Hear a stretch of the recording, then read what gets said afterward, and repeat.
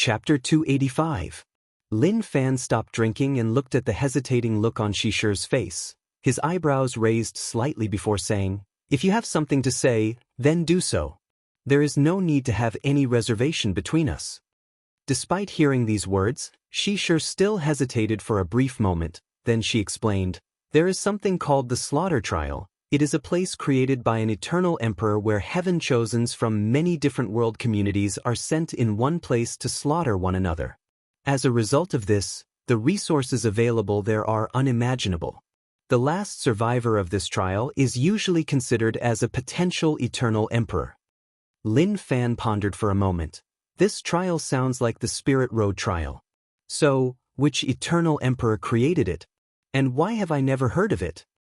"It's indeed like the Spirit Road trial," replied Xishi, "except that there is no restriction on cultivation level. As for who created this trial, I do not know, as it was a foreign eternal emperor." "You mean an eternal emperor from a different heaven-will world than the myriad emperor world?" "That's correct.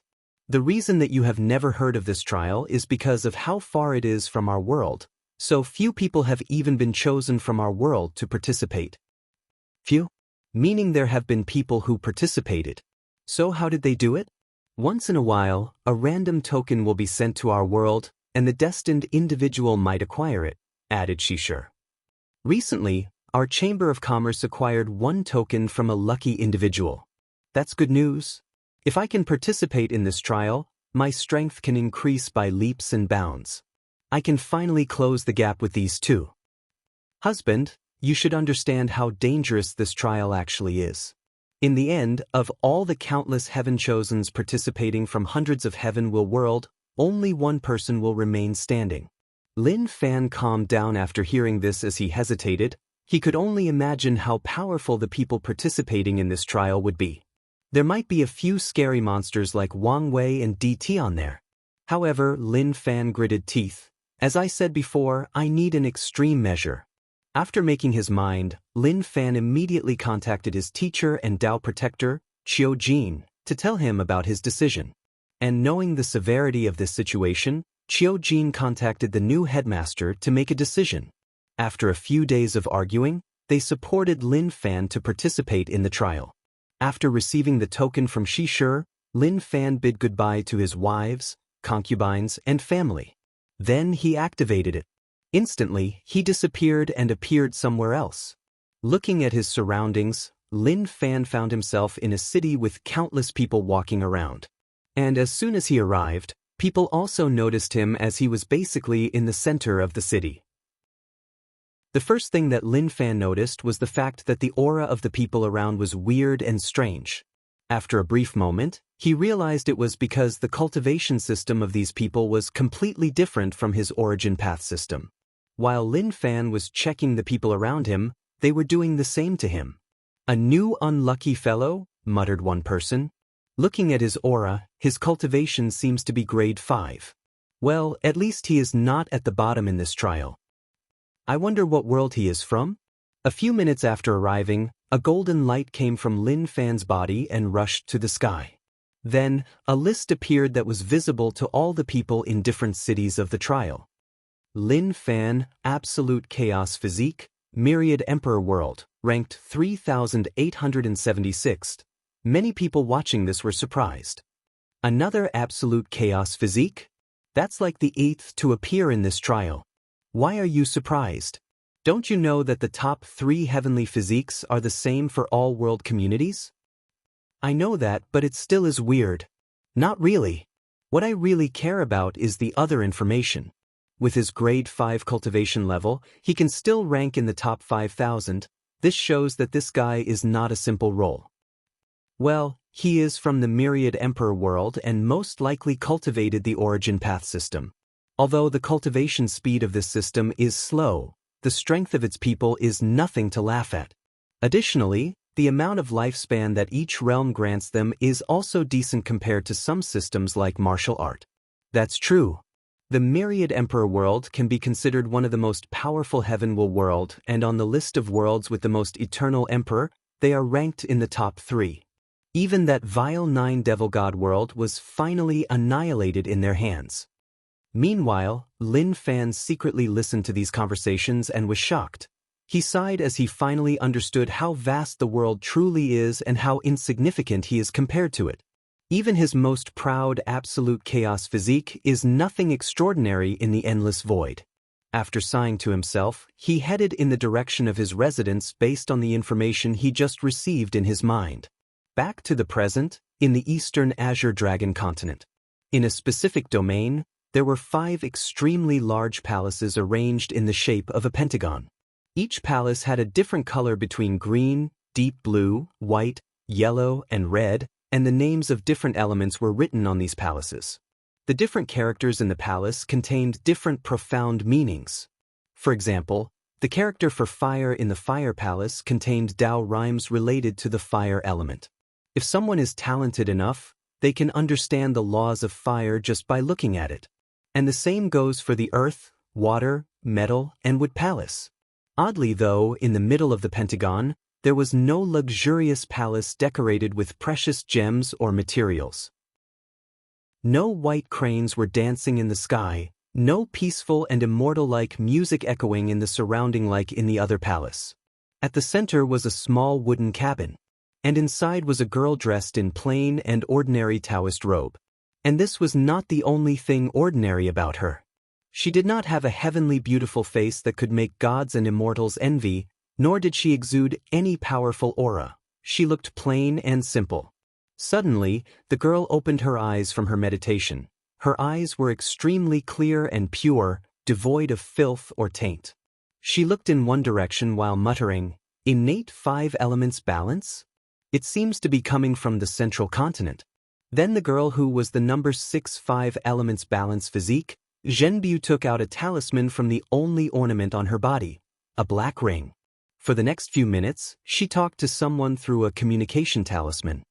"It seems that I have to take a trip to the Dao opening sect." Meanwhile, back in the Dao opening sect, after getting his father into deep trouble, Wang Wei started to do his work. He flew straight into the sky and took out his proven Dao artifact. He controlled the strings to turn them into a mirror. Under his control, the mirror expanded until it covered most of the peaks of the sect, focusing more on the ones with the disciples. However, the mirror was invisible, so only a few members of the upper echelons of the sect could see it. Under Wang Wei's order, a bright light flashed from the mirror and seemed to scan all the disciples. He then shrunk the mirror back to his original size as he began to watch something from it. It was the fate of many of these disciples. Under his control, Wang Wei managed to filter a lot of information very quickly until he discovered what he was looking for. He discovered that about a few hundred years ago, around the time that the Heaven-Chosen selection trial began, many of the disciples from different ranks suddenly awakened strange memories. And after that, their personality changed. Although they all tried to hide this sudden change, it was noticeable if someone looked closely. After focusing on these disciples, Wang Wei learned that they were all reincarnated. To be precise, they are part of an elite intelligence group that referred to themselves as the Sleepers. After their death, they will reincarnate and then reawaken the memories of their past life. That way, they can infiltrate many factions without any suspicions. And before their death, they will leave records of all the information they gathered to their leader. Unfortunately, Wang Wei learned that these disciples' ranks were too low to know the identity of the leader, but Wang Wei could guess who it was, Di Tian. Chapter 286. Wang Wei frowned after discovering these sleepers as he wondered how deep they infiltrated the sect. If even the sleeping ancestors have members of them, then this will become a big deal. And if those sleepers have also infiltrated other sects, well, Wang Wei cannot imagine how powerful their information-gathering abilities are. Moreover, he wondered how powerful Di Tian used to be able to reincarnate so many people at the same time. This is not something an ordinary Supreme Realm powerhouse can do. After making his discovery, Wang Wei called his father and grandfather, then told them of the situation. Wang Tian frowned deeply before asking, "Can you find the ones in the upper echelons of the sect?" "Without the power of the law, I can only identify the ones that have strange fate lines without being backlash. However, if they do not resist, it will be much easier. In that case, I ordered them not to resist," said Wang Chang. I can talk to the Supreme Elders. The only issue now is whether any of our immortal venerables or Dao ancestors have been affected, said Wang Tian.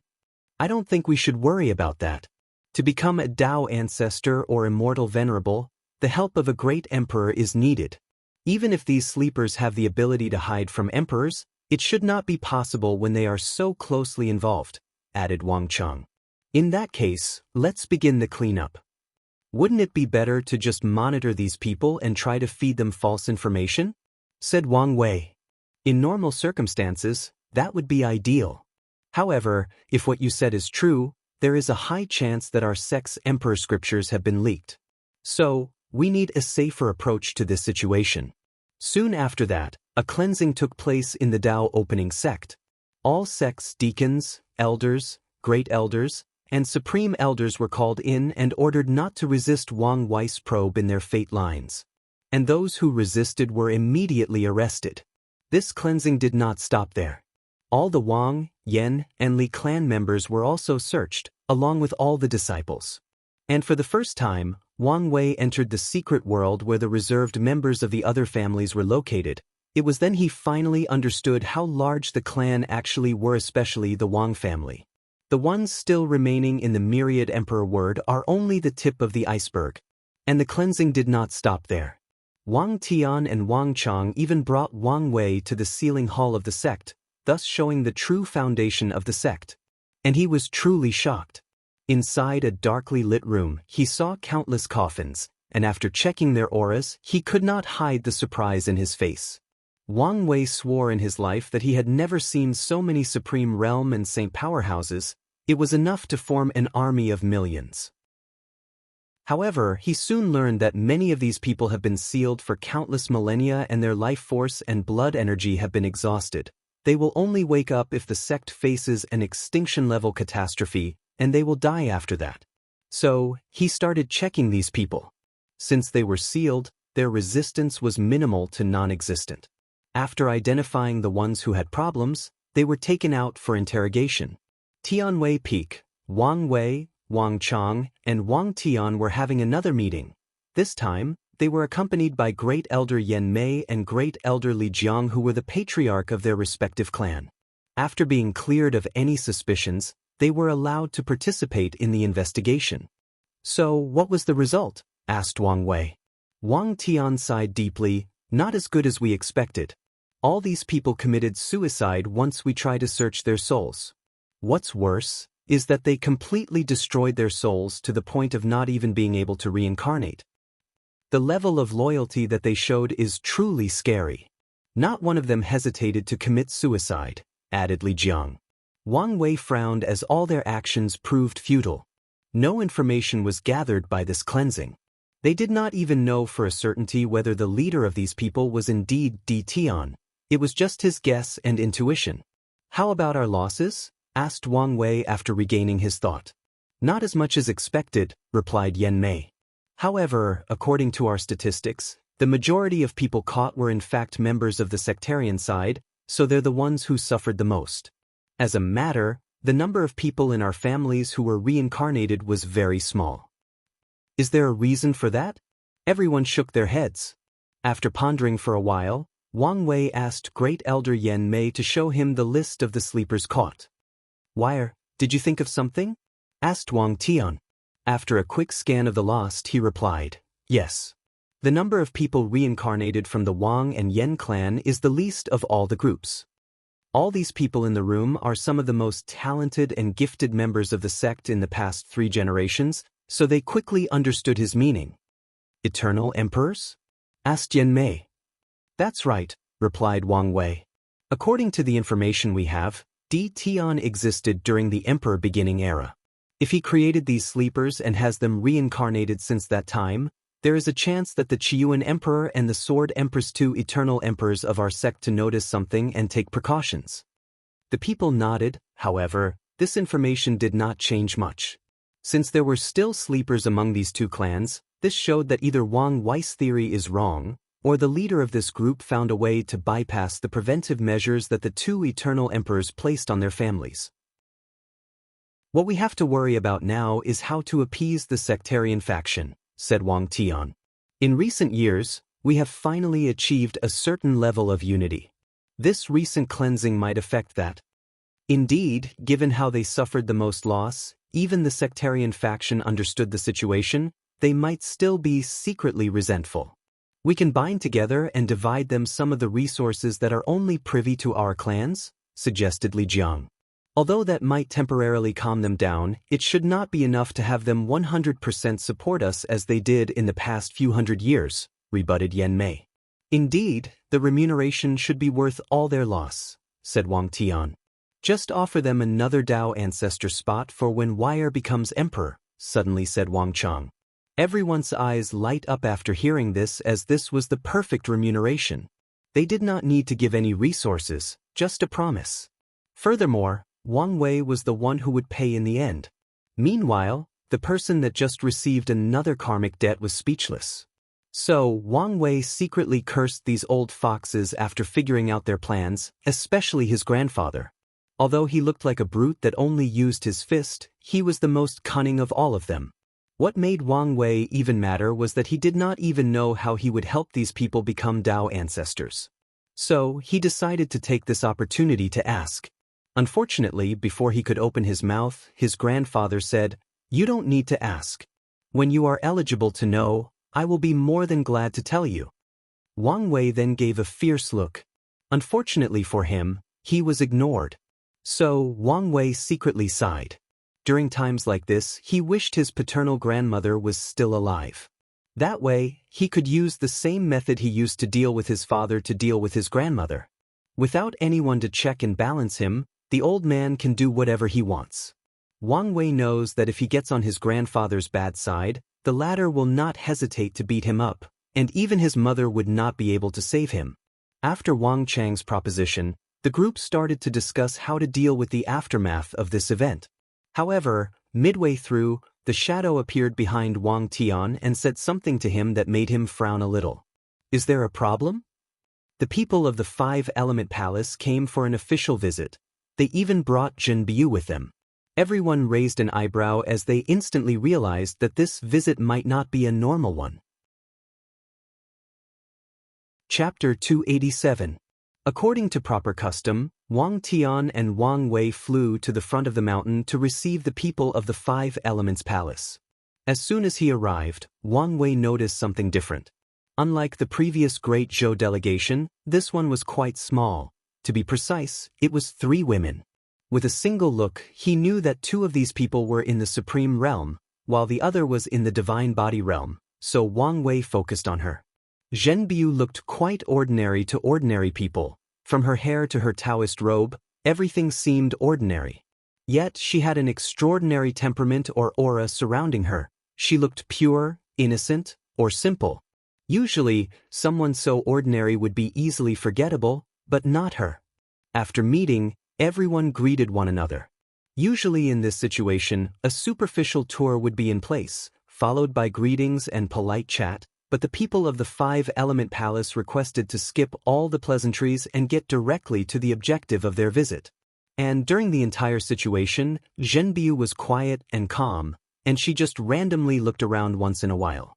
Tianwei Peak, an official meeting took place between those 2 powerful emperor lineages. "So, to what I owe this visit?" asked Wang Tian.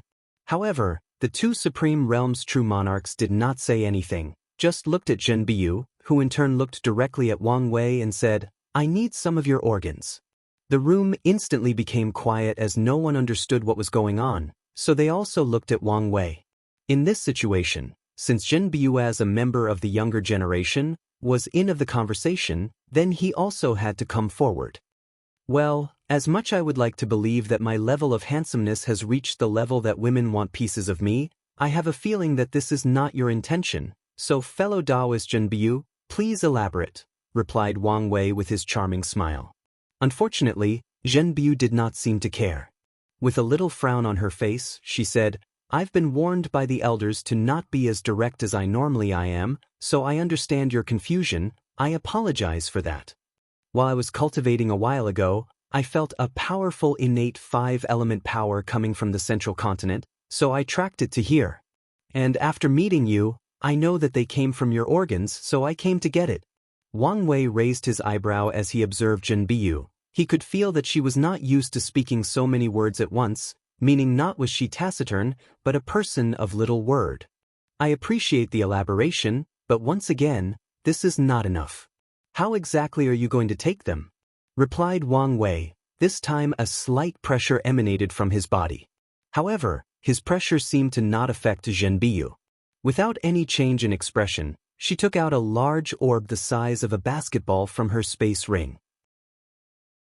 With a glance, Wang Wei could feel a small world inside this orb, and it was also full of the power of the stars.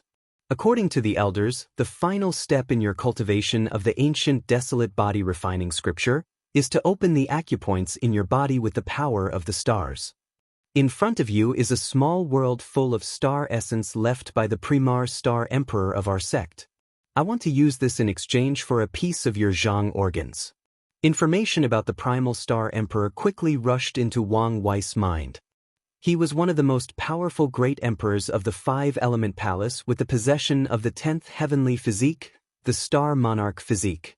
During his rise, he invented a method to transform origin essence into star essence, granting extremely powerful battle strength and an unparalleled control of star power.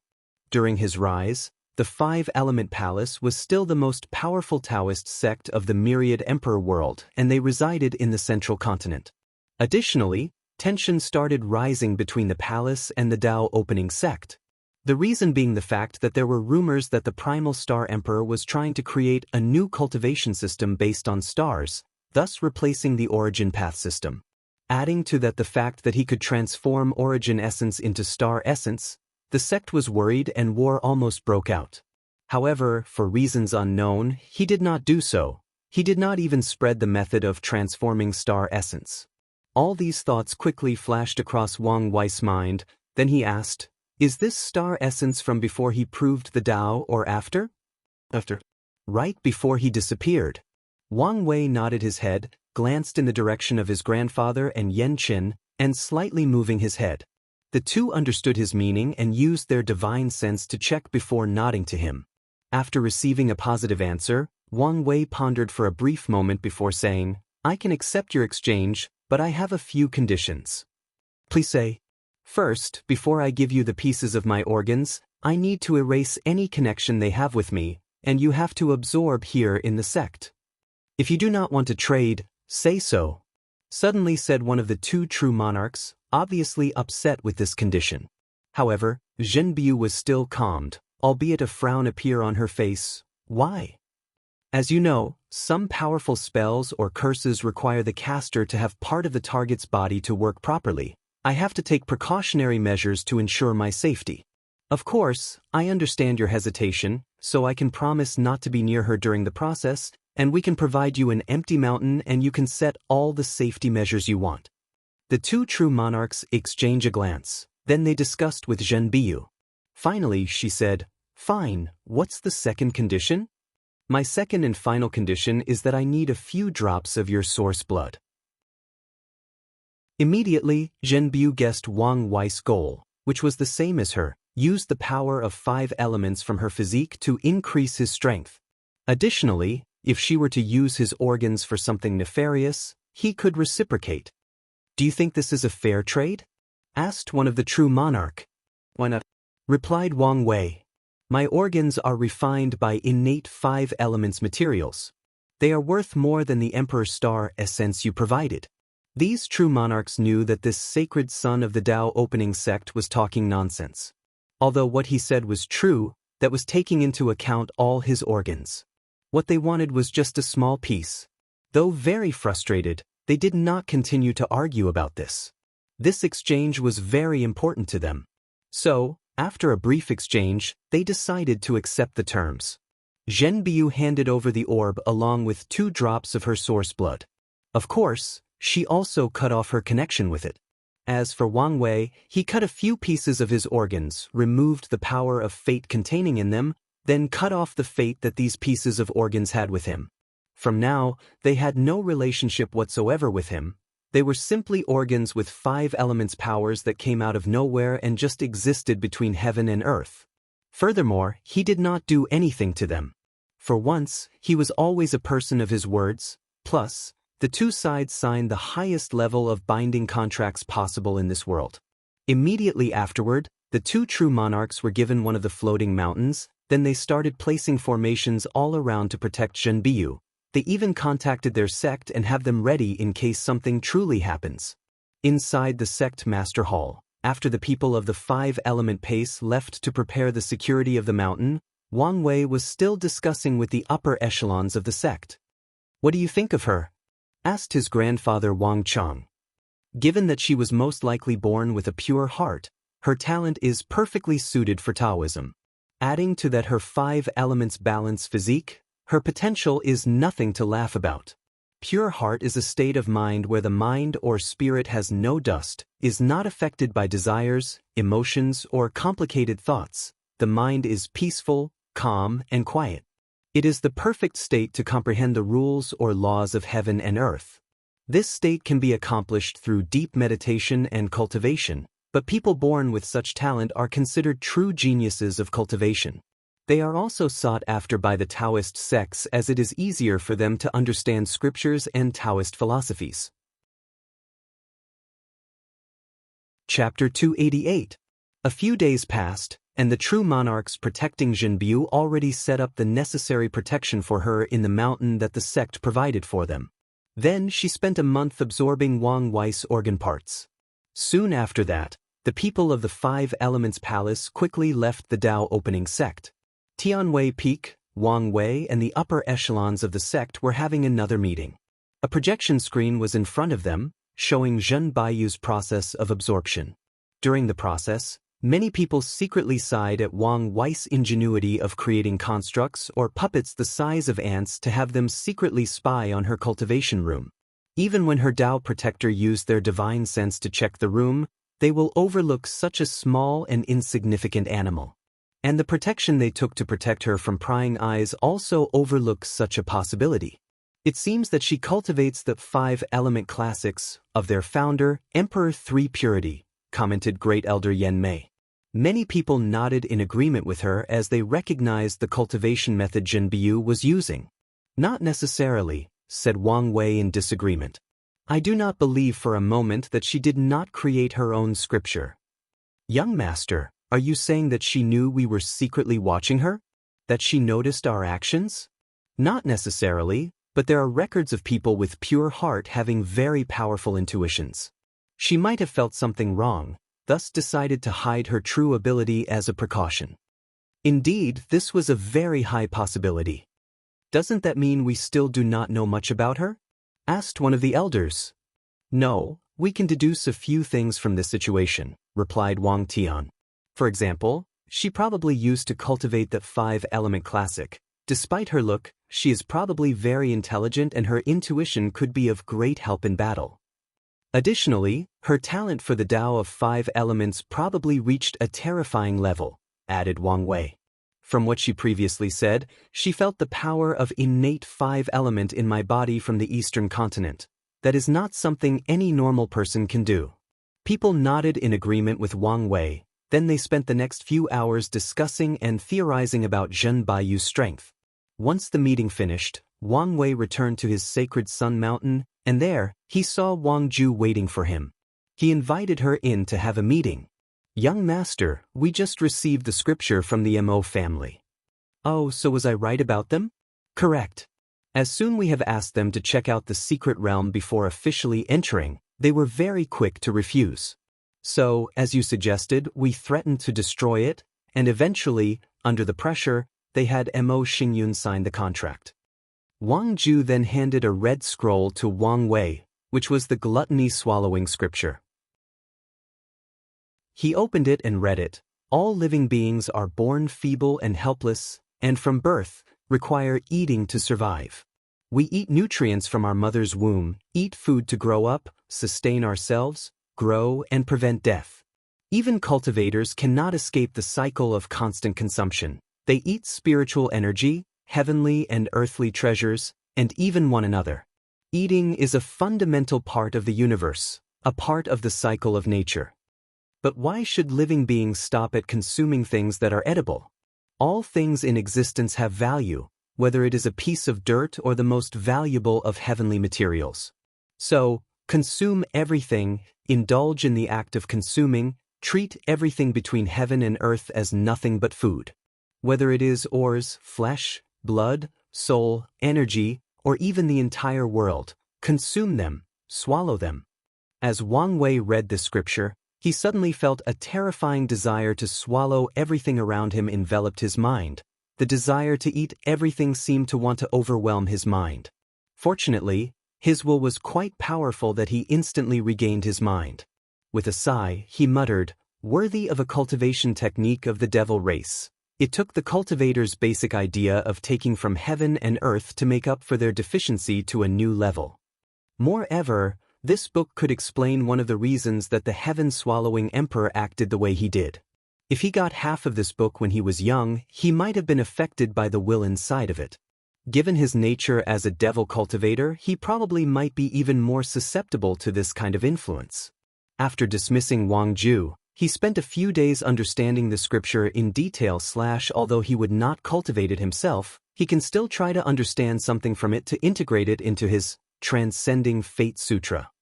However, a week later he received another talisman that another person came to see him.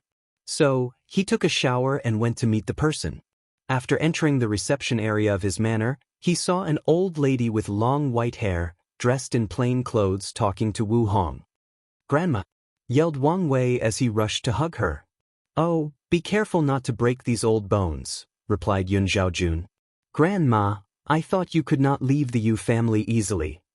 This is just a clone, so you do not need to worry." Wang Wei nodded his head as he knew that Void Shatter Realm powerhouses could easily create clones of themselves, not to mention his grandmother who was a true monarch. "So, what brought you here to see me?" "I came to see my new daughter-in-law." "So, you did not come to see me?" asked Wang Wei with a pout. "Of course I did. How could I forget my lovely grandson?" So, the three sat together over tea to chat. "So, when are you planning to hold the Dao Companion ceremony?" "We were thinking after we both entered the primordial spirit realm, we will hold a small ceremony with friends and family," replied Wang Wei. "After primordial spirit realm? That's not a long time. It's good to be early and make it official." Wang Wei frowned slightly. "Grandma, is there something wrong?" "No, I'm just happy that you found the love of your life so quickly. Luckily, you do not have to go to all the trouble your parents went to before getting together." Wang Wei nodded his head. "What about Grandpa? Is his injury all right now with the merit?" "Yes, he is much better now. He should be able to leave his seclusion after a while." "That's good. If you need more merit, the sect should have plenty left. Don't hesitate to ask." "I know," replied Yun Zhaojun as he pinched his face. Following this, Wang Wei spent the next few months spending time with his grandmother. During this time, he did not cultivate, plan, or thought of anything besides enjoying quality time with his family. Truthfully, he truly enjoyed this peaceful and quiet time, thus, was also a little sad after she left. Nevertheless, he would still see her again. After that, Wang Wei entered deep seclusion. However, while he was cultivating, the world was not so quiet or peaceful, especially the central continent. Green Tree Domain. A young man wearing golden armor and holding a golden sword led an army charge against another. A powerful and bloody aura emanated from his body as he led the charge. This young man was simply unstoppable. No matter who got in his way would be chopped into two sections by his sword. At some point, more than 5 cultivators with law circulating their bodies attacked him together, but he still single-handedly slaughtered them. After a few hours, the young man who was Sun Jialong defeated the opposite army and took over the city they were protecting. He ordered his men to take over the city, but also not to arm the citizens. To make sure that everything went smoothly, he stood on top of the city gate to oversee everything.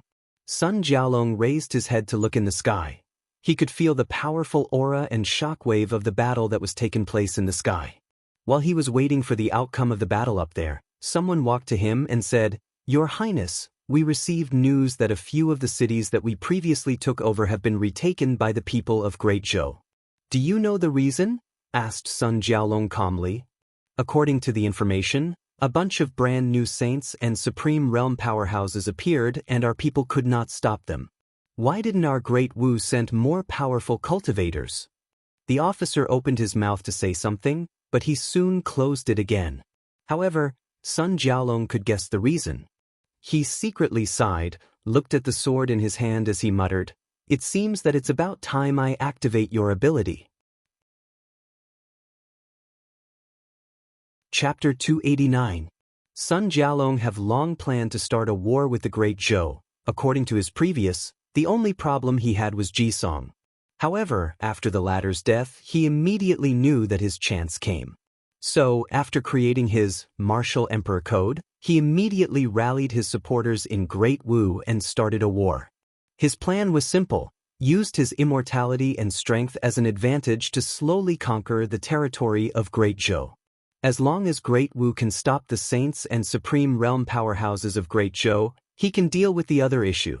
At first, Sun Jiaolong's plan worked. Without having anyone in the same realm that can stop him, he was able to rapidly conquer territory after territory.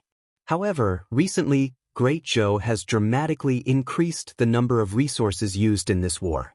The number of true person and true monarchs suddenly increased, and unfortunately, the Great Wu people could not keep up.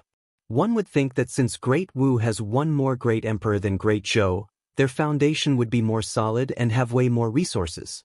Unfortunately, 3 of the 4 emperors of Great Wu were pseudo-emperors or emperors who acquired the heaven will, but their will, state of mind or Dao heart does not reach the level to bear it.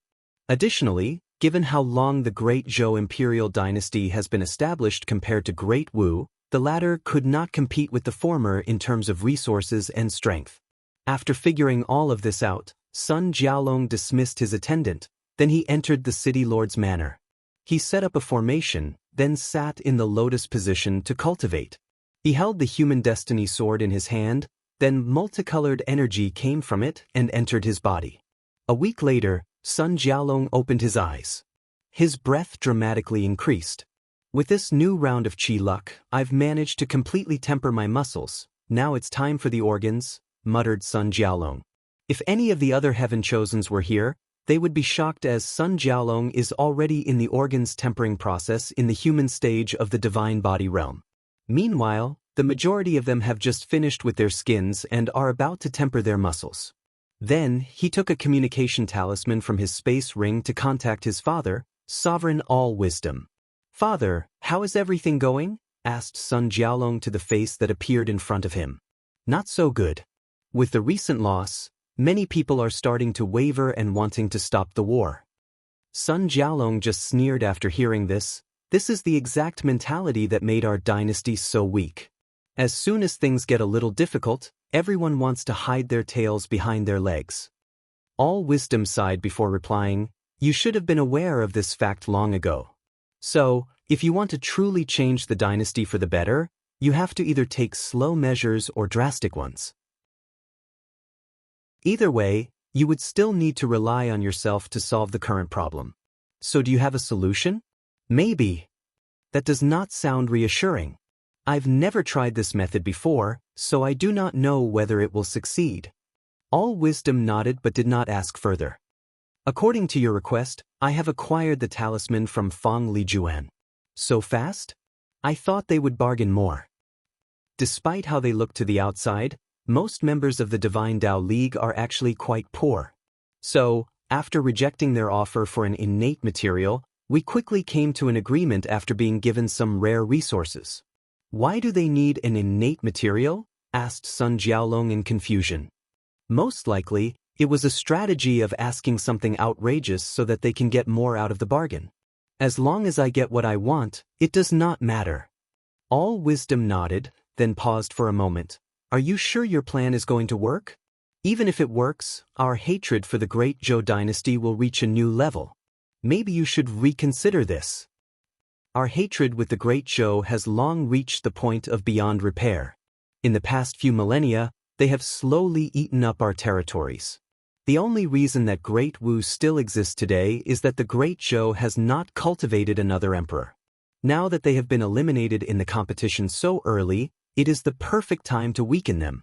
And once I prove the Tao and become emperor, I can annihilate them. All wisdom sighed out loud. I'm sorry, but I do not think that many people of the dynasty will openly support you this time. Sun Jialong nodded his head, but he was not disappointed as he expected this outcome. After chatting with his father, he left the city lord mansion. Immediately, he used his divine sense to check the entire city and made sure that everything went according to his order in the past week. A few hours later, Sun Jialong stood in front of a large army, and in front of him was the teleportation formation. Your Highness, the teleportation to Sweeping Monk City is ready. However, Sun Jialong ignored the speaking person, closed his eyes, and connected with the human destiny sword. A few seconds later, he opened his eyes and said, "Change the course, we're going to Ice Glaze City." "But sir, Ice Glaze City is far east of our location. Strategically speaking, it's not recommended to attack there now. You just need to follow my orders, not question them," said Sun Jialong with fierce eyes. Without any choice, the army was redirected to Ice Glaze City. Just like the previous war, Sun Jialong led the battle.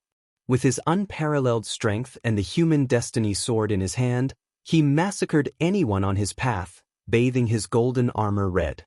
However, midway through the battle, something strange happened. The blood of all the fallen soldiers was absorbed to the ground.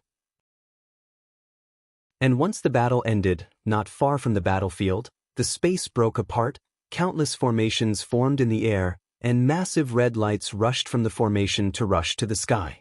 With a smile on his face, Sun Jialong quickly sacrificed the human destiny sword, and a golden shield appeared to prevent the red lights from creating a vision and alerting other people.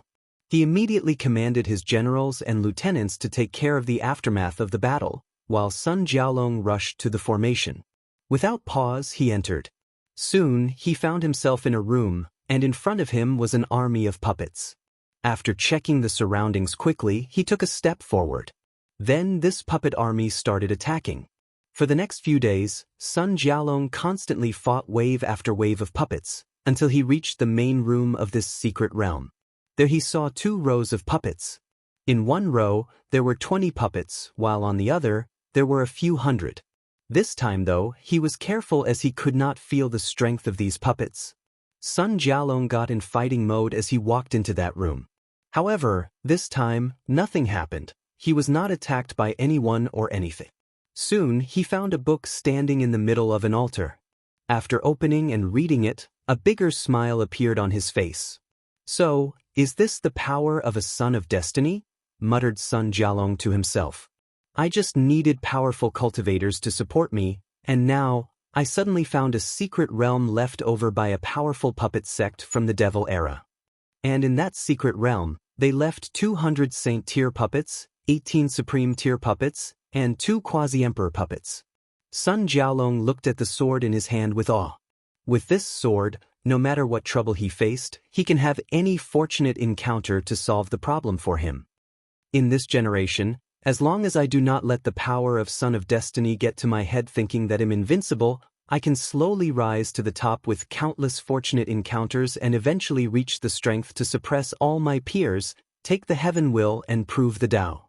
Sun Jialong then walked over to take the talisman that allowed him to control all these puppets.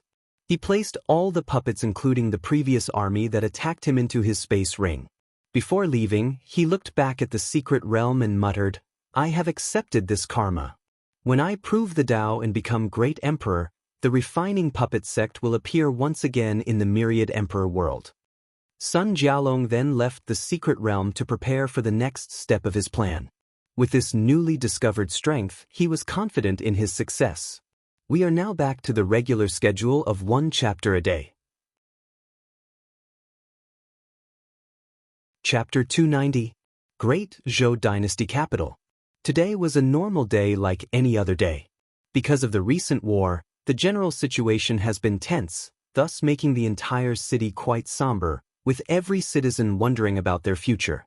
Sovereign Ji Wen did his best to appease the people as this negative mood has been affecting the dynasty's chi luck. However, he was only partially successful. With each city that Sun Jialong takes over, the morale of the people becomes lower even if he manages to recapture some of them back quite rapidly. Sovereign Ji Wen was dealing with military affairs when he suddenly felt something, and it was not just him. Everyone felt it, even the mortal. To be precise, everyone saw it. A gigantic palm that covered the entire city slowly fell towards it. The palm exuded a terrifying pressure, making most cultivators unable to breathe properly. More important, everyone knew that if it hit, the entire city would be destroyed instantly. Of course, this did not happen. As soon as the palm reached a certain level, the formation protected the city activated, and the attack was blocked. "Who dares to be impudent in my dynasty?" roared Sovereign Ji Wen as he instantly appeared floating above the city. Soon though, he saw the people responsible for the attack, to be exact, 20 people. Puppets. Immediately, he realized that these people or things were not alive, but supreme-tier puppets. Could these people be sent by Great Wu? That's impossible. Given their foundation, they should not have such powerful puppets. Then Ji Wen used his divine sense to scan a few million miles outside of the city, searching for something. No people controlling them? Or are they able to hide from me? I guess it does not matter given the current situation. He waved his hand, a multicolored dragon appeared in front of everyone. The Chi Luck dragon roared, then immediately afterward, the aura around the puppets slowly decreased. In just a few seconds, their strength was reduced to the Saint Realm, and it kept on decreasing. However, a golden light flashed from their bodies, then their strength stopped decreasing. On top of that, they returned to their peak states. "What power is that?" muttered Sovereign Ji Wen. "It should belong to the human destiny sword," responded one of the many supreme tier that appeared next to him. "So, it is those damn snakes of Great Wu. But how did they get their hands on such powerful puppets? Last that I know, they never had any refiners that specialize in this field, let alone be powerful enough to create supreme tier ones. This is not important right now, Your Majesty. The important thing is to find a way to deal with these two quasi-emperor puppets. Should I open the emperor formations? No, the price is too big, and with the current war, this is not the best move. In that case, I can only do that." Ji Wen took out a jade talisman and crushed it. Soon after that, two extremely powerful auras manifested themselves deep from the royal palace. Then, two old men with white hair and beard appeared in the sky. Their bodies looked sickly as they were as skinny as bones. A breath of death and decay surrounded them. They looked at the puppets in the sky, then at Ji Wen before nodding to him. The two quasi-emperor opened their mouth and swallowed, then the spiritual energy in the following few domains was instantly swallowed by them. In front of everybody, their bodies slowly returned to normal. They grew muscles, their skins were no longer rough like paper sands, their eyes no longer dull and listless. They looked more normal now. Unfortunately, the decay breath surrounding them did not disappear. After regaining their vigors, they rushed to fight the two quasi-emperors.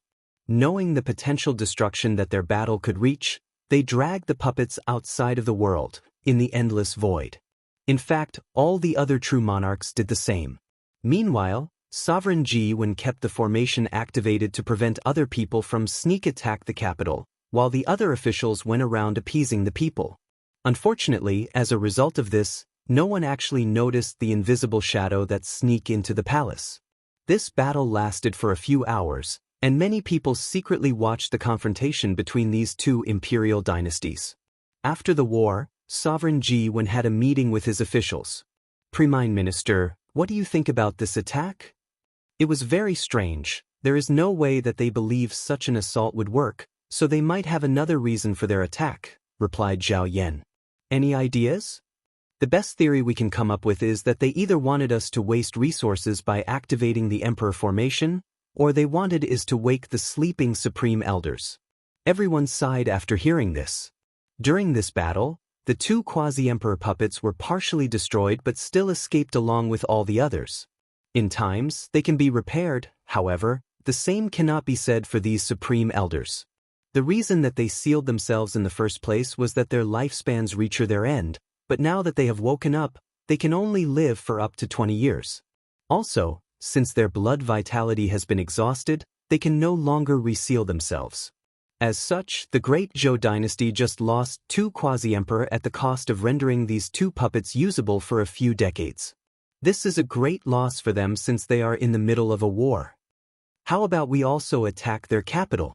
They are probably expecting such an outcome, and we would probably be walking into a trap. So, are we supposed to do nothing after this? We could wake up the sleeping ancestors. That's prosperous. You should know that unless the dynasty is on his last breath, they will and cannot intervene, answered Sovereign Ji1 to this suggestion. Of course, what he did not say was that some of them might even watch as the dynasty crumbled and disappeared, as this would be a relief for them. Plus, the situation has not become so dire. We just have to focus on winning that war. Everyone nodded their heads before continuing their discussions on how to win this war. Meanwhile, Sun Jialong was receiving someone in Ice Glaze City. He looked at the hooded person in front of him and asked him, "Is everything done accordingly?" "Sir, was there any problem in the process?" Sun Jialong instantly appeared in front of the person, held his head, and squeezed it until his cranium and brain were crushed. "Sorry, I cannot take any risk of my plan leaking." He then looked in the direction of Great Zhou and muttered, "Now that the seed has been planted, all I have to do is wait for it to bear fruit." Sun Jialong walked to his army and ordered, "From now on, we will slow down the march." Southern Vermilion Bird Continent, a supreme land called Soaring Lantern Valley. Inside a cultivation cave, a young man dressed in black sat in the lotus position, and a book floated in front of him. Black chi continuously entered his body, then, his body exploded into countless pieces. However, soon afterward, a mysterious power reassembled his body again. The young repeated the process hundreds of times before stopping, then he opened his eyes, which were full of vicissitudes. "Finally refined this life and death book using the immortality granted by this world's heavenly Tao," muttered the young man. "This could be considered something good since my luck has been so poor since coming to this world." The young man stood up to stretch his body. "Now, there are 3 issues I need to deal with. The first is to find a way to create a new body, as my primordial spirit does not agree completely with this one. Second, I need to quickly regain my supreme realm strength. Lastly, I need to find a way to get an identity token to participate in this world's heavenly battle.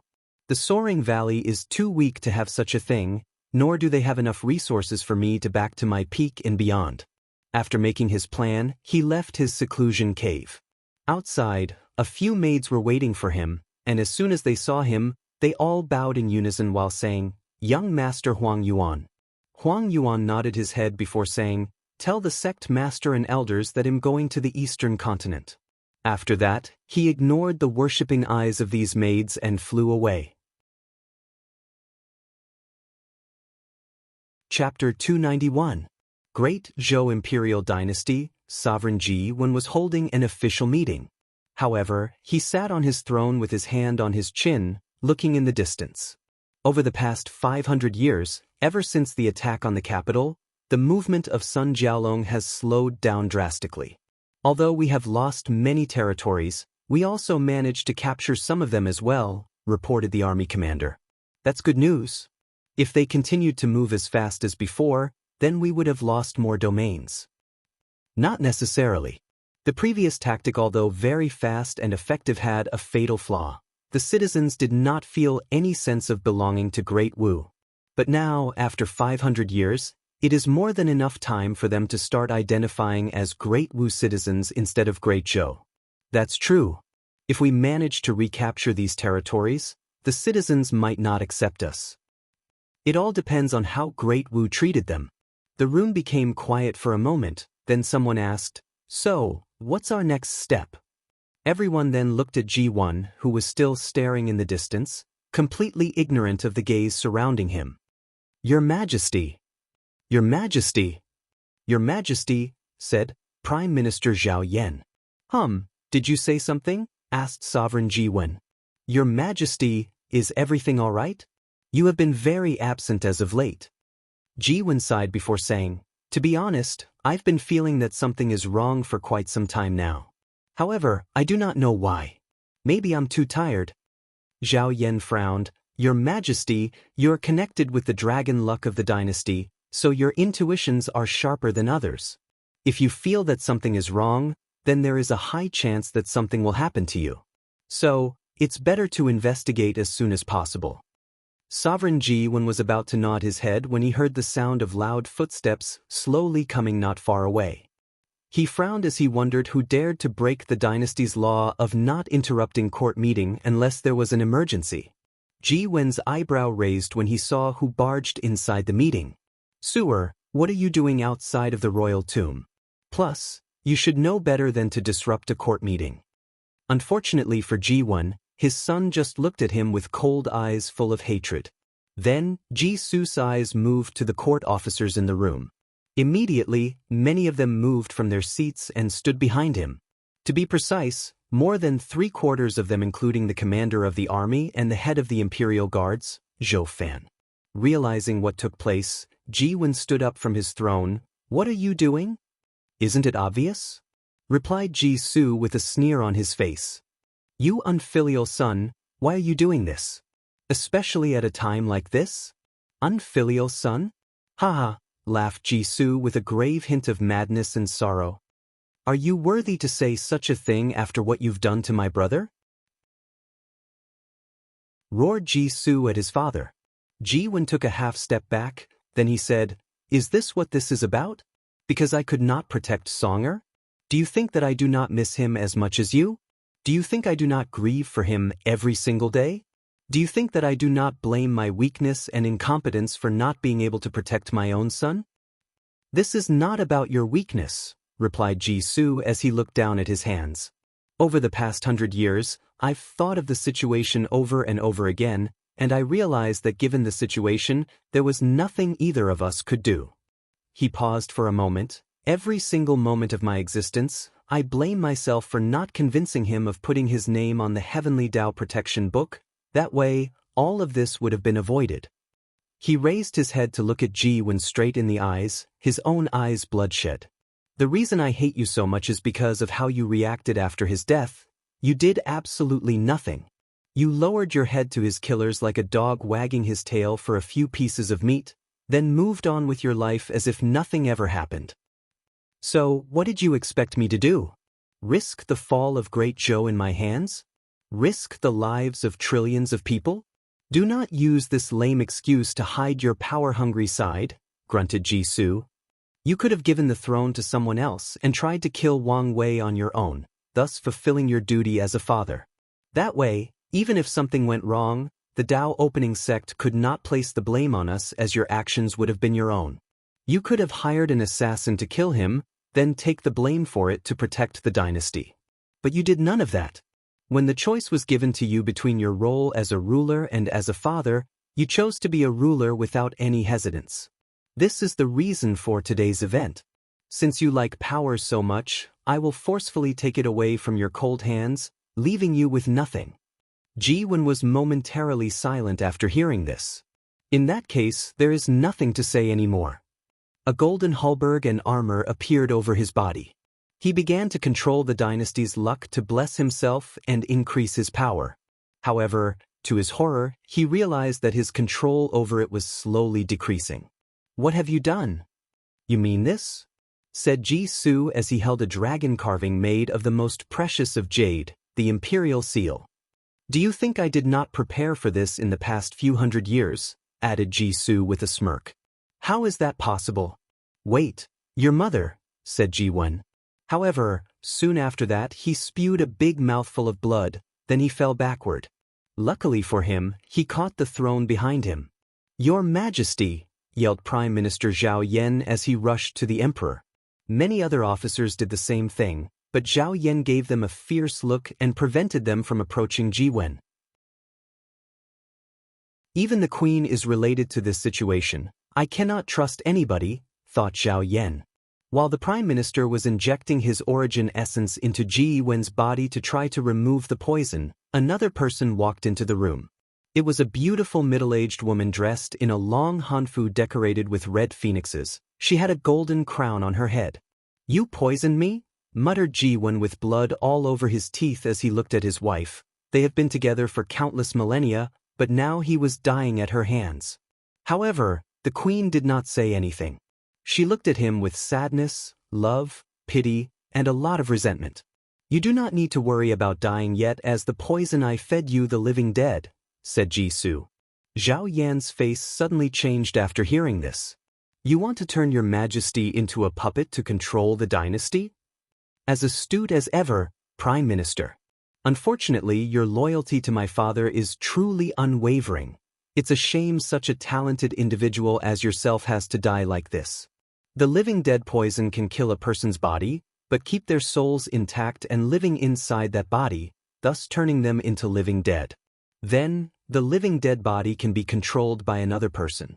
The best part about this poison is that it is very difficult to spot. I need to buy some time until the Supreme Realm True Monarchs get wind of this situation. This is our best chance of intervening." Zhao Yan stood up and released his domain, preparing to fight. Ji-Su smiled after seeing this. "If you think that buying enough time for the True Monarch to come to save you is your best option, then you're greatly mistaken." Meanwhile, inside a secret realm of the great Zhou imperial dynasty, Ji Song's previous Dao protector, Ji Han, installed a powerful formation to prevent many of the remaining true monarchs from intervening in Ji-Su's plan. As for the others, they were either occupied by different battlefields against the Great Wu, or they sided with Ji-Su in this rebellion. A few hours later after the incident, the news was released to the great Zhou citizen by the sovereign himself that assassins infiltrated the palace and killed many of the court officials, including the prime minister. In honor of these officers' service to the dynasty, there will be a few days of mourning for them. Sun Jiaolong was in a secret room with a communication formation in front of him displaying someone's face. It was Ji-Su. "According to our agreements, all the domains in the east belong to you, nothing more," said Ji-Su. "I'm happy that you're a man of your words," replied Sun Jiaolong with a smile.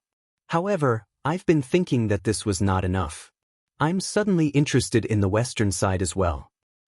We had a deal. Nothing was set in stone. Plus, with how weak your dynasty is due to infighting, what can you do in your situation?" added Sun Jiaolong with a sneer. Ji-Su looked at him deeply for a moment. Then he said, "In that case, how about we blow this situation out of proportion? Let's wake up the Dao ancestors and immortal venerables of our respective dynasty and let them decide the outcome of this war." Sun Jiaolong immediately became silent. "Oh, that's right. I forgot that your dynasty is full of pseudo-emperors, so the amount of sleeping ancestors you have is pitifully low and there might even be only a few if any at all," added Ji-Su with a sneer on his face. With an ugly look on his face, Sun Jiaolong retorted, "How do you know about this? Do you really think that this was a big secret? I'm sure many people have already speculated as much based on how snake-like you people of Great Wu behaved." Sun Jiaolong took a deep breath. "If you do that, then you will pay for your rebellion as well. So what? Compared to placing a greedy mutt like you in his place, it's worth it." Ji-Su then ended the communication without saying anything else. As for Sun Jiaolong, he took a deep breath to calm himself down, then he began to conquer the territory that he was granted to according to their previous deal. Dao Opening Sect, transcending Fate Mountain, inside a cultivation room, Wang Wei's good fortune flame was slowly burning his purple soul. This was a sign of breaking through the primordial spirit realm. However, after a few hours, he spat out a mouthful of blood, thus stopping the process. "This is the 13th failure," muttered Wang Wei. "It seems that with how powerful my soul is, ordinary methods will not allow me to enter the primordial spirit realm." End of this volume. Chapter 292. In the past 500 years, Wang Wei has opened his remaining 6 orifices, thus cleansing his spirit and properly finishing the earth stage of the divine body realm. After opening the tongue orifice, his sense of taste drastically increased. If he wanted, he could distinguish all the ingredients including seasoning and heat temperature of any meal that he ate. He even tested this ability with pills. He swallowed a pill with more than 400 ingredients, and he could distinguish all of them alone based on the taste of the pill. The next orifice that he opened were his noses. This granted him the ability to smell things from kilometers away, smell colors, smell the putrid scent of people with negative karma or sins. This was a very bad experience for him. Finally, he opened the eyes orifices. Despite his expectations, nothing much changed after opening those 2 orifices. Besides an increase in vision and the power of his true vision granted by his soul slightly increased in strength, nothing much changed. Once all orifices were opened, his body seemed to have become free, more complete. It seems to have evolved to a higher state. For example, even without spiritual energy, he could survive for a few decades or more. He does not need to eat or sleep like a regular person. Furthermore, his body does not decay like ordinary people's. Even if died, his body would remain in perfect shape for a few hundred years. All these abilities were granted to him just because of the divine body realm, not because of his powerful fleshly body. Nevertheless, after entering the peak of the earth stage, Wang Wei realized that because of how powerful he already was, his strength only increased slightly after opening the orifices. He was not happy about this fact. Normally, after someone opened the orifices, they would enter the heaven stage of the divine body realm. In this stage, cultivators will start controlling the power of heaven and earth. Usually, when cultivators fight, they rely on their strength. However, in the divine body realm, they can borrow the might of heaven and earth to destroy their enemies. After all, compared to heaven and earth, most cultivators are nothing but ants crawling on the ground trying to survive. In the divine altar realm, cultivators have to blend their spirit or minds into heaven and earth. In the earth stage of the divine body realm, they open their orifices as a process to cleanse their spirits or minds of earthly restrictions of the body like eating, sleeping, or secretion. Once the spirit reaches a certain level of strength, it can bear the power of heaven and earth.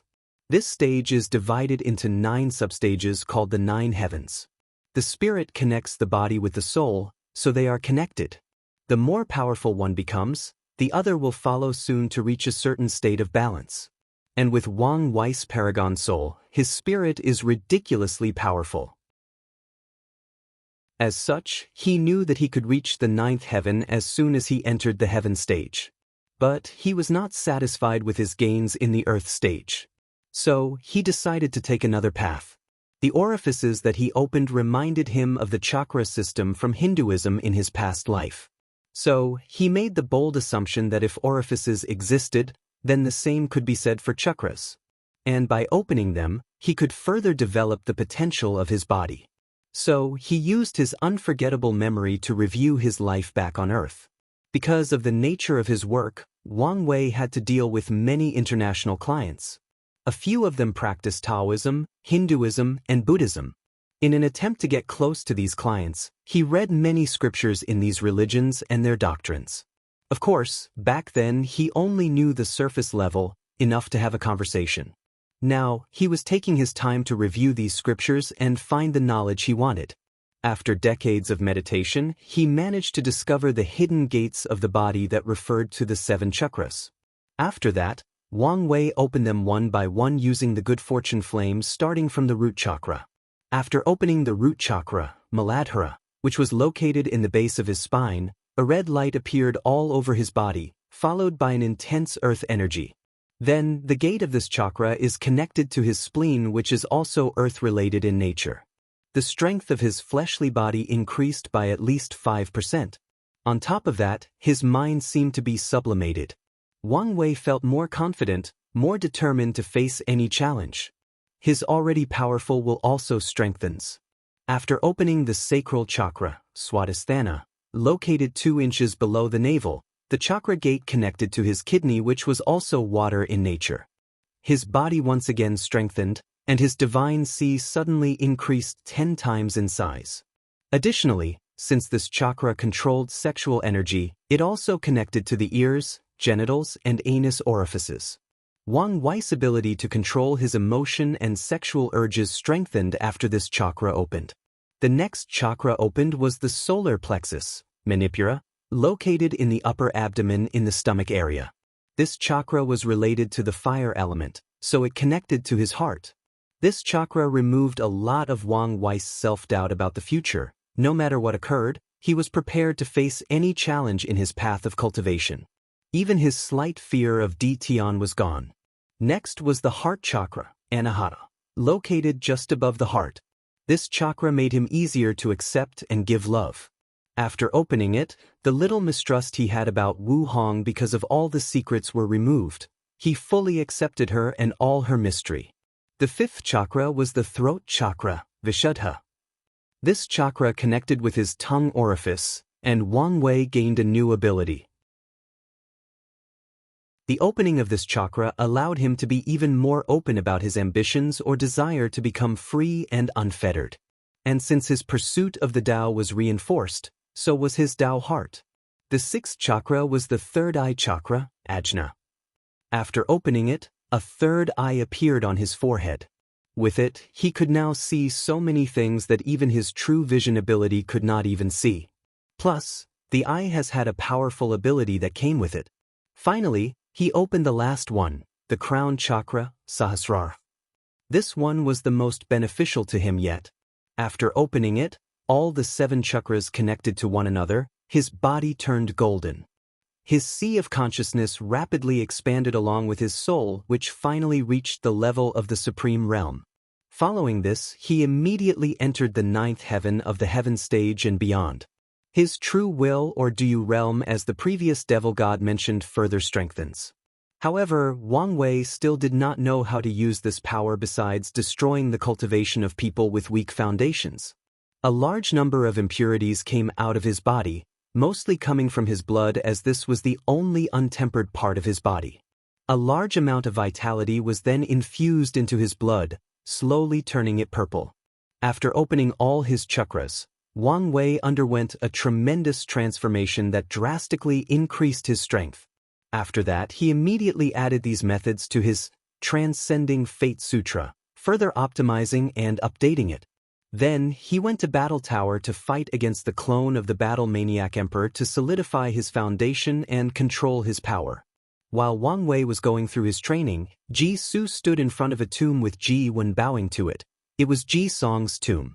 Little Song, unfortunately, with my talent and strength, I cannot avenge you. However, please be at peace, for in this world, strength is not the only way to kill someone. He looked in the direction of the Tao opening sect, his eyes filled with hatred and ruthlessness. Having made some kind of decision, Ji Su allowed his father to remain a puppet to control the dynasty, then he headed for the western White Tiger continent. He did not know where his path of vengeance would lead him, but he was willing to pay anything for it, even his life. Chapter 293.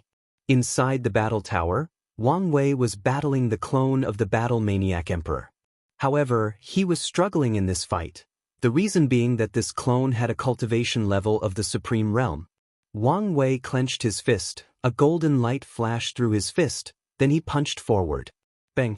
Everything shook as if Mother Nature had lost her patience and decided to eradicate mankind for their atrocities. The mere shockwave of his fist was enough to destroy a middle thousand world and all its trillion inhabitants. Unfortunately, his attack had little effect. The Dharma body behind the Battle Maniac Emperor casually waved his hand and blocked the attack, then punched Wang Wei himself. Without hesitation, Wang Wei's innate shield, which had turned golden in color, surrounded him to block the attack. That single punch instantly annihilated the ground that Wang Wei was standing on. As such, he found himself and the clone fighting in the void. Although he blocked that attack, he was not intact. The shockwave was enough to shake his organs. Additionally, he could feel the fighting law that the Battle Maniac cultivated taking effect. Over time, his fighting ability and instinct began to decrease, while the opposite was true for his opponent. With each second, the latter grew more and more powerful. His attacks became sharper, his battle intuition drastically increased as he could always pinpoint the weakness of all of Wang Wei's attacks.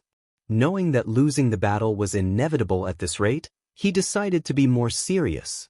Then, a vision appeared behind Wang Wei. Visions can increase a cultivator's battle strength by a few folds. Usually, an increase between 2 times to 9 times the increase. However, Wang Wei's vision gave him an 18-fold increase. After showing his vision, Wang Wei started to use the power of heaven and earth from the heaven stage in the divine body realm. The 9 heavens of this stage have the same function as the visions: an increase in battle strength. The first heaven is equal to a 9-fold increase in strength, the second heaven is 18-fold, the third heaven 27-fold. To the 9th heaven, which grants cultivators an 81-fold increase in strength. The minimum requirement for all cultivators to enter the primordial spirit realm is to reach the 4th heaven. 4 heaven chosens like Lin Fan, their visions gave them a 9-fold increase in strength, and when they reach the 9th heaven stage, the vision will stack up, granting them a maximum of 90-fold increase. As for Wang Wei, his vision should have provided him a 99-fold increase, but because of how unique his earth stage was and how powerful his spirit is, he went beyond the 9th heaven. According to his calculation, he currently has an increase of 270-fold. So, after using the power of heaven and earth to increase his strength, adding to that his fleshly body that was now on par with true monarchs, Wang Wei was able to fight with the clone of the battle-maniac emperor. In the end, he still lost. After all, the clone had all the abilities of the emperor when he was in that realm, and Wang Wei is still in the divine body realm. Nevertheless, he still fought for 3 days non-stop before being defeated. Then, Wang Wei went to challenge his father again. This time, he survived until the 36th sword. After gaining control of his strength, he went back to retreat. Sitting in the lotus position, Wang Wei looked inward to his divine sea. He controlled the ancient lamp with the good fortune flame to enter his sea of consciousness. Immediately afterward, he placed the power of heaven and earth inside the lamp to fuel the good fortunate flame. The 13-colored flame instantly rose in intensity, then Wang Wei guided the flame to his purple soul. Normally, the good fortune flame would burn the soul to remove the impurities, then slowly transform it into a primordial spirit, thus allowing him to enter the next stage of cultivation. Unfortunately for Wang Wei, nothing happened. No matter how much he tried to burn his soul, it was not affected in the least bit. After the 13th attempt, he vomited a mouthful of blood because of backlash. "This is the 13th failure," muttered Wang Wei. "It seems that with how powerful my soul is, ordinary methods will not allow me to enter the primordial spirit realm." After that, he took a healing pill before leaving his seclusion. As soon as he came out, he saw Wu Hong was waiting for him. She immediately noticed his slightly pale complexion. More importantly, she felt like he was different from before. She felt like the two of them suddenly become closer, like he truly accepted her. "Failed?" she asked. "How do you feel?" "Just a little annoyed, that's all," replied Wang Wei as he smiled, then hugged her. "What are you going to do now?" "Well, luckily for me, you warned me about this a few hundred years ago. So, I did make some preparations, but I do not know how effective it will be." "What will you do if you are forever unable to enter the primordial spirit realm?" "Worst case scenario, I will abandon the origin system, travel to other world communities to find a system that fits me the best. Or I just create one of my own, or I just concentrate on body refining. I still have a lot of options." "It's good that you have other options. Let me ask you, why do I feel like you're different?" Wang Wei then explained to her the chakra system that he used and how it affected his mind and spirit. He even told her about the little mistrust he had about her. Wu Hong was not surprised about this fact as she knew him quite well. This system seems to have some origin with Buddhism. It's quite interesting and it has a lot of potentials. After saying that, she handed him a piece of paper. "What's this?" Wang Ju came by to hand over information regarding important events that happened in the past 500 years. Wang Wei scanned the paper and only took notice of a few things. One was Sun Jialong's capture of a large territory of the Great Zhou Imperial Dynasty. The second was that the Fate Guards have theorized that something weird or shady happened inside the Great Zhou. However, they could not gather more information because of how tight security has been lately in Great Zhou. The third was the fact that Jian Wushuang seemed to be traveling around the world, challenging different kinds of swordsmen. The fourth was the fact that Lu Meishio was spotted in the northern Black Tortoise continent. Lastly, the Loose Cultivator Alliance just endorsed someone from the lower realm as their heaven-chosens in this generation with an identity token. This person's name is Huang Yuan. As for the other people, all of them seem to focus on cultivating and have not shown up in the past few hundred years. After reading all this news, Wang Wei did not care as he had much better things to worry about. Currently, the majority of these people have just entered the earth stage of the divine body realm, while he's about to enter the primordial spirit. However, his paragon quality soul is preventing him from doing so. He has to focus on dealing with this problem. One last thing, said Wu Hong. Grandma sent you some longshue tea. Really? In that case, let's go drink some while I talk to her. Later that day, Wang Wei and Wu Hong had a meeting with the upper echelons of the sect. So, you failed? Asked his grandfather. Although we expected this, it's still troublesome, added Wang Tian. Luckily, we have prepared beforehand the things you asked for. After that, he led everyone to a secret realm. Inside, a few million people were sitting cross-legged. The odd thing about these people was the fact that they were all in the supernatural realm, and they had a similar aura to Wang Wei. 1,000,000 supernatural realm cultivators that cultivated your transcending fate sutra.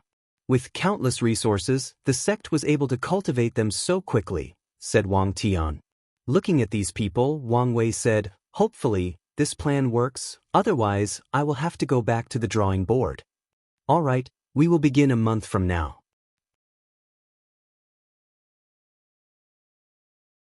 Chapter 294. Wang Wei sat in the middle of a large formation with all the millions of supernatural realm cultivators surrounding him. His ancient lamp floating above his head, burning brightly with 13 different colors. At the same time, all the supernatural realm cultivators also had their ancient lamps floating in front of them as well. Numerous runes from the formatting activated, then the 12-colored flame of these supernatural realms separated from them before rushing toward Wang Wei in the center. His 13-colored flame absorbed these flames. His good fortune flame did not add any more color afterward, but the intensity that the flame burned drastically increased. The flame rose a few hundred meters to the sky. Luckily, this was a large space surrounded by a protective formation. After seeing this phenomenon, Wang Wei hurriedly directed the lamp and the flame into his sea of consciousness in an attempt to refine his soul. While all of this was happening, the upper echelons of the sect were closely monitoring him to ensure that nothing happened. Wouldn't it be better to use divine body realm cultivators instead? Asked one of the elders. No. The good fortune flame of divine body realm cultivators has been infused with their goals, dreams, or aspirations. If he used them instead, his soul would most likely be corrupted, answered true monarch Yan Qin. After this brief conversation, all of them quieted down, waiting for Wang Wei to finish. This wait lasted for 3 days. Wang Wei, who was closing his eyes all this time, suddenly opened them, vomited a big mouthful of blood. Failed? Asked Wang Tian, who suddenly appeared next to him. Wang Wei just nodded his head. Everyone then became somber after hearing this. Young master, how about trying the method you suggested to break your soul into small connected pieces so that it is easier to refine? I think this method was truly genius. Don't say stupid things, said Wang Chang.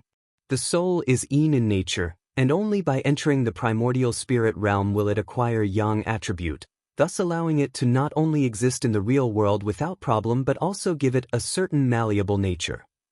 If you try to break a yin soul into small pieces, the likely scenario is a real soul injury that is hard to cure, especially with how high in-quality virus is. Wang Wei agreed with his grandfather. After learning about the possible difficulty he would face in breaking through the next realm, he began to plan ahead. One of his plans was based on a novel he read on his past life where the cultivation system allowed people to break their souls into hundreds if not millions of pieces that are connected to one another. As long as one piece of the soul was left intact, it could grow back to its original size. Furthermore, each piece of the soul has a certain amount of strength, making it very versatile in nature and able to do many things.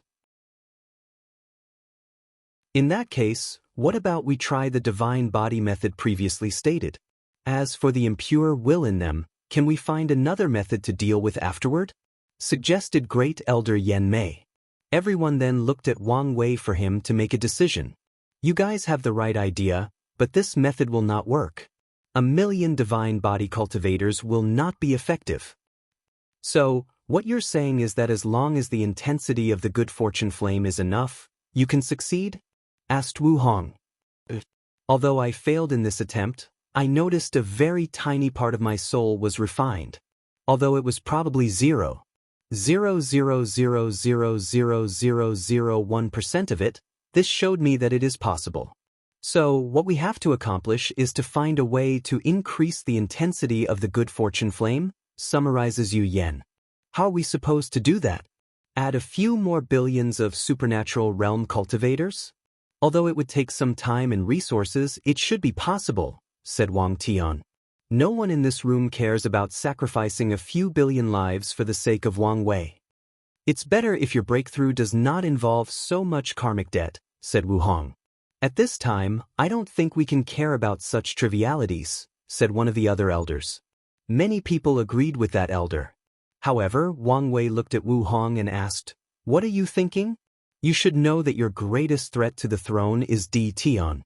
Given how long he has lived and the fact that he controls the Tao of reincarnation, there is a high chance that he also knows something about karma. If you ever confront him with such a large karmic debt, well, Wang Wei realized that she was right. Do you have a solution to my current problem? Both yes and no. I could seal the quality of your soul, which would allow you to easily enter the primordial spirit realm.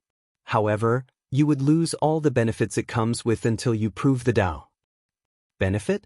What benefit? So far, this thing has been nothing but a nuisance. The majority of your monster-level comprehension comes from it, added Wu Hong. Wang Wei took a deep breath. He did not want to give up his advantage. What else? Although I do not have a way to solve your problem, I can point you in a direction. That's Buddhism. Buddhism? What do they have to do with anything? Asked Yu Yen. The incense era began because a monk discovered that he could use the power of faith to refine his soul and enter the primordial spirit realm. Using faith to refine the soul? That's a good idea, replied Wang Chang. However, this method has long been lost through time. I doubt even the Daoist sect still has access to one. Unless you have that method? Unfortunately, I do not, replied Wu Hong. However, you can recreate it. I'm glad that you have so much trust in me, but I know only a little bit about Buddhism from the small books I've read in the library. Without any information to go on with, I'm also at loss. In that case, we'll give you more information, said Wang Chang. Indeed. I think it's about time you visited the sect's secret archive, said Wang Tian. Secret archive? That's the first time I've heard about it, commented Wang Wei. That's because it was not time for you to have access to it yet. Then, Wang Tian led the group to a secret location of the sect. As soon as Wang Wei entered there, he saw a vast library with rows filled with books, jade talisman, and some stone carvings that had mysterious light emanating from them. In one of the rows, he saw the words, Emperor's Scripture, written as the title. Does the sect have other Emperor's Scriptures? Of course, replied his father. Where did they come from? And why have I never heard of them before? A few of them came from destroyed lineages, some came from predecessors who were lucky enough to the legacy of a great emperor, and the remaining ones came from other worlds. As for the reason that you never heard of them, there are two. One, none of these scriptures are considered orthodox, so we usually hide them. Well, not just us, but most emperor lineages do the same. You guys are just too old-fashioned, replied Wang Wei. Wang Tian glared at him, then said, the second and most important reason is the fact that all these scriptures are somewhat incomplete. What do you mean? Asked Wang Wei with a frown on his face. All the emperor's scriptures are unique and can be considered relics because they have been baptized by the Tao rhyme of their creators. The Tao rhyme allows people to more easily understand these scriptures. Even when copies of the originals are made, they still contain the Tao rhymes. However, those scriptures that were taken outside do not contain Tao rhyme, so they essentially become very esoteric writings that are hard to learn. Only truly talented individuals could become enlightened on them. Is this some kind of fail-safe that great emperors use to prevent their scripture from being spread? That's correct. In that case, what about the sect's predecessors who rightfully got these emperor scriptures? They must have done so through trial, or because they were fated with them, wouldn't they have access to the original scriptures and Dao rhymes? Asked Wang Wei. You would think so, but no. Most scriptures left as inheritance are usually created by loose cultivator emperors or the ones with no faction or attraction to the mortal realm. As such, when they leave their inheritance, the first person who gets it usually absorbs all the Dao rhymes in the book to help their enlightenment. And in certain cases, the scripture would be immediately destroyed afterward, and bans will be placed in their souls to prevent them from leaking them. Of course, this is just the extreme case.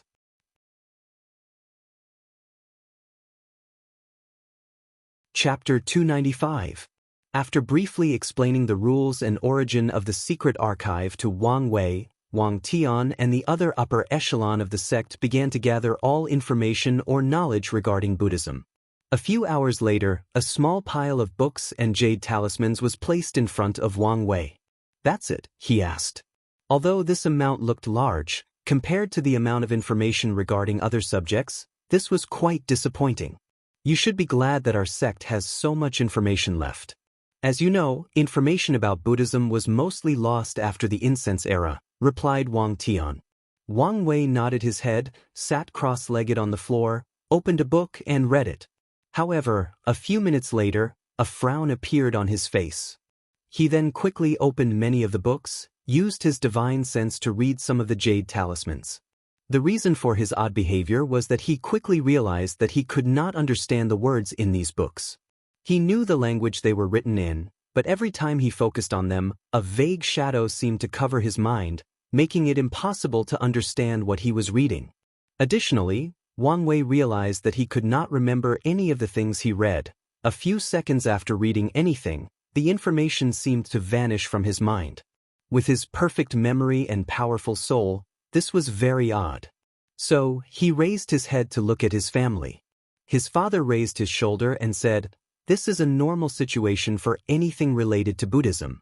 And according to our records, this phenomenon is the same in different worlds across different world communities." So powerful? Everyone nodded their heads.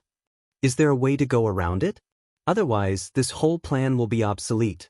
Well, one of our ancestors left a passage telling future descendants how to deal with the situation. Wang Chang then handed Wang Wei a scroll. He opened it and read a single phrase inside the entire page. Only those who have Buddha in their hearts can become enlightened. That's it? He asked. More importantly, why so cryptic?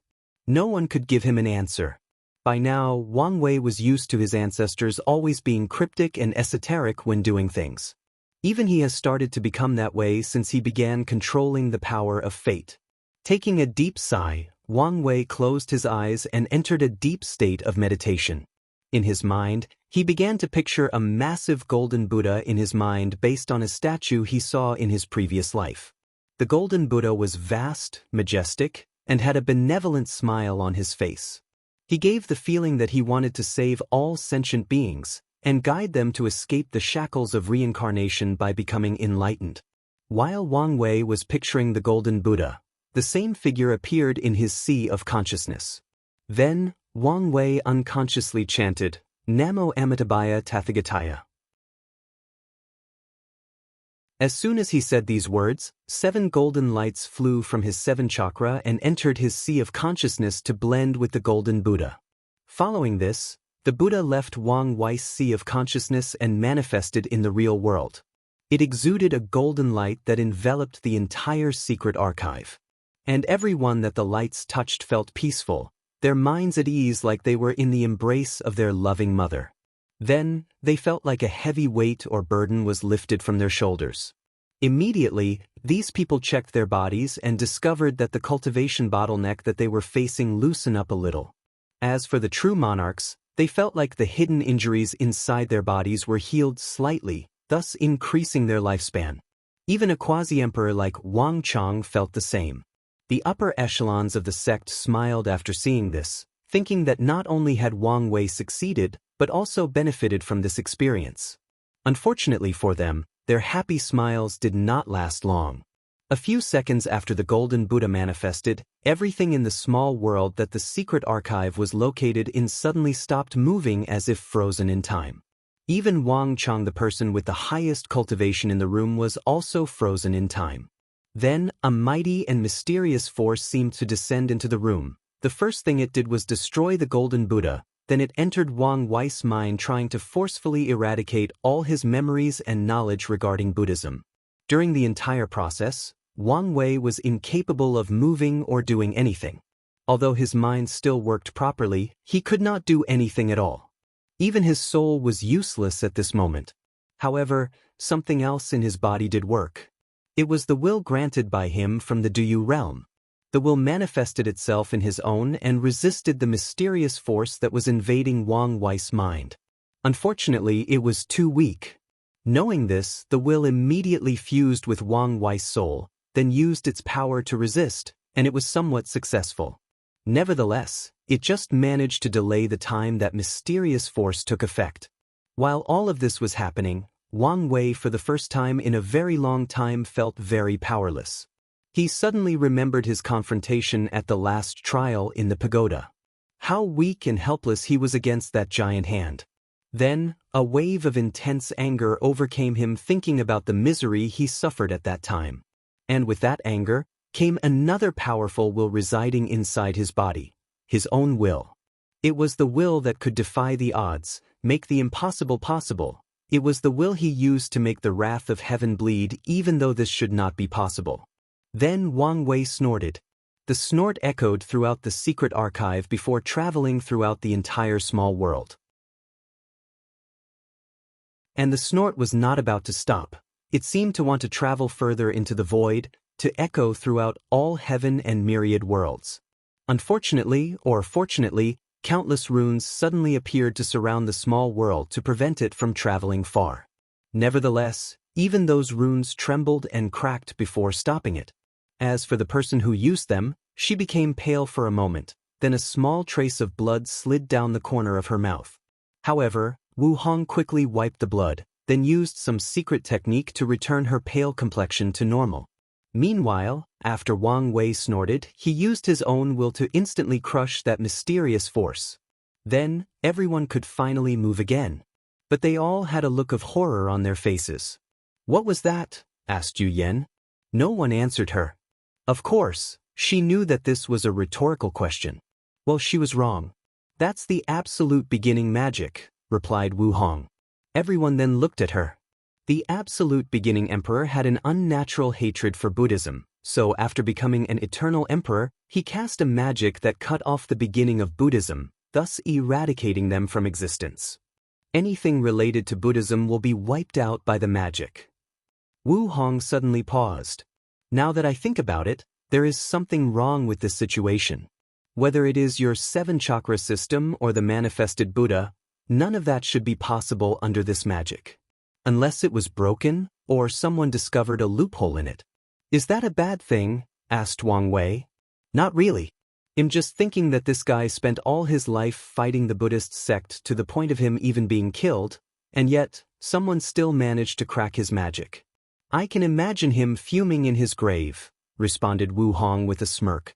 "The absolute beginning emperor is dead?" asked Yu Yan in surprise. "Well, yes and no. To beings like him, death is not really the end. It's more like he's in a state of existence and non-existence." "Limbo?" "Well, it's more complex than that, but you can think of it that way." The people nodded but did not ask any further. By now, they were used to Wu Hong's mystery or strangeness. And many of them had different theories on her real identity. Although a lot of people did not fully trust her because of this, they trusted Wang Wei's ability to judge people. After this brief chat, Wang Wei was prepared to go back to his reading. However, an old man suddenly appeared in the room and said, "What's going on here? What just happened?" Wang Wei was instantly on alert as this old man was a true monarch. However, his father just raised his hand to motion him to calm down. "This supreme elder Li Tan, he's the guardian of the secret archive," explained Wang Tian. Then he went to explain the situation to Li Tan. After hearing the entire story, the old man nodded, Then, without saying anything else, he disappeared. "Don't mind," said Wang Tian. His personality has always been like that. Wang Wei just nodded his head as he did not care about things like that since he had more important work to do.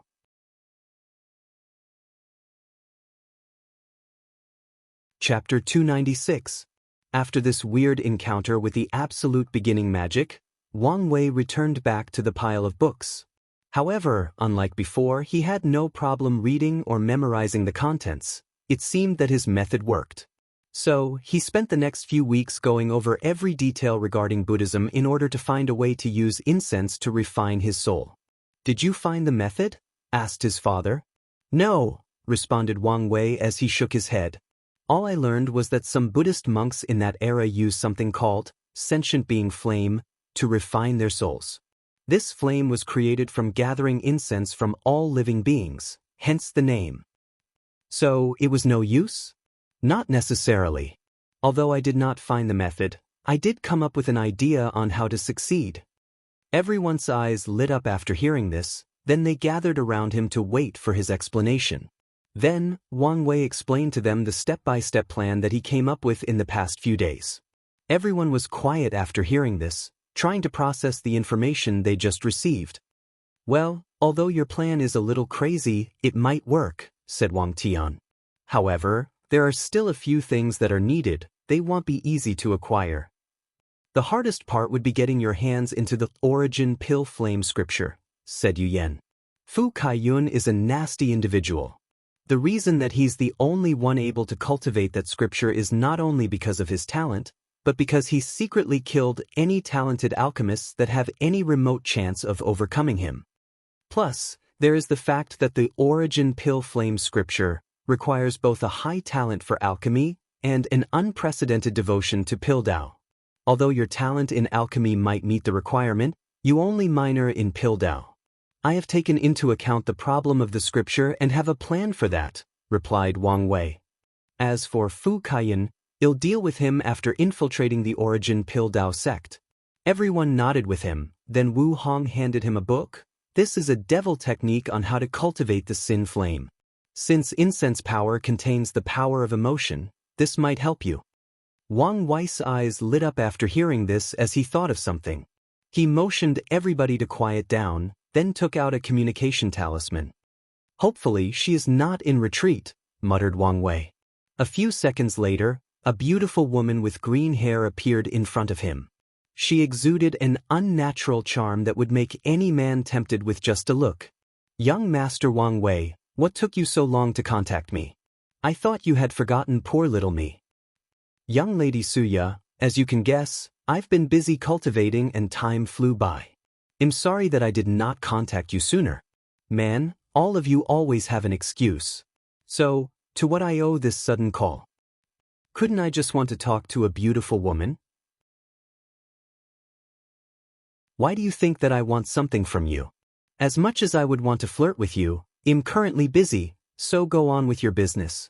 Plus, I'm sure your Dao partner would not appreciate your actions." Wang Wei gave a slight glance at Wu Hong, however, she had a calm look on her face throughout the entire process. Couldn't she just fake being jealous? "In that case, it'll be direct. I'm calling you for an exchange.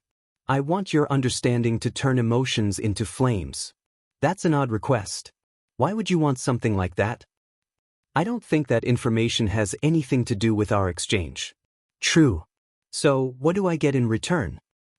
"I have a rare devil race cultivation from the devil era that turns sins and depravity into flame. I think that's a fair exchange." Suya was slightly surprised as this exchange was indeed worth it as she could get something so precious from ancient time. After pondering for a moment, she said, "Unfortunately, I'll have to decline." This time, it was Wang Wei who was surprised. "But this is a fair trade. In fact, you would benefit more in this transaction." "Exactly. From what I know about you, you are not the kind of person that likes to suffer losses even a small amount. Since you're willing to do so for an exchange, this means that what you want is either truly valuable or very important. So, no matter what, it'll prevent you from getting it. After all, You already have so many advantages ahead of us heaven chosen in this generation, there is no need for you to have more, replied Suya with a gentle smile on her face. Wang Wei's eyes turned cold, but the smile on his face still remained. I'm a man who always gets what he wants, Lady Suya. Since trading does not work, let's try blackmail. Hee, I would like to see what you use to blackmail me. If I'm not mistaken, said Wang Wei slowly, at this moment, you should be laying out your plans to kill Jian Wushuang. Suya squinted her eyes, then laughed out loud with her melodious voice echoing from the talisman. Young Master Wang Wei, if you think that telling Jian Wushuang my plan can be used as blackmail, then you've greatly underestimated my abilities. Is that so? Answered Wang Wei. In that case, let me tell you a little story. There was this little orphan girl born in a small village. Because her parents died young, she was always made fun of by the children of the village. Luckily for her, she was born with a special physique, so she could charm these children and make them do her bidding. Nevertheless, her trauma from being made fun of for not having any parents remained her heart. Until one day, an immortal-like lady recognized her talent and took her to the path of cultivation. This little girl was very talented in cultivation and always bested her peers. She was popular amongst her sect's disciples, and she managed to attain a very high status. However, there was something missing in her life: parental love. The little girl always looked at her master who brought her into the path of cultivation as a mother figure. However, her master was always cold and detached, treating her as nothing but a tool to make the sect prosper. However, one day, the little girl created a plan to deal with the sect's other heaven chosen. After her master saw the plan, because it had a sense of poetic justice, the master was pleasantly surprised. For the first time in her life, the little girl saw her master smile, received her compliment. For the first time in her life after her parents' death, she received the maternal love she had been dreaming about. What do you think about this story? Suya looked at Wang Wei with fury in her eyes. If eyes could kill, she would completely annihilate every single particle of his existence. Send someone with a contract and the technique, and make sure to add the condition to keep your stinking mouth shut. After saying that, she disconnected the talisman. Immediately after that, Suya threw a temper tantrum in her cultivation room, destroying everything in sight. As for Wang Wei, he smirked as he muttered, "People who play with emotions are always easily influenced by it." "Sometimes I forget how devious you can be," commented Yu Yen with a slight smile. "You are definitely my son. It's good that you can use your head to deal with problems instead of your swords." She was looking at Wang Tian after saying the last part.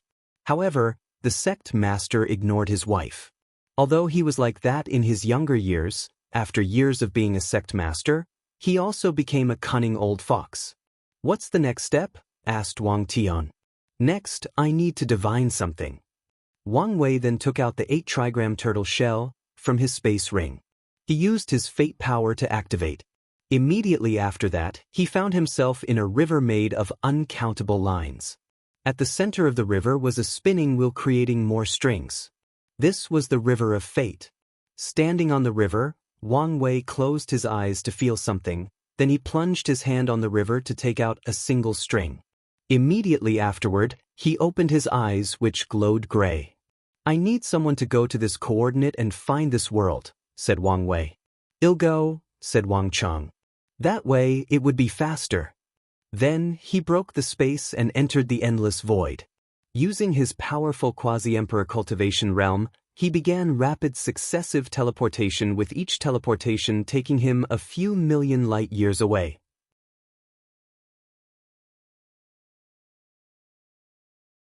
Chapter 297.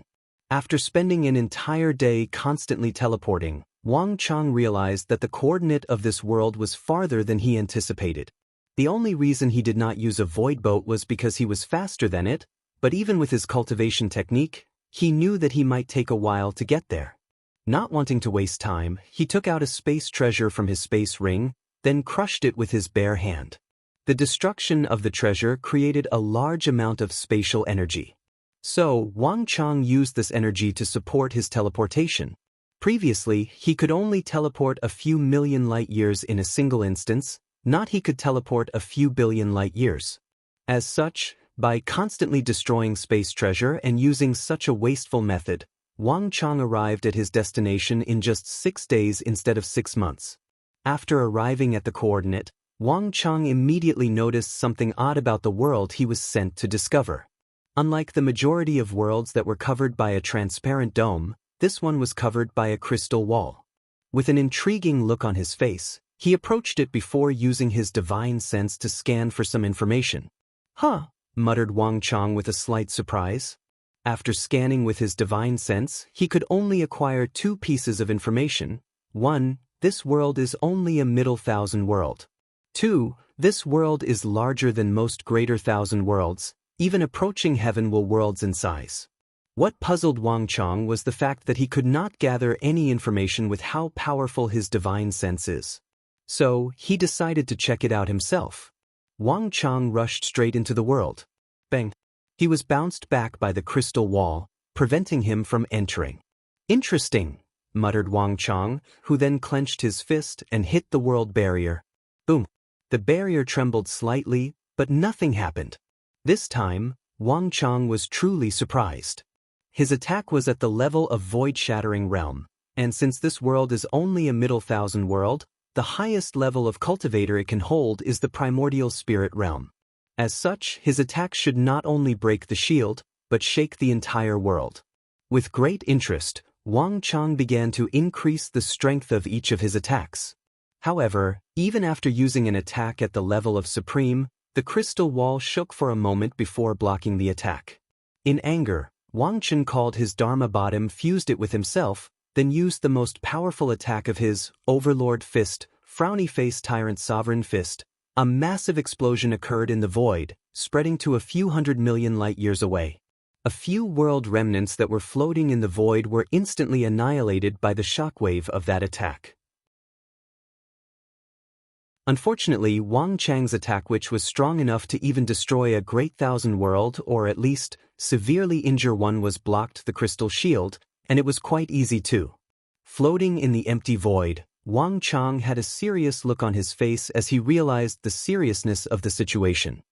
He began to think to himself, there is only way for such a thing to be possible. One of the great emperors from our world or a Dao ancestor placed that shield on this world. However, the question is why? Well, it's not necessarily them. This world is very far away. To be exact, it's located at the intersection of our world community with another. So, there is the possibility that someone from another world community came here and placed that protection. After coming to this conclusion, he pondered whether to retreat as things got a little too complicated. However, an idea popped in his head, so he decided to try it before returning to the sect. He took out a demonic beast from his space ring before sending it inside the world. And unlike when he tried, the beasts easily passed through the crystal wall. Wang Chang's eyes lit up, then he tried a few more times. Some beasts managed to enter, while some did not. So, he muttered, so, that's how it is. Since this world is a middle thousand world, the shield only allows people in the primordial spirit realm and below to enter. I guess the person who made this shield wanted to protect this world from foreign invasion. After coming to this conclusion, Wang Chang took out a bunch of materials from his space ring to create a teleportation array connecting to the Dao opening sect. A few days later, he finished and teleported back. After Wang Chang's return, another meeting took place in Tianwei Peak. Everyone had a serious look on their faces while analyzing the information that they received. Personally, I think it would be best to choose another world, said Great Elder Li Jiang. This world seemed to be too mysterious and might create too many variables. However, Wang Wei shook his head. I divine this world as the one with the highest chance of success, and the information has proven that I was right. Indeed, this world is only a middle thousand world, but as large as some weak heaven-will world. So, the population should be relatively large, commented Yu Yan. The question now is, what do we do with the cultivation level restriction? Easy, just send Li Jun and Tai Gang. It's about time that they moved their muscles around, replied Wang Wei. That's a good method, However, the plan will take longer than previously expected if we do that, added Wang Tian. Anyway, we have plenty of time, there is no need to hurry. Soon after the meeting ended, Li Jun and Tai Gang were summoned and given information about the world they were going to and their mission there. Then, they immediately organized their armies and used the teleportation array that Wang Chang made to teleport to the void next to the strange world. In order to make things easier for them, Wang Wei even sent Wang Ju and a few elites of the Shadow Guards to help them with information. As for Wang Wei, after the group left, he pretended to enter a retreat while disguising himself and secretly traveling to the southern Vermilion Bird continent. The next step of his plan lay there. And, sorry about the short chapter, but I'm really not in the mood to write today. Since I did not post a chapter yesterday, I forced myself to write one for today.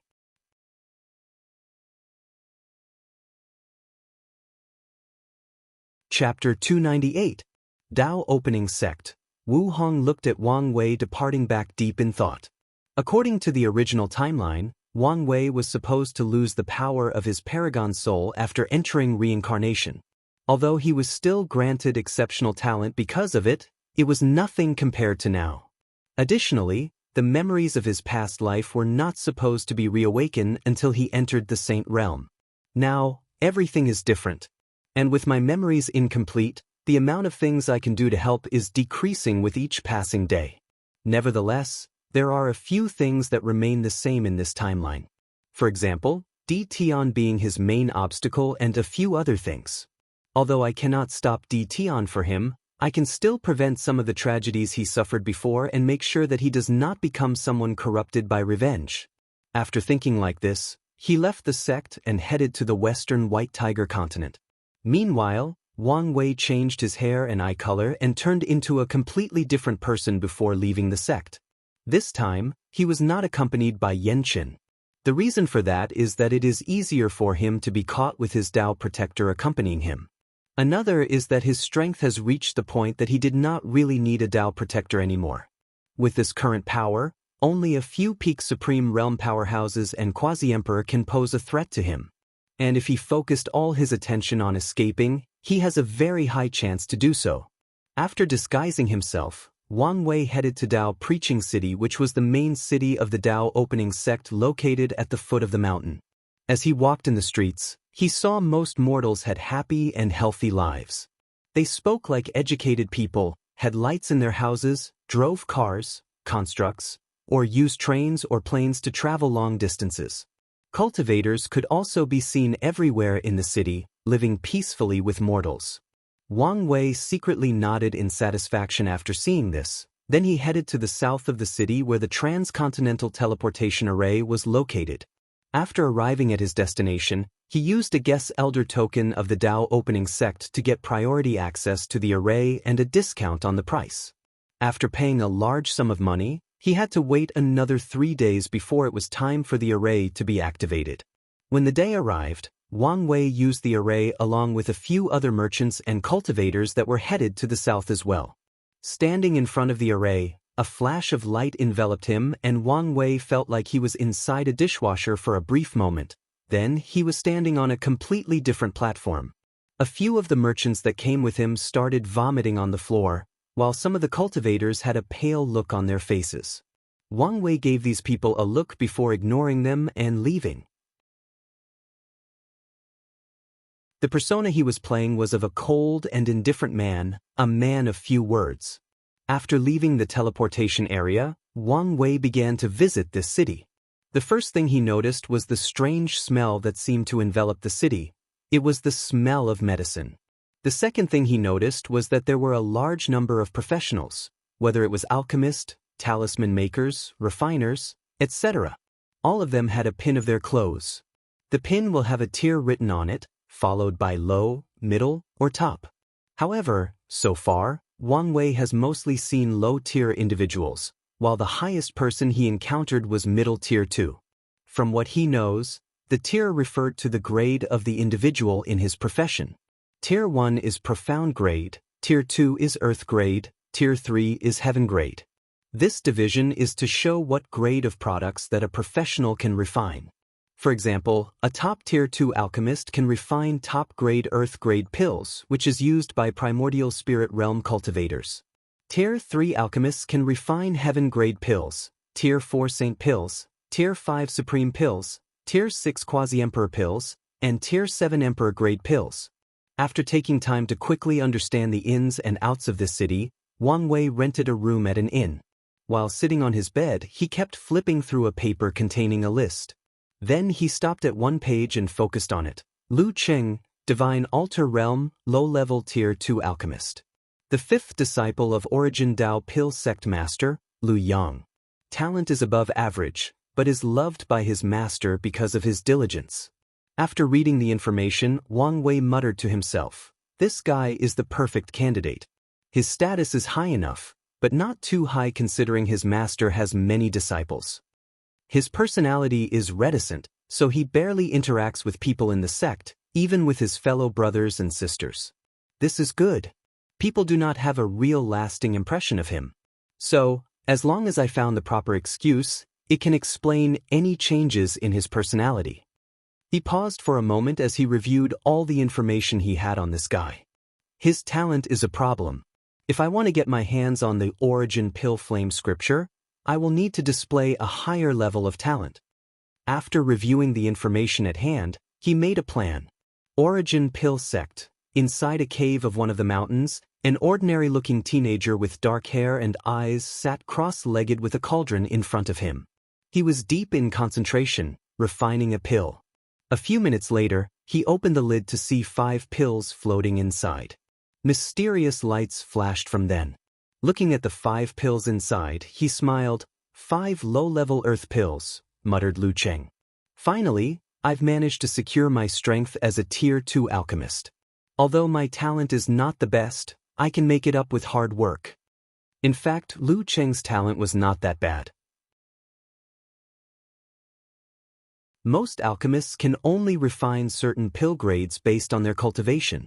As for him, being a Peel Divine Altar cultivator that can refine low-level earth-grade pills which only supernatural realm alchemists could refine show that he has some talent. After refining the pill, Lu Cheng took out another set of ingredients to make another pill. However, midway through, he was interrupted by a communication talisman. So, he stopped to activate it. "Young master, the ingredient you asked the Alchemy Association to find for you has been discovered." "Really? Immediately bring it over. I can finally break through the supernatural realm." Though Lu Cheng to himself, "Young master, there seemed to be some problem." "What problem?" "The owner of the material is asking to meet you personally." He seemed rather adamant. Lu Cheng frowned after hearing this. Could there be something tricky behind this? However, without that herb, I cannot break through to the next realm unless I change cultivation technique. After pondering for a moment, Lu Cheng decided to go. Nevertheless, he still took precautions. After leaving his cultivation cave, he used a flying talisman to go to another place and meet someone. A few minutes after arriving, an old man with the aura of void shattering appeared in front of Lu Cheng. "Young master, what brings you here to see me?" asked the old man with indifference and a little impatience. "I'm heading to Maple Leaf City. Well, since I'm your Dao protector, it is my job to protect you," said the old man.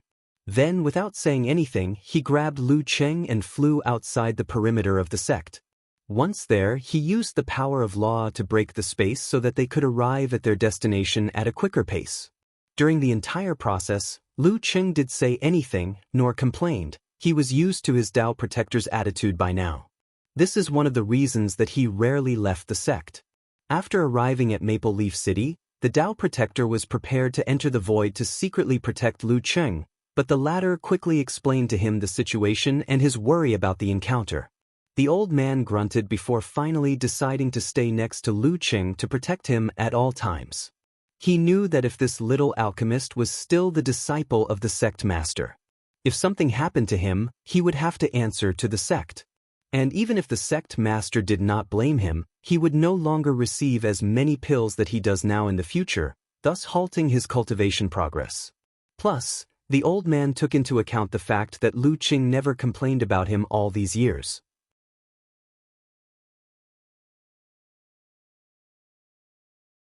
Chapter 299. After arriving at Maple Leaf City, Lu Cheng did not immediately contact the seller, but instead used the branch of the Alchemy Association to find his identity. He did not want to walk into a trap. After a brief investigation, he discovered that the seller was just an ordinary cultivator at the body refining realm. In order to get resources, he will often go to the mountain area to fight against demonic beasts and sell their core and corpse for origin stones. Luckily for him, while there, he accidentally discovered a rare herb and wanted to sell it for a high price at the Alchemy Association. However, after learning that an alchemist had posted a call for this herb, he was adamant about meeting him. After reviewing the information, Lu Cheng realized that there was nothing wrong so far and that the seller most likely wanted to ask him for some rare pill, so he decided to meet the man. If the price is not too exaggerated, he is open to trade. Inside a large room in the Alchemy Association branch, Lu Cheng looked at the man in front of him. He was wearing tight leather clothes that facilitated easy movement, and also had some defensive ability. However, he could also see that the man's clothes were also worn out. After checking the man's clothes, Lu Cheng observed other things about him. The man had a 9th-layer body refining cultivation, however, his blood chi was weak and scattered. Obviously, he cultivated a common-level cultivation technique. Adding to that the fact that he looked middle-aged, his talent could also be determined as subpar. "You said you wanted to see me before the exchange? Tell me your purpose," said Lu Cheng, who seemed a little impatient. The seller frowned for a moment, then said, "Well, I was preparing to play a little more, however, since you're in a hurry, I guess I'll get back to business." Immediately, Lu Cheng felt something was wrong. He immediately wanted to do something, but to his horror, he discovered that he could not move a single inch. Meanwhile, his Dao protector also felt something was wrong, so he wanted to exit the void and save Lu Cheng. However, as soon as he had this intention, countless strings suddenly appeared out of nowhere and binds him. The old man immediately started to use his fire law to break the strings. However, countless runes suddenly appeared from the strings and sealed the law inside his body. Then, a gray string entered his sea of consciousness and binds his soul. Immediately afterward, the old man felt his consciousness rapidly losing, turning him into a puppet. He only resisted for a few seconds before he was completely turned. The seller, who had a smirk on his face, raised his hand and placed it on Lu Cheng's forehead. Then he said, "Fate stealing." A fate line appeared from Lu Cheng's body, wriggling around it for a moment. Then, another fate line appeared from Wang Wei's body, which fused with his. Lu Cheng's body disintegrated into millions of pieces. Meanwhile, Wang Wei slowly transformed into Lu Cheng's appearance. And it was not just his appearance, his soul, cultivation level, physique, aptitude, and memories turned into the same as Lu Cheng. What he did was steal the latter's fate, thus turning into him. With this method, Wang Wei is now Lu Cheng, but Lu Cheng is not Wang Wei. After his transformation, Wang Wei checked his body from head to toe. He discovered that he was exactly like Lu Cheng, even his little brother had shrunk by a few inches. Well, with this method I can even fool an emperor formation that checks the soul. Then, Wang Wei waved his hand to use a secret technique to create a clone that looked exactly like the previous seller. He proceeded to make it look like Lu Cheng, and he had an exchange before parting their ways. Since Lu Cheng was staying in a special room reserved for him by the Alchemy Association, Wang Wei returned there. The first thing he did once he returned home was to check all of Lu Cheng's memories. According to the technique he used, he could allow Lu Cheng's main consciousness to be in charge of this body while he stayed in the background, but he did not want to do this for many reasons. Although this method was safe and lowered the risk of being discovered due to strange and out-of-character behavior, he wanted to be in charge in case something unexpected occurred and the real consciousness of Lu Cheng is powerless. After checking the guy's memory, Wang Wei muttered, "No wonder this guy actually took my bait." It turns out that he cultivates a special technique that can actually raise his talent of alchemy. Talent in alchemy can be divided into 3 categories: understanding of herbs and how they interact with one another. This part of talent can be made up with years of study. However, some talented individuals can hold a herb in their hands for the first time and immediately know its characteristics and how to match it with other herbs. The second category revolves around divine runes and how to properly apply them to make pills. Lastly, it is the talent to control flames. The better an alchemist is at controlling flames, the more power he or she can bring from the ingredients used in making pills. The cultivation that Lu Cheng cultivated allowed him to slowly increase his talent for flame control. However, Wang Wei quickly realized that this cultivation technique was incomplete. Furthermore, after reviewing how Lu Cheng got this technique, his intuition told him that something was wrong. Unfortunately, he did not have enough information to make any kind of judgment. After reviewing all of Lu Cheng's memories, Wang Wei did not immediately return to the origin Pill Dao sect but went to the east of Maple Leaf City where there were many street vendors selling artifacts that were supposedly found in Secret Realm. He bought a very ancient small mirror. With his true vision ability, he knew that this was just a normal mirror, not an ancient artifact from the ancient emperor era like the street vendor said. The reason he bought this mirror was that he realized that it was actually very old, probably dating to the last era and further. After that, Wang Wei took a carriage heading back. In fact, Wang Wei wanted to take a soaring phoenix construct. Unfortunately, in Lu Cheng's memory, he discovered that this guy was quite old-fashioned and hated the constructs. He did not like the fact that mortals and cultivators' lives became entangled with one another. To him, these two people belonged to different worlds and should remain as such. So, when it comes to these constructs that brought these different worlds together, he refused to use any of them. Wang Wei was not surprised by this as many cultivators felt that way. To them, the world was changing too fast and they did not like that. "Huh," softly muttered Wang Wei as he felt something. He raised his head and looked in the distance. His vision seemed to penetrate a few 100,000 kilometers as he saw 5 Saints Realm cultivators blending in the void, hiding their auras. Although they try to hide it, I can feel that these guys have killing intent for this Lu Cheng. It seemed that things are not peaceful in the origin Pill Dao sect. Wang Wei thought for a moment about how to deal with the situation before deciding to get rid of these people. His current priority was to get back to the sect and secure his identity. So, he flicked his fingers making the void tremble lightly. Then, another space fluctuating appeared on the location of these saints. As a result, they immediately felt something was wrong and wanted to react. However, a bunch of strings suddenly appeared and cut them into millions of pieces. They did not have time to scream, move, or open their domains for protection. Even their primordial spirit did not have time to escape their bodies and was cut into pieces. Nodding his head in satisfaction, Wang Wei continued his journey in peace. However, he did not slowly go there as he planned.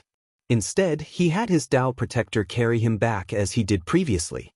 As soon as Wang Wei arrived at the origin Pill Dao sect, the first thing he noticed was that the sect was built on top of countless volcanoes, making the surrounding area always surrounded by heat. Inside these volcanoes were caves where most of the lower disciples resided.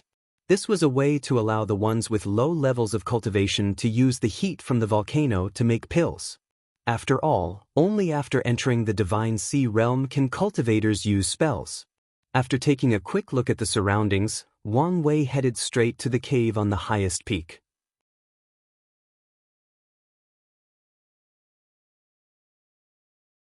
Chapter 300. Wang Wei headed to the highest cave of the origin Pill Dao sect. At the entrance, he accidentally met a young man wearing a red robe coming out. The young man smiled after seeing Wang Wei and said, "Fifth brother, why are you here?" "Second brother, it's you." "I'm here to see the master," replied Wang Wei. "Is there a problem?" "No, I just encountered some problems about alchemy and wanted to ask for the master's guidance." "Is that so? Then I won't hold you." After that, he flew away. Nevertheless, the fifth brother felt like his younger brother was different today. He shook his head thinking that he might be too sensitive. Meanwhile, as Wang Wei watched his brother whose name was Zhang Li fly away, he noticed that the latter might have discovered something strange about him, or at least, had a slight suspicion. He took a moment to ponder what was the problem before realizing the crux of the problem. Although he looked exactly like Lu Cheng down to his soul and fate, his temperament was not the same. Wang Wei always had an air of confidence and cockiness around him. Adding to that his overwhelming strength, his temperament is unique. As such, even if he turned into Lu Cheng, his previous temperament was affecting his current body. So, after realizing the problem, he quickly adjusted himself. Although he could fool his second brother, now that he was about to meet his master who was a Saint Realm true person, it is easier to be exposed. On the spot, Wang Wei's temperament changed to a secretly prideful alchemist that is quite conservative. Then he entered the cave. He notified his master through a talisman and stood up waiting. Half an hour later, a middle-aged man with slightly dark skin suddenly appeared in the room Wang Wei was in. However, he pretended that he did not notice. After all, his current identity was that of a little divine altar realm cultivator. "Little Cheng, what brings you to see me today?" "Master," stuttered Wang Wei as he slightly jumped backward. Then he cupped his hand and bowed. "Disciple has seen master." "There is no need to be polite with me," replied Yi Lao, the sect master of the Origin Pill Dao sect. With a smile on his face, he said, "You rarely leave your alchemy room unless you have a question of alchemy. So, what is this time?" Yi Lao was very satisfied with his fifth disciple. Although his talent was not the best amongst all the others, he was the most diligent. With effort alone, he managed to make up the gap with some genius alchemist. "Master, something strange happened to me recently. When I was in Maple Leaf City, I bought a strange mirror. However, a weird light came from it and entered my body. I am worried that something might be wrong." Yi Lao frowned after hearing this. "Let me check." A powerful divine sense came from his body, scanning Wang Wei's body. At first, he did not find anything, but once he arrived at the spleen, he discovered a weird breath.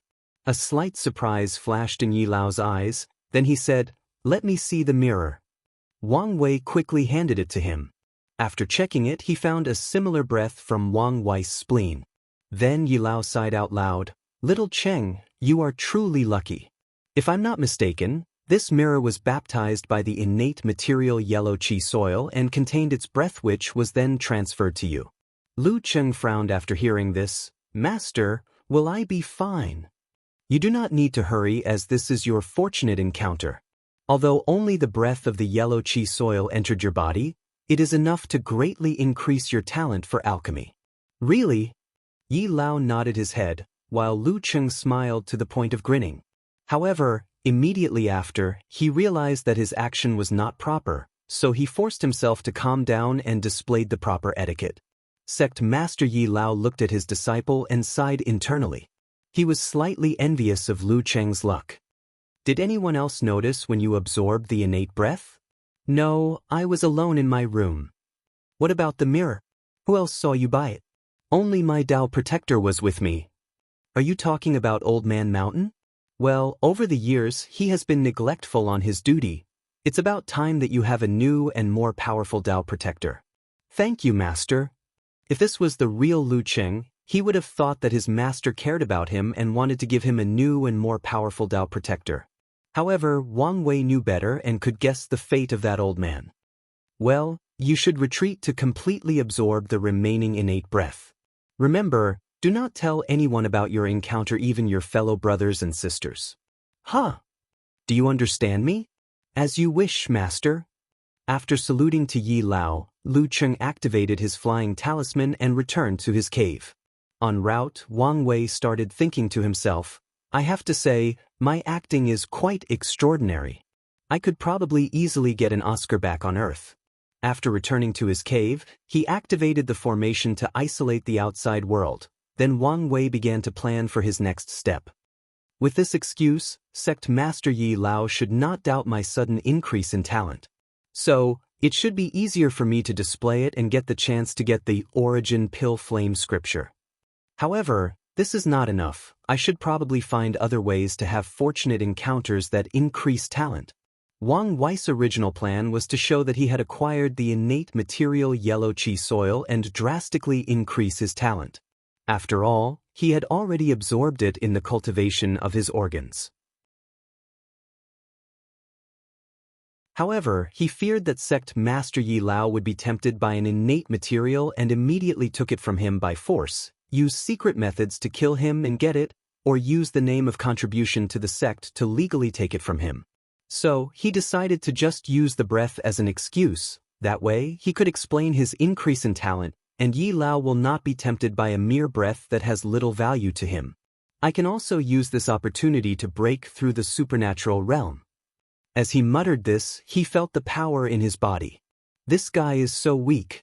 Despite being the direct disciple of an emperor lineage, he only managed to build a supreme foundation. After shaking his head in disappointment, he closed his eyes to enter a state of cultivation. Meanwhile, in one of the highest caves of the sect, an old man with long white hair and beard had a cauldron in front of him, refining a pill.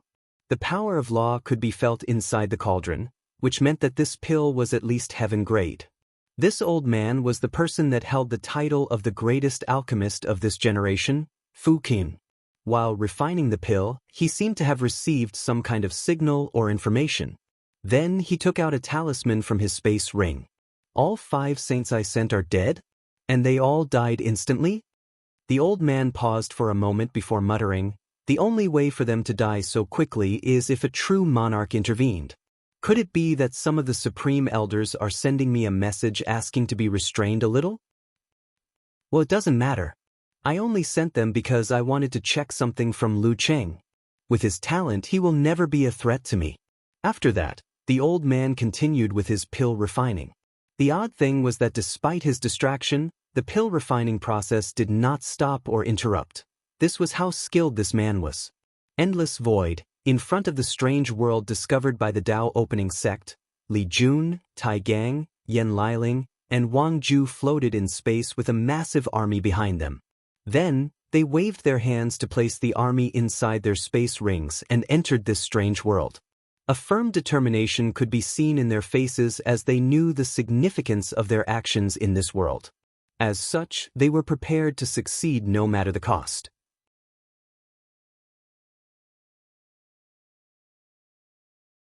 Chapter 301. After entering the crystal wall, Li Jun felt like he was going through a thick and viscous liquid. There was a brief moment of resistance before he was allowed to enter. For a brief moment, everything was dark before he found himself on an empty plan accompanied by his group. He looked around, relieved that there was no one around. "Let's do things according to the plan," he said before activating an invisible talisman. Immediately afterward, the group headed to a mountain a few hundred miles from their initial landing. They created a large cave inside the mountain, placed an isolating formation to prevent people from discovering them. And Li Jun was right to be careful as someone arrived at his landing spot a few minutes after he left. That person searched a few 100,000 miles in diameter of their landing spot before leaving. After setting up a temporary base, Li Jun looked at Wang Ju. "It's your turn now." She nodded her head and waved her hand. A person dressed in tight black clothes and wearing a mask appeared in front of everyone. Although the person stood in front of them, he had an illusory air surrounding him, making it seem as if he was not real, like he was a non-corporeal existence. "You should be aware of your mission this time. Go execute it," ordered Wang Ju. The person nodded his head without saying anything, then he disappeared. "Is that one of the new Fate Shadow Guards that Big Brother recently trained?" asked Yan Liling. "I could feel the power of fate on him, so it should be," replied Li Jun. "Well, I wonder what they can do. Honestly, I still think that we should just use absolute force to take over this world," added Tai Gang. "After all, this is still a middle thousand world, so the highest level of cultivation should be the primordial spirit realm." El Jun shook his head. "This world involves Big Brother's grand plan, so we cannot afford to make mistakes. It's always better to be cautious. Plus, we all know that this world is strange." After the Fate Shadow Guard left the cave, he did not immediately find the nearest place where there were people living. Instead, he found a secret place to meditate for an hour. Unlike lower thousand worlds, the heavenly Tao of middle thousand worlds is more powerful, as such, is more restrictive to foreigners. So, as soon as they enter this world, their powers will be momentarily sealed and weakened. Although this seal is not powerful, it still requires time to remove, hence one of the reasons that Li Jun decided to be more careful in this operation. After an hour of meditation, The shadow used a secret technique to trick this world's heavenly Dao that he was an aboriginal of this world by changing his fate line to be similar to the people of this world, and thus, he regained all his strength. The shadow proceeded to turn invisible before flying away. After flying for 2 days, he reached a small village. After observation, he didn't notice anything strange about it except for one thing: a statue. It was the statue of a beautiful woman dressed in a simple linen cloth that wrapped her body, wearing a crown made of tree leaves and branches. In both her hands, she was holding fruits and vegetables. Although the shadow only looked at the statue from a distance, he could feel a powerful and sacred breath from it. Additionally, intuition told him that if he approached close enough to the small temple that it was located in, he might be discovered. In the next few hours, the shadow used a spell to quickly learn the language of this world, which allowed him to know that this statue that all the villagers praised and worshipped was known as the goddess of fertility, Fan Qingqing. Every harvest season, this small village will hold a praying festival, and the goddess will lower blessing to their fields, making their crops more fertile than usual. So, this world has gods? Is this some kind of cultivation system or some kind of powerful race? The shadow continued to observe for a few more days. Unfortunately, this was a poor village and the amount of information they knew about this world was quite small. As such, he decided to move on. The shadow did not go to the nearest city based on the information he gathered. Instead, he closed his eyes and connected to the river of fate. A few minutes later, he opened his eyes and looked in a specific direction. Without hesitation, he flew in that direction based on his instinct. The shadow knew that his destination was far, so he wanted to use a void talisman to teleport himself and arrive at his destination sooner. However, he remembered the warning from Commander Wang Ju and decided to be safe. So, after flying for a week, he finally arrived at the destination he divined. It was a city. Although the shadow thought that this city was quite small, he still learned from a few conversations that it was considered a middle to an upper-tier city in this world in terms of size. The shadow did not directly fly into the city or use his invisibility to sneak in. As soon as he approached, he felt a strange power surrounding the city. This power was similar to the small village except way more powerful and concentrated. So, he disguised himself as an ordinary person, lined up at the entrance, and paid the necessary fee. Luckily for him, this world also used gold and silver as a currency. Once inside, he pretended to be a tourist and visited different parts of the city. The information that caught his attention was the fact that there were many temples in this city, worshipping different gods. The temples had different sizes, some were lavishly decorated, while others were quite simple or plain. One particular temple with a guy holding a flame was the most prosperous out of all of them. The shadow guessed that this was probably due to how powerful the gods worshipped were. After gaining a basic understanding of this city, he headed to an inn where many people gathered. He ordered a drink, sat in a corner, completely erased his present as he listened to the people's conversation. In the first few days, he did not gather any useful information. He still remained patient as he was confident in his divination. On the 4th day of his arrival, the shadow heard an interesting conversation in one of the tables close to him where 5 men were seated and drinking. "Haven't you heard?" "Or what? Are you talking about the Chu family?" "That's right." "What happened to the Chu family?" "They are quite lucky." "Can one of you tell me what's going on?" "You want to know?" "Of course." "Well, I'm feeling a little bit thirsty." "Damn you." "Alright, the next round is on me." "I'll tell you." The young master of the Chu family awakened his divine bloodline. "Really? That means that he has the opportunity to become a god. How lucky he is." "It's not luck. The Chu family have been firm believers of the god of fire, Hua. With their dedication, even if their young master did not awaken on his own, they might receive a blessing from the god of fire for all their services over the years and provided the opportunity to ascend to godhood." The table was quiet for a moment while all 5 of them had a look of envy on their faces. Then one of them asked, "Do you know what level his bloodline is?" "I heard that it was a demigod bloodline." "Demigod? In this part of the world, it's not bad." "Not bad?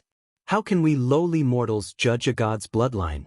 In the end, if we do not receive pity from the gods, we are doomed to remain small and insignificant in our entire lives. The table once again became quiet, this time lasting for at least a minute.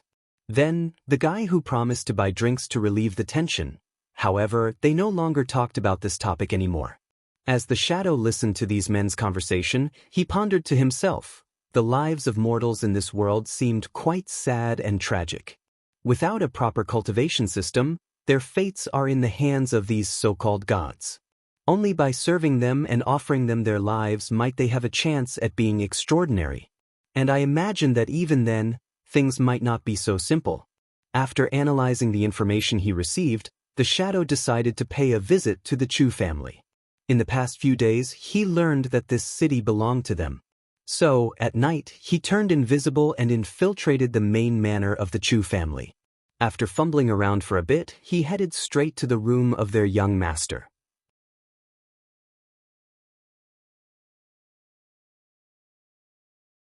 Chapter 302. As the shadow approached the Chu young master's room, he saw a handsome young man dressed in brocade clothes going over a bunch of papers. He was so concentrated on his works that he did move his eyes from these papers for 10 minutes straight. As the shadow secretly observed this young, he frowned as he realized two things. First, he did not feel any bloodline power from him.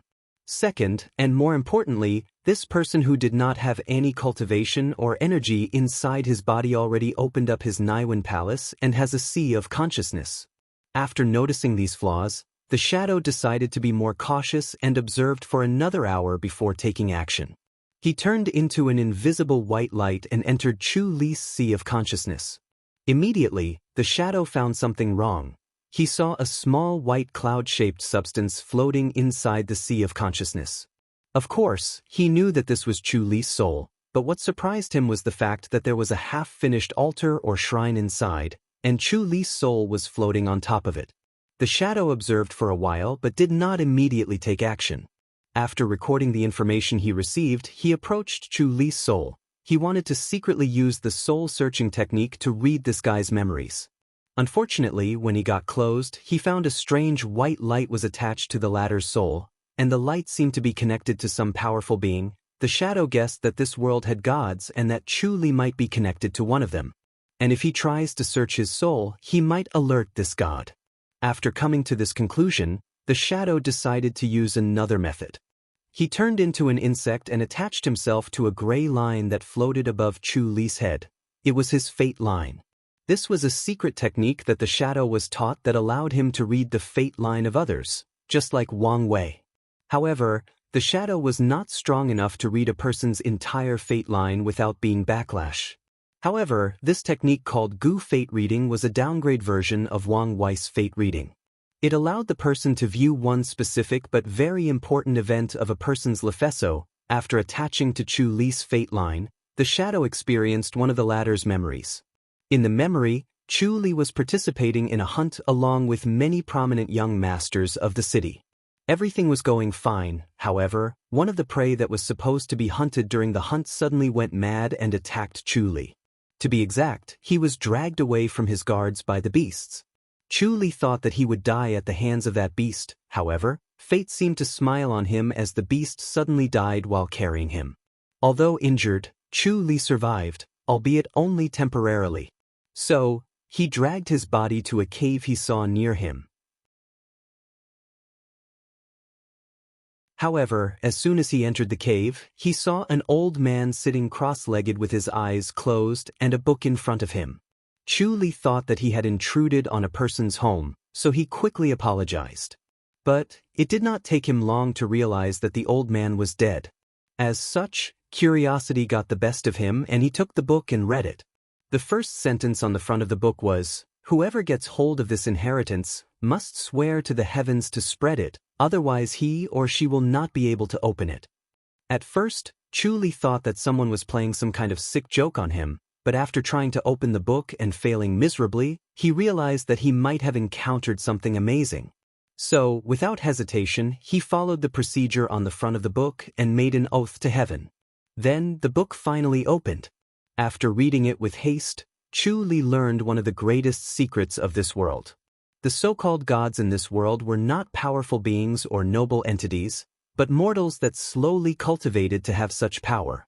However, to prevent the rise of other gods that will compete with them for resources, they erased the existence of cultivation from ordinary people and claimed that only through their blessings or by inheriting divine bloodlines people can get access to supernatural abilities. Of course, not all gods felt that way. Chu Li learned from that book that a certain number of them felt that it was better to spread the cultivation technique. Unfortunately, because of this conflict in ideology, a war occurred that led to the defeat of the gods who were for spreading supernatural powers. The majority of them were killed as a result, and only a few survived by hiding like rats and secretly spreading these techniques. After learning all this information, Chu Li did not rest and quickly returned home despite his injury. Luckily for him, his guards were searching for him and found him midway. After they rushed him home and had a doctor healed, the first thing that Chu Li did was to contact the fire god Hua and tell him about the book and his encounter. Their families have been serving the fire god for countless generations and had a way to contact him. As for the reason he did that, the answer was simple. Chu Li learned that there were 6 stages of cultivation, but the book he received only had 2 of them. So, he hoped that by telling the fire god about his discovery, the latter might reward him. Of course, he was quite worried about his oath. Fortunately, his bet was correct. The fire god rewarded him with the method of breaking into the 3rd stage and dealt with his oath. Of course, Chu Li had to make another oath. To be exact, he had to make 2 other oaths. One was to never reveal this secret to other people, and second, to offer his soul and undying loyalty to the fire god. During the process, he knew that if he did not make these oaths, especially the second one, he would be instantly killed. Luckily for him, the fire god did not immediately kill him on the spot after telling the truth. After settling everything, Chu Li began to review the cultivation techniques that he received so that he could eventually start practicing. He learned that the first 3 stages are called Divine Shrine, Divine Power, and Divine Transformation. In order to enter the first stage, he needed a certain amount of reputation. And by using a secret method, he could turn his reputation into strength to open his Naiwan palace and have a sea of consciousness. Then, he could use the reputation to create a divine shrine. The altar or shrine is the foundation of every god, so it is very important. At first, Chu Li was confused about what reputation was, then he learned that it was meant in the literal sense. As long as people talked about him and he garnered a certain reputation, he could use this to create his shrine. Knowing this, Chu Li quickly used the power of his family to spread the news that he awakened a divine bloodline, thus quickly gathering a reputation as a god-chosen one. And with that reputation, he began to slowly build his shrine, although his family suggested that he take a large group of people and go hunting a fierce beast in the mountain to show his heroic posture as divine spawn. Chu Li quickly denied this idea as he knew that he did not have such ability. According to his inheritance, cultivators in the divine shrine realm are actually very weak as they do not have any real method of combat except for using their spiritual senses to either control mortals or create illusions. On top of that, as long as someone has a strong will, these methods will not work on them.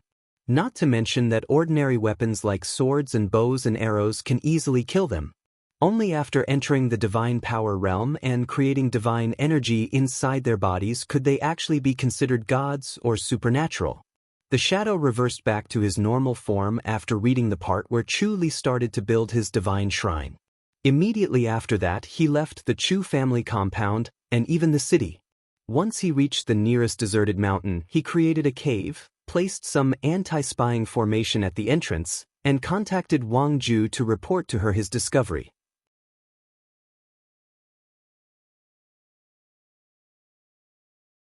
Chapter 303. Inside a mountain cave, Wang Ju just received a bunch of information about this world from the few Fate Shadow Guard that she sent out. Unfortunately, only one of the shadow that came to this word can use the Gu Fate reading technique, as the others had different mentions back home. So, the information gathered this time was not that much so. After briefly analyzing and summarizing the information gathered, Wang Ju showed them to the group so that they could discuss their next plan.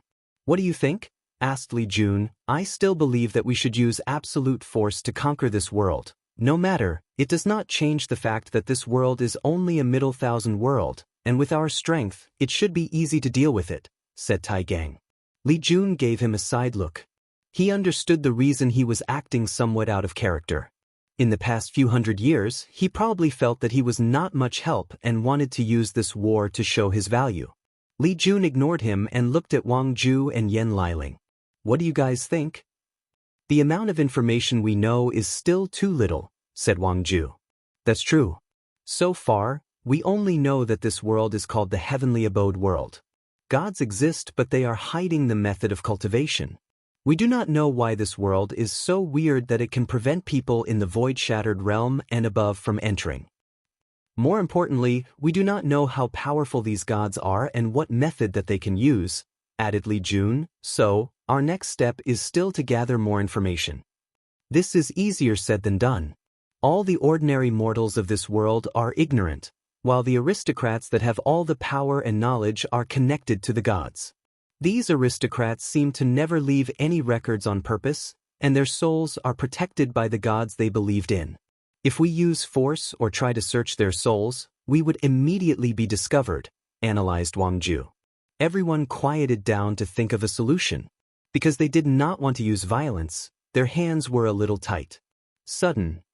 Taigang said, since faith is the reason that these aristocrats are connected to the gods, why don't you create a pill that makes them unfaithful? That way, we can easily search their souls and get the information we want. Everyone turned to look at him with a surprised look, then they turned to look at Yen Liling, who had a pondering look on her face. This could work, and I do not need to invent a new pill. As long as I modify the heart-refining pill and make these people experience an illusion that makes them doubt their gods, we can take advantage of this to search their souls without alerting anyone. Li Jun nodded his head. In that case, go do so. Meanwhile, he took the copy of the cultivation technique of Chu Li and started reviewing it. He hoped that by understanding it, he can be more prepared to deal with these so-called gods. According to the book, the first step of this method is to create a divine shrine by gathering reputation. As for what exactly reputation is, the note explained it as a lesser form of incense. The gods do not allow people who just begin their cultivation path to set temples and idols to receive faith or incense unless it is their direct descendants. So, other people have to use their reputation by spreading their names and deeds. After the divine shrine is built in the sea of consciousness, reputation can be used to create divine energy and enter the divine power realm. In this realm, the mortal is considered a saint and can use various spells. By constantly showing these spells in front of mortals, cultivators can gather more reputation. In the next stage of cultivation divine transformation, the divine energy is liquefied into divine essence, and after being baptized by said energy, the cultivator's body will transform so that they cannot be harmed by any mortal weapons. On top of that, they can also fly in the sky. As a result of this, they are referred to as demigods. After reading all of the notes, Li Jun frowned as he pondered to himself. This cultivation system is somewhat similar to our origin system in the way that energy is compressed and liquefied to reach a higher level. Could it be that our sect's founder once studied it? However, he quickly shook his head as this was not enough to show that there was a correlation between the two. He remembered that when he first learned about Otherworld's communities, his big brother once theorized that all cultivation systems could be classified into 3 categories: body, soul, and energy, which is in line with the concept of essence, spirit, and qi. Each system either used one or a combination of these 3 components. This divine system used spirit and qi, or the soul and energy, while their origin system is a combination of the 3. After reading this cultivation technique, Li Jun had a basic idea of the power of these gods, but he did not rush to make any conclusion as this was just one technique, so he waited. A few days passed and Yen Liling refined the heart-refining pill and it was sent to the previous shadow. Immediately afterward, he flew to a place called the Fire Kingdom. According to the information he gathered, the fire god seemed to be one of the most powerful gods around. And this kingdom was left by him and contained his descendants. After arriving there, the shadow quickly blended in to observe before acting. He soon noticed that there were no temples of other gods in this kingdom, only the fire god. Additionally, the aristocrats of this kingdom are mostly saints with only a few demigods. However, the shadow quickly learned that the king of this kingdom is a direct bloodline descendant of fire god Hua, and is a true god. Although the shadow did not learn the meaning of true gods except for it being a title, he quickly inferred that this might be the name of people who cultivated the realm after divine transformation. After learning about this fact, the shadow decided to infiltrate the royal palace. The process was easier than expected as there was no formation surrounding it. The shadow has long noticed that the concept of formation does not exist in this world. In fact, even other professions like alchemy and talisman did not seem to exist. And if they did, they were not that developed. Nevertheless, there was still a weird and mysterious power that surrounded the Golden Palace. He guessed that it was the divine essence of the fire god that was secretly protecting this palace. Fortunately, compared to formations, this power was not as efficient in detection. So, after taking a few days, the shadow was able to infiltrate the palace and mix into the kitchen and replace one of the chefs that cooked for the king. The process of feeding him the pill was smoother than the shadow expected. The king had no guard whatsoever and just drank whatever was given to him without having anyone checked beforehand. After pondering for a moment, the shadow realized why. The gods in this world considered themselves aloof, and with how strict power is controlled, there should be no mortals that could pose a threat to them. So, they became arrogant. That night, after drinking that pill, the Fire King started having weird thoughts. To be exact, certain thoughts that he had secretly buried deep inside his mind were forced to resurface. As a king and descendant to the fire god, his path of ascension is not as smooth as he imagined. Although he managed to become a true god, his next step in cultivation is not an easy one. To get access to it, he has to properly manage the Fire Kingdom for hundreds of years. Then, based on his performance on how many new believers that he has developed for the Fire God, he can access the next cultivation realm. On top of that, he also has to dedicate his life to the Fire God, and his entire life, he has no chance to ever surpass his ancestor. As a result of this, the Fire King is of course unwilling. Unfortunately, there is nothing that he could do but bury these thoughts deep in his heart and continue working for the fire god and provide him with incense. That was until this pill activated and made it impossible for him to further suppress. And at that moment when his faith wavered, the Fire King's connection with his god was momentarily broken and the shadow quickly attacked.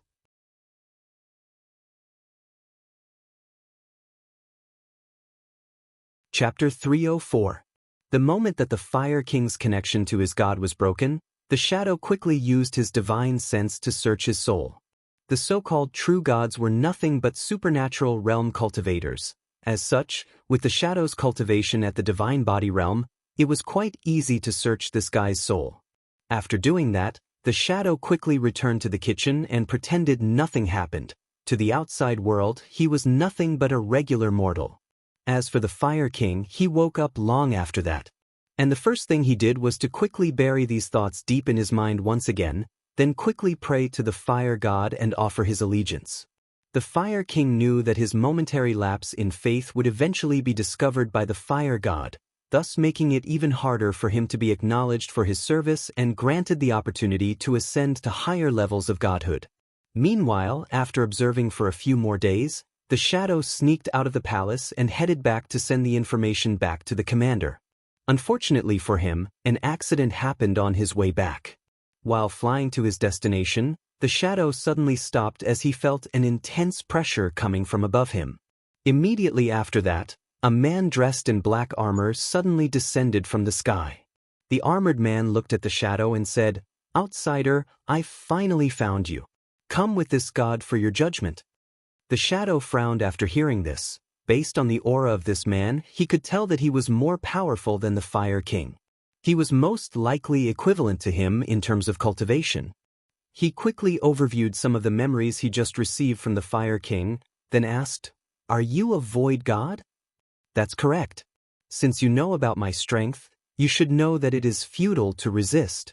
So, come with me peacefully and do not resist." After you tell all the supreme gods about information of your world, we can consider being lenient on your punishment.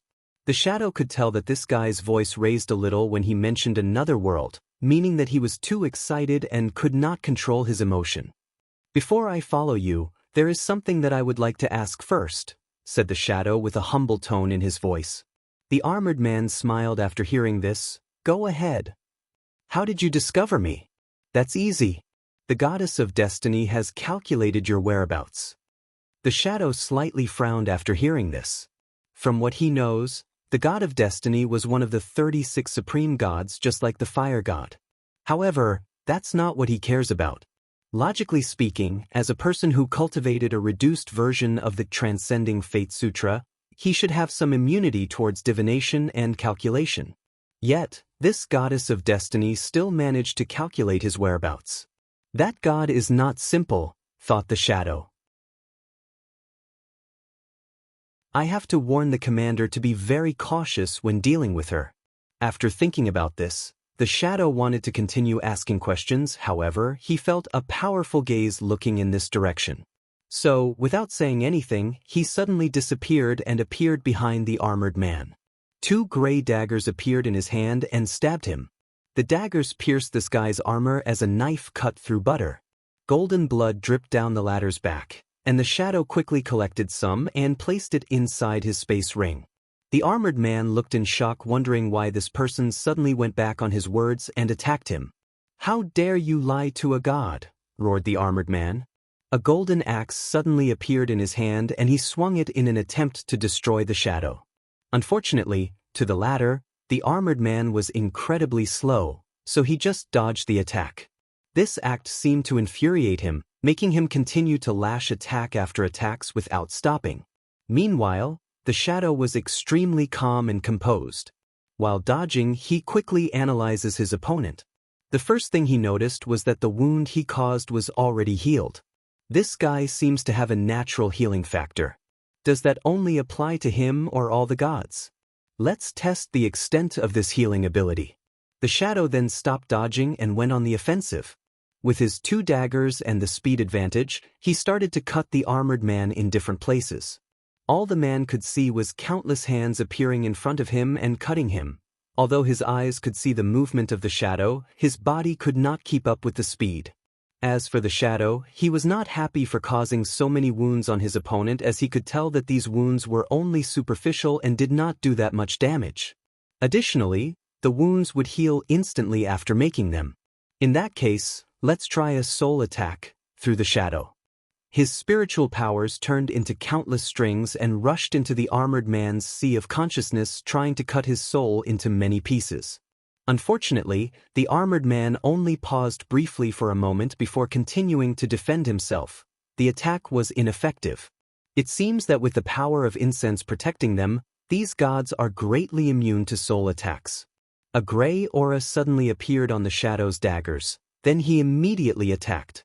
Before the armored man could understand what was going on, he felt an intense pain that made him scream out loud.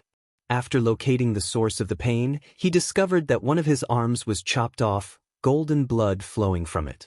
What's even worse, the damn outsider was collecting his blood like it was a piece of merchandise. You dare hurt this god's divine body, roared the armored man. You dare. His eyes turned red, and an aura of madness suddenly enveloped him. He seemed to want to devour the shadow. Unfortunately, the latter just calmly looked at him. The evaluation of these gods was drastically decreased by the shadow, well, at the very least, based on this guy's performance. In this brief battle, he could tell that this guy was extremely arrogant, so he underestimated his opponent during battle. Additionally, he quickly realized that his opponent had little to no battle intuition or experience. It was like he was used to using absolute force to deal with his opponent. As such, he had never faced any real challenge in his life. If all the gods are like this, then it might be easier to conquer this world than expected, thought the shadow. However, he did not immediately conclude. After all, he has only met one god. After screaming for a few seconds, the armored man stopped, and the shadow noticed that the blood in his arm had stopped. However, he was happy that the arm did not immediately grow back. This shows that the regenerative ability of these gods had a limit. Unfortunately, the shadow was not happy for long. Suddenly, a bright star shone in the sky even though it was in the middle of the day. Then, the shadow felt his surroundings suddenly change. The space around him solidified and it became very difficult to move. Every single action required tremendous effort. Even his origin essence was running extremely slow. "Domain," muttered the shadow, then he quickly denied that. He suddenly remembered some of the information that he received from the Fire King. According to the cultivation system of the world, after divine energy is liquefied in the divine transformation stage, the next step is to further compress that energy into a seed and enter the divine seed realm. In that realm, cultivators are called true gods. However, above that is the divine abode realm or the void gods. In this realm, the seed inside these gods will blend into heaven and earth to create something called the heavenly abode, which is essentially a small world. The heavenly abode, which is located in the sky as stars, is where many of the believers of these gods are sent after death, and also the place where they cultivate other gods as part of their pantheon. One of the abilities of void gods is to use the power of their heavenly abode and dramatically increase their powers. All these thoughts flashed across the shadow's mind in just an instant. Then he continued to observe the armored man. He then saw some kind of energy coming from the sky and entering the man's body. Immediately afterward, his divine energy was replenished, and more importantly, his arm grew back in an instant. The armored man looked at the shadow with hatred in his eyes. "Thanks to you, I had to use so much incense to regrow my arm. For this, I will make you suffer for an eternity." The armored man suddenly disappeared before appearing behind the shadow's back. His golden axe shone brightly as he swung it down with absolute force, bringing down the might of a god. The next few days are Christmas Eve and Christmas, so do not expect any chapters. If I have time and am in the mood, I might release one. But please do not expect anything. Merry Christmas and Happy Holidays.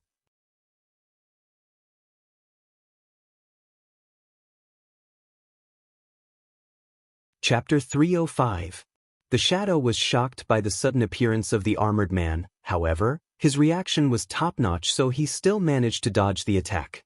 While doing so, his training kicked in and he instinctively slashed his dagger at his opponent's weak spot. Unfortunately, a crystal wall suddenly appeared where he attacked and blocked it. The armored man once again disappeared and appeared instantaneously behind the shadow and attacked. His attack was blocked, but the shadow finally discovered the reason for the sudden increase in speed. The heavenly abode can allow him to use the power of space to teleport. Even that crystal that blocked my attack was a space wall. The shadow continued to use his insane reaction time to dodge all the attacks. Meanwhile, he was observing all the abilities of this god. As an elite of the Fate Shadow Guard, he was personally trained by Wang Wei himself to not only be a powerful intelligence gatherer, but also an assassin and warrior. He was trained to be able to react in many different situations. So, to the shadow, this void god was incredibly weak because of how little fighting experience it had. Nevertheless, the opponent's ability to control space gave him an advantage. The shadow pondered whether to use a void blocking talisman to prevent his opponent from teleporting.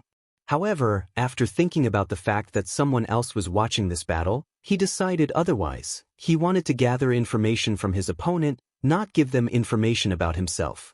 A few minutes passed since the battle, and the armored man realized that he had not accomplished anything. He did not even wound his opponent once. This fact made him more furious, so he decided to be even more ferocious. Unfortunately for him, the shadow had already gathered enough information about his opponent and decided that it was time to end this farce. He waved his hand, then countless shadows came from the ground and encased the armored man. In just a few seconds, he turned into a massive black ball with strange characters or runes written on top. A thumping sound could be heard from inside as the armored man tried to break free from his restraint.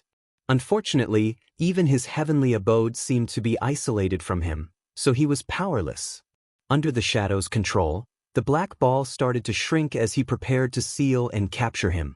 Midway through, he felt something and raised his head to look at the sky. He saw a giant red hand burning with flame descending on him. The shadow's heart palpitated as he saw that hand. The power of law? He thought with shock. The supreme gods can use law? The shadow could feel the law of fire on that gigantic hand. From the information he gathered, this world was only a middle thousand world. As such, only cultivators in the primordial spirit realm should be possible. Even though this world has a different cultivation system, it did not change the fact that only greater thousand worlds could give birth to individuals that can control the law. As the hand rapidly approached, the shadow gave up on capturing the armored man. He took out a teleportation talisman and activated it. Unfortunately, the space around seemed to block by that hand. Having no choice, he quickly took a jade talisman from his space ring. This time, he took out a breaking void talisman. A white light enveloped the shadow and he disappeared from his location. The red hand that was descending suddenly stopped after noticing this. Then, a tyrannical Defies sense began to search the location he was along with the surrounding few thousand kilometers. After not finding anything, the divine sense expanded its search. Above the sky, in one of the stars, a man dressed in red slowly opened his eyes. He had a red goatee and his hair was replaced by flame. "I could not find the outside after searching the entire fire realm," muttered the fire god. After that, his consciousness traveled to a far distance. Close to the crystal wall was a temple floating in the space. The temple was golden and a noble breath exuded from it. At the entrance of the temple were 36 statues of both women and men. Of course, some of these statues looked nothing like humans, while some had their faces blurred. Inside the temple was a circular table with exactly 36 seats, and each seat had a character written behind them. Suddenly, an illusory figure appeared on the seat with the character, "Fire," written. It was the fire god. As soon as he appeared, a strange wave came from him, then another person appeared to take a seat. "Fire god, why are you calling for a supreme god conference? Is there anything worth assembling all of us for?" "It's not me who wanted to call the conference. The destiny goddess told me to do so." "Do you know what it is about?" asked the thunder god. "It should be regarding the outsiders." The thunder god frowned, but he did not ask anything else. If it was anyone else, some of these gods might not come. However, since the destiny goddess called the meeting, everyone would give her face. A few hours later, all 36 supreme gods showed up with the destiny goddess, the last one. As soon as he appeared, her peaceful and ethereal temperament attracted everyone. Everyone was waiting for her explanation. "I'm sure all of you are already aware of the outsiders that suddenly appeared in the fire god's territory," said the destiny goddess. "So?" asked the god of death with a little irritable tone in his voice. As the most powerful god in this pantheon, he is quite confident of himself. "From what I remember, only a few of them came. They should not be a threat to us." "Not necessarily. What about the world behind them?" asked another supreme god. "As long as the crystal wall is still there, we do not have anything to worry about," retorted the death god. "All right, let's listen to what Mingyun has to say," said the life goddess. So, everyone looked at the destiny goddess. She paused for a moment, then said, "I'm afraid that the dusk of the gods is finally upon us." Everyone looked at her with shocked faces. Ragnarok, dusk of the gods, end of age of God. No matter what name was used, it only meant one thing. All the gods will fall, ending their era of ruling over this world.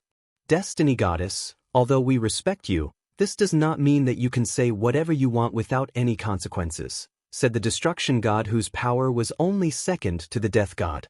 Many people had a similar sentiment to him.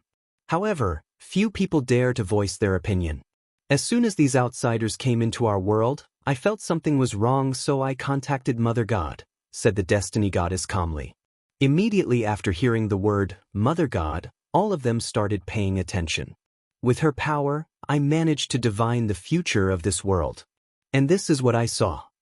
She waves her hand in the air to show a scene. Stars kept falling from the sky until there was none left. Golden blood bathed the earth until it formed a river. The faces of the gods became ugly as they watched this scene. They knew that the stars represented their heavenly abode, and the golden blood was their blood. "How is that possible?" said the life goddess. "We have experienced invasions from outsiders before, so why is it different this time?" However, no one could answer her. Many people panicked a little, and after seeing this, the death god said, "There is no need to panic. Fate or destiny is not set in stone. We can still change the future." "What should we do then?" asked another god. "We need to analyze the situation and come up with a proper solution," said the death god. "If anyone has any suggestions, say now." However, no one said anything. Although the death god calmed some of them down, they were still worried. As the destiny goddess watched the reaction of these people, she was slightly disappointed. This is one of the weaknesses of the gods. After being protected for so long by the crystal wall, they have lost the ability to react during a crisis. Many of them probably never actually understood the meaning of the crisis. As for the more level-headed and clever ones, they might have their own selfish motive.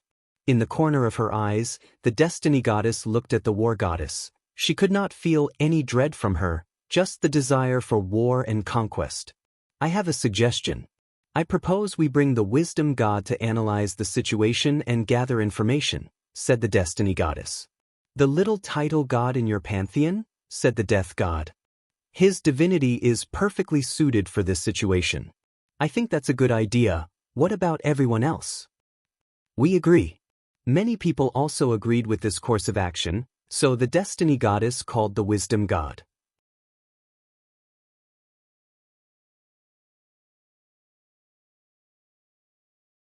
Chapter 306. The majority of heavenly abodes of the gods in this world are usually the same. There is a golden temple in the middle. Countless believers and gods below the void god realm reside inside and serve the gods said abode belongs to. Since gold symbolized divinity, nobleness, and extraordinary, the majority of gods have buildings or designs inside their abodes made of gold. They usually have statues made in their appearance made like that. In one of the abodes, the character for wisdom was written at the center of the temple, along with the phrase, "Wisdom is the driven force of all intelligent life forms." In one of the main rooms of the temple, an old man with long white hair and beard sitting on a throne with his eyes closed. He had a white robe on his body, and his temperament was sage-like. As he closed his eyes, countless invisible energy threads were connected to his head, and he seemed to be absorbing them. Suddenly, the old man opened his eyes, and a look of confusion and shock flashed across his eyes. He frowned for a moment as his fingers tapped on the throne, pondering deeply. He just received news that his leader, the destiny goddess, called him to attend a supreme god conference. As knowledgeable as he is, he knew that only when a real emergency occurred would all the gods place aside their differences and open the conference. However, he was confused as to why a little title god like himself was called to attend the conference. Due to his divinity involving wisdom, he did not have many fighting abilities. The destiny goddess should be aware of my capabilities, so, most likely, she needed my expertise for something. The mind of the wisdom god rapidly moved and calculated. This might be my chance to become a supreme god. However, he quickly shook his head. The other supreme gods would never allow another one of them to be born even if it was someone like me who did not have much fighting ability. However, if everything goes well, I should be allowed to gather more incense and reach the peak of the divine incense realm. After making a preliminary plan, the wisdom god changed his clothes into a more presentable one, then waited. Soon after that, a golden light enveloped him, forcing him to close his eyes. Once they were opened again, he found himself in the middle of a room with 36 chairs floating on top of his head, forming a circular pattern. His heart skipped a beat, then he immediately bowed. "Zhihui has seen all the supreme gods. There is no need to be nervous," comforted the destiny goddess. "We call you here to use your expertise to help us deal with something. Afterward, you will be greatly rewarded. It is my honor to serve all of you." After going through some pleasantries, the destiny goddess told him all the information that they knew so far, even about the dusk of the gods. Although they did not want this information to spread, They also agreed that it would be better to provide the wisdom god with all the necessary information so that he can better analyze the situation. After hearing all the information, the wisdom god took a deep breath to calm down his nerves, then asked 2 questions. Destiny goddess, can I know how you were able to know the information of the outsider? And why can you do the same now? When the outsiders first appeared, I used the power of Mother God to increase my ability, so I could barely divine the appearance of the outsiders along with their most recent movement. However, after that, this method no longer worked. The wisdom god nodded, then looked at the fire god. Your Majesty Fire God, could you show me the battle of the outsider with your follower? The fire god frowned briefly after hearing this. He was wondering whether this guy was trying to embarrass him. However, after thinking about the situation, it was unlikely. So, he waved his wand to display his memory of the battle. After reviewing everything, he closed his eyes and reviewed all the information he gathered. He connected to his wisdom divinity, and instantly, his mind elevated. He became more intelligent, his calculating power reached beyond a supercomputer, his mind became more flexible as he could use the smallest of detail to extrapolate further information. An hour later, the wisdom god finally opened his eyes, and his complexion was a little pale. Did you come up with something? Asked the destiny goddess. Yes, a few things. Please elaborate. First, the opponent is obviously adept at anti-divination, hence the reason that they could not be tracked. Second, they are very cautious. Previously, most of the outsiders that came to our world are usually disdainful of the fact that this was a middle thousand world. So, they usually acted recklessly. Third, according to the information previously gathered, there were 4 people that came to this world, 2 men and 2 women. However, the one who fought against the fire god subordinate was not part of the original 4. That can only mean that they have a way to carry people with them, most likely a space ring. Space ring? I thought this thing could only carry non-living things, commented the death god. Let him continue, said the life goddess. The wisdom god nodded his head, then continued. Fourth, if these outsiders have a space ring that can hold people, there is a possibility of them carrying an army with them. Fifth, the man who fought Void God Lu was extremely powerful. From the battle, it is obvious that he was highly trained and has plenty of battle experience. Based on his aura and energy level, he should be equivalent to a Void God, but his strength is probably on par with any elite title god. So, we can summarize that their cultivation system is very advanced and powerful. Sixth, during that battle, the outsider used abilities related to fate, shadow, and sealing. The reason that the wisdom god brought this point up was because of the cultivation system of the gods. In the early stage of cultivation, using their divine energy, the gods can use spells or abilities of different categories. However, as they become more powerful, they become more restricted, especially after entering the divine incense realm and becoming a title god. In that realm, the gods have to choose a divinity which is essentially a law as their main focus and receive incense based on that divinity or law. As a result of this, they are often very restricted by the law that they choose. For example, the death god cannot use fire spells or abilities. He can use things like Death Flame or Death Thunder. Even then, these abilities would drastically decrease in power when facing the fire god or the thunder god. Additionally, he cannot use pure elemental abilities or abilities that are connected to other supreme gods. This is the limitation of the incense god system. After talking about his 6th point, the wisdom god looked at the fire god. Your Majesty, can you check to see if something happened around the area where the outside appeared? Preferably, around the surroundings. The illusory figure of the fire god nodded before closing his eyes. A few minutes later, his face became twisted and he opened his eyes. What is it? Asked the destiny goddess. One of my descendants momentarily lost his faith to me. Additionally, there are signs that his soul was searched. In that case, the 7th point is that the outsiders have a way to cut off the connection of believers to their gods. The 8th point is that thing that the outsider used to teleport himself away. If I remember correctly, this should be what they called talisman. And given the fact that it could be used to escape from the attack of a supreme god, It should be quite advanced. He paused for a moment, then sighed out loud. Based on all this information, we can conclude that these outsiders are from a very advanced civilization. They might even be from a heavenward world. Gasps could be heard inside the conference room. The majority of them have lived a very long life.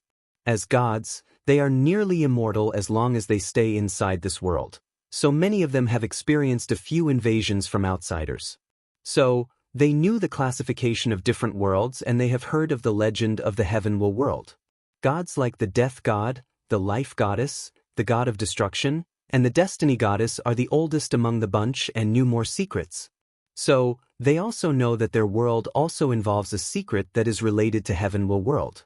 So, after hearing the wisdom god conclusion, they secretly looked at one another. Just their eyes displayed the seriousness and solemnity of the situation. So, what do we do now? Asked one of the supreme gods. We must find these outsiders as soon as possible and no matter the cost, replied the death god. Then his eyes looked directly at one particular god.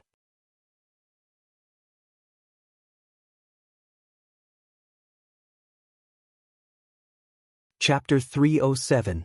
The face of the fire god became ugly as he watched all those gods looking at him as he could guess what they were about to say. Absolutely not, he said with a firm voice. Fire god, this is not the time, said the death god. The best course of action is to send a lot of people in your territory to search for these outsiders. The sooner we find them, the better. I don't care, responded the fire god. Think about the greater picture, said one of the supreme gods. Yes. This is not the time to be selfish. Selfish? Said the fire god with a sneer on his face. How many of you will truly be looking for the outsiders instead of using this opportunity to spread your faith in my territory? The room immediately became quiet for a few seconds before one of them pointed to the fire god and said, Our world is at stake and all you can think about is yourself.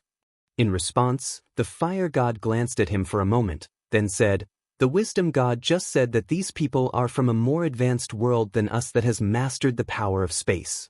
So, it is very possible that they have already left the fire realm and could be anywhere in the 36 realms. How about all of you open the borders to your territories and let other gods send in their subordinates and search for the outsiders? That way, we can cover more ground and increase the chances of finding them. The room once again became silent as no one said anything, even the death god. After seeing this, the fire god sneered. These people were happy to enter his territory to search, but it's their turn. They all became quiet. As the destiny goddess watched all of this happen, she mentally sighed. She understood one of the reasons that this world will fall. Unfortunately, there was little she could do about it. For the next few hours, the supreme gods argued about their next course of action. In the end, under the persuasion of the destiny goddess and the life goddess, the fire god decided to allow each of the supreme gods to send 3 gods into his territory. However, these gods can only be true gods and below, and if they show the slightest inclination to start spreading faith or forcefully capturing people, he would kill them immediately. The other gods agreed to his proposition. According to their previous agreement, in each realm ruled by a supreme god, there was a fixed amount of faith that the other supreme gods could gather. If someone broke that limit, he would be dealt with by the others. Once a decision was reached, all the supreme gods returned to their realm. Destiny realm, wisdom heavenly abode, the wisdom god returned to his temple. As soon as he was alone, he smiled brightly, instantly removing the solemn and calm look on his face. Although he could not influence the decisions of his superiors, he still received a lot of benefits. The destiny goddess promised to increase the population under him so that he could gather enough incense to reach the peak of the divine incense realm. He then quickly calmed himself down. During the meeting, since he was under a lot of pressure, he felt that he might have missed some information. So, he quickly reviewed everything again. However, he did get any new relevant information. Did I really miss something? Muttered the wisdom god.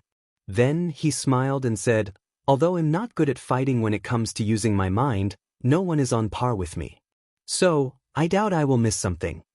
After that, he no longer paid attention to this matter as he waited for his reward. He could tell that great changes were about to take place in this world because of the outsiders. To be precise, great chaos was about to take place. If he plays his cards right, he might receive a lot of benefits. In another heavenly abode, the destiny goddess opened her eyes. She looked dazed for a moment before sighing deeply. One of the reasons that she wanted to hold the conference was mainly to propose to the other gods to allow the birth of other supreme gods to increase the strength of this world. With more supreme gods, their chances of surviving this calamity would drastically increase. Unfortunately, the others could not even agree on a basic set of actions for searching the whereabouts of the outsiders, let alone making such a major decision. The destiny goddess knew that all of them would immediately reject her proposition if she brought it up. After reining in her thoughts, she stood up from her throne and left her temple. Unlike most gods who had golden temples decorated with lavish embellishments, her temple was plain white with little to nothing beside one statue of her. And just like the statue, she was dressed in a plain white robe. An ethereal and mysterious mist seemed to cover her face. After leaving her abode, she directly teleported to another one. And this one was also unique. It was a library attended by an old man that looked like he was about to die. Age spots could be seen all over his face along with countless wrinkles. Despite this, his eyes were not murky. Instead, they were quite bright. "Your Highness, to what do I owe this pleasure?" said the old man. As the destiny goddess looked at the old man, she was momentarily dazed. "Record God, how old are you now?" "Your Highness, I'm 18, 324, 657 years old." 18 million? You're rapidly approaching the title god limit of 20 million. It's all right. After all, death is an inevitable thing for all living beings. And even the supreme gods will one day return to the embrace of Mother God. "That's true," muttered the destiny goddess softly. She could not remember how many god of record she has seen and buried in her lifetime. And one day one of them might bury her. She sighed out loud to remove these distracting thoughts from her mind. "I need you to show me all the knowledge you have recorded about heaven-will worlds." The record god nodded his head as he led her to the information she wanted. Void god Lu returned to his heavenly abode after being rescued by the fire god. Once inside his temple, another person approached. Based on that person's aura, he was a true god. "Your Majesty, what reward did the fire god give you?" said the true god. "Did he give you permission to become a title god?" After hearing the question, Void god Liu's eyes became blood red. He instantly appeared in front of the true god, gripped his head, and pinched it. Golden blood, bones, and brain fluid drenched his body and decorated the halls of the temple. After, he ignored the filth around him as he sat on his temple. "I was so close to becoming a title god, but now everything is ruined. Outsider, you better not let me catch you." He then closed his eyes to absorb reputation and cultivate. However, what Void God Lu did not notice was a strange black energy that came from his blood and was rapidly spreading through his body. After using the void-breaking talisman, the shadow was teleported to a secret base that he made that was surrounded by formation to prevent spying. Once there, the shadow did not immediately return to meet his commander. Instead, he spent a few days cultivating the part of the Transcending Fate Sutra that involved anti-divination. He had to make sure that these supreme gods could not track his whereabouts anymore. After that, he took out a vat of golden blood. He immediately began to chant a weird formula. As a result, black energy came from his body and entered the blood. A few minutes later, he stopped and nodded in satisfaction. "With this blood possession curse, it should be a lot easier for me to gather information." The shadow then sneered as he placed the blood away. He expected some sort of resistance when placing the curse. However, nothing happened. As such, he was quite disdainful of how lax or carefree the mentality of these gods is. It's like they have no sense of crisis. However, after thinking about it for a moment, he realized that everything made sense. These gods have been at the top of the food chain for so long since nothing could threaten them. So, they have lost their natural cautiousness, their fear of the unknown, and their awe of heaven and earth. In some way, they are quite pitiful. Although the crystal wall has protected them from harm for who knows how long, it has also restricted the development of their civilization. Of course, the shadow did not pity these gods.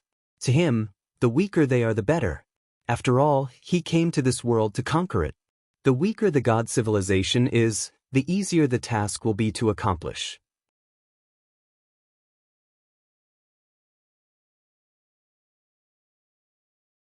Chapter 308. The supreme gods of this world can use the power of law? Asked Li Jun with a hint of astonishment as he looked at the shadow in front of him. So, I was right to be cautious. The information brought back from the shadow did bring the group a bit of surprise. With the strange cultivation system and the powerful crystal wall, this world must have a big secret. And most likely this secret involves a great emperor, commented Wang Ju. The others nodded their heads. They were truly surprised by the fact that the god cultivation system allowed cultivators in a Middle Thousand world to control the power of law. More importantly, the lifespan granted by this system is truly exaggerated. According to the information that they received, a true god can live up to 5 million years.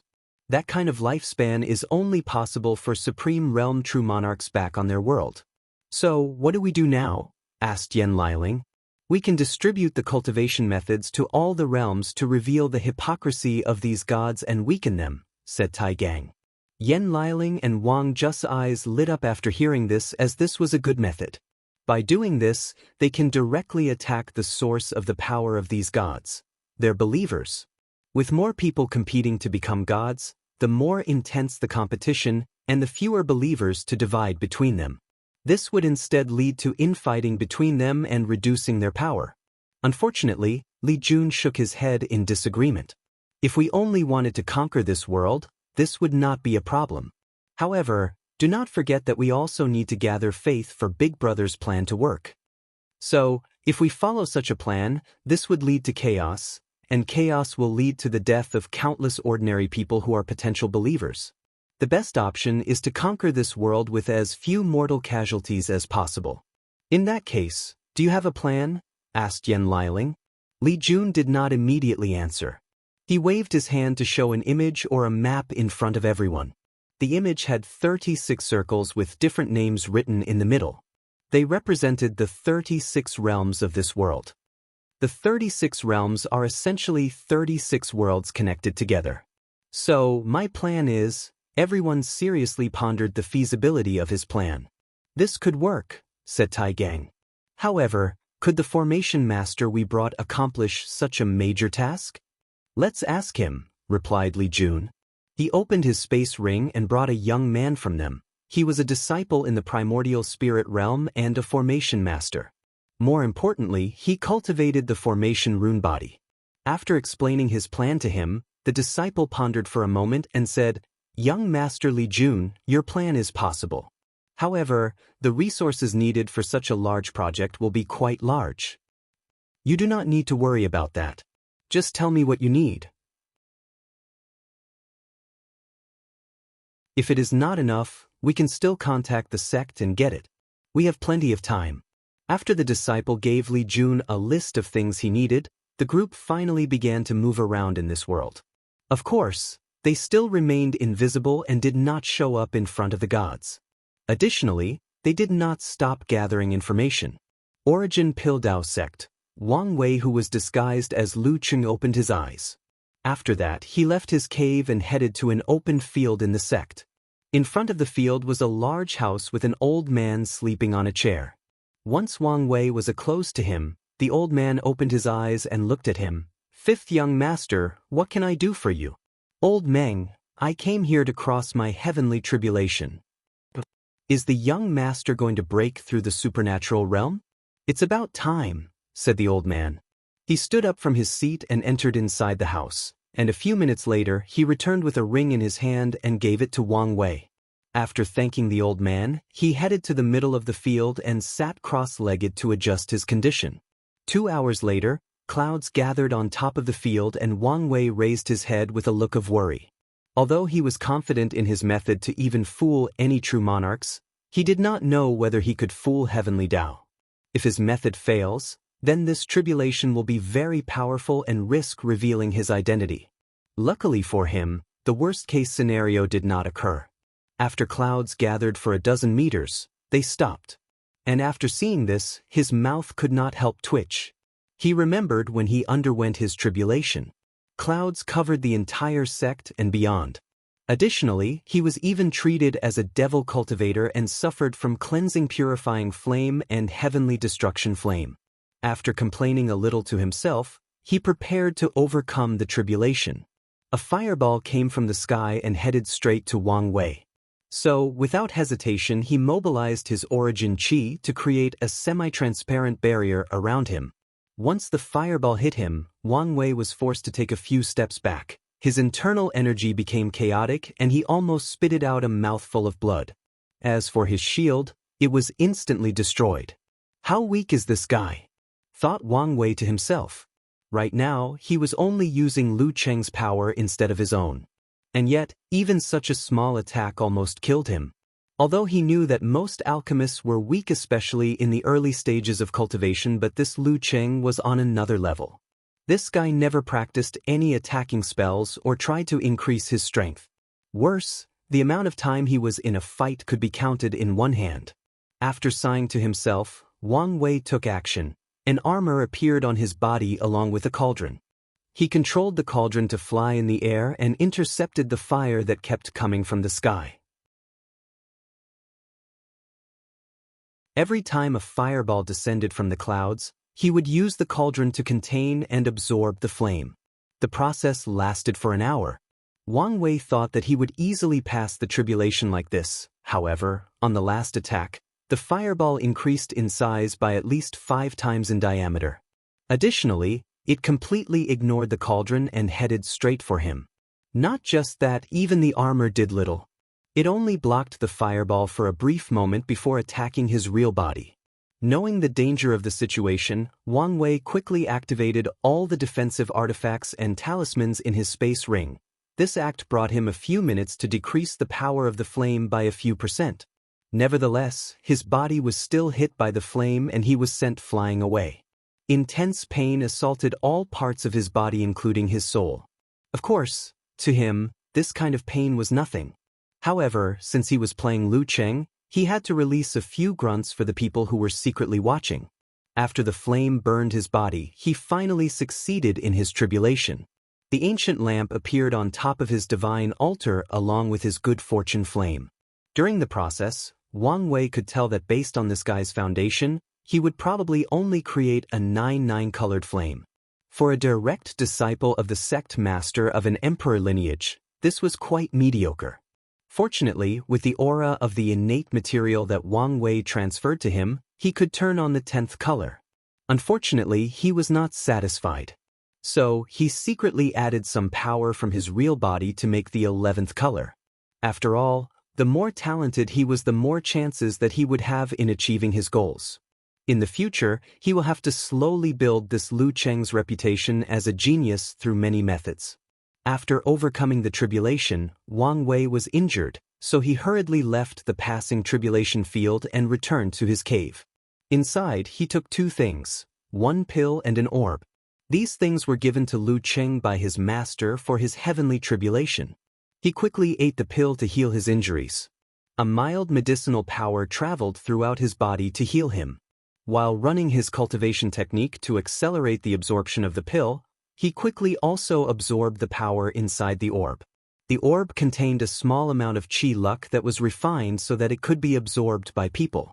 And after doing so, Wang Wei could feel that an innate talent was slowly brewing inside his body. Although he knew that with such little amount of chi luck, the talent will not be much. He hoped that it would not be a normal level talent, but a growth one so that he can have room to maneuver in the future.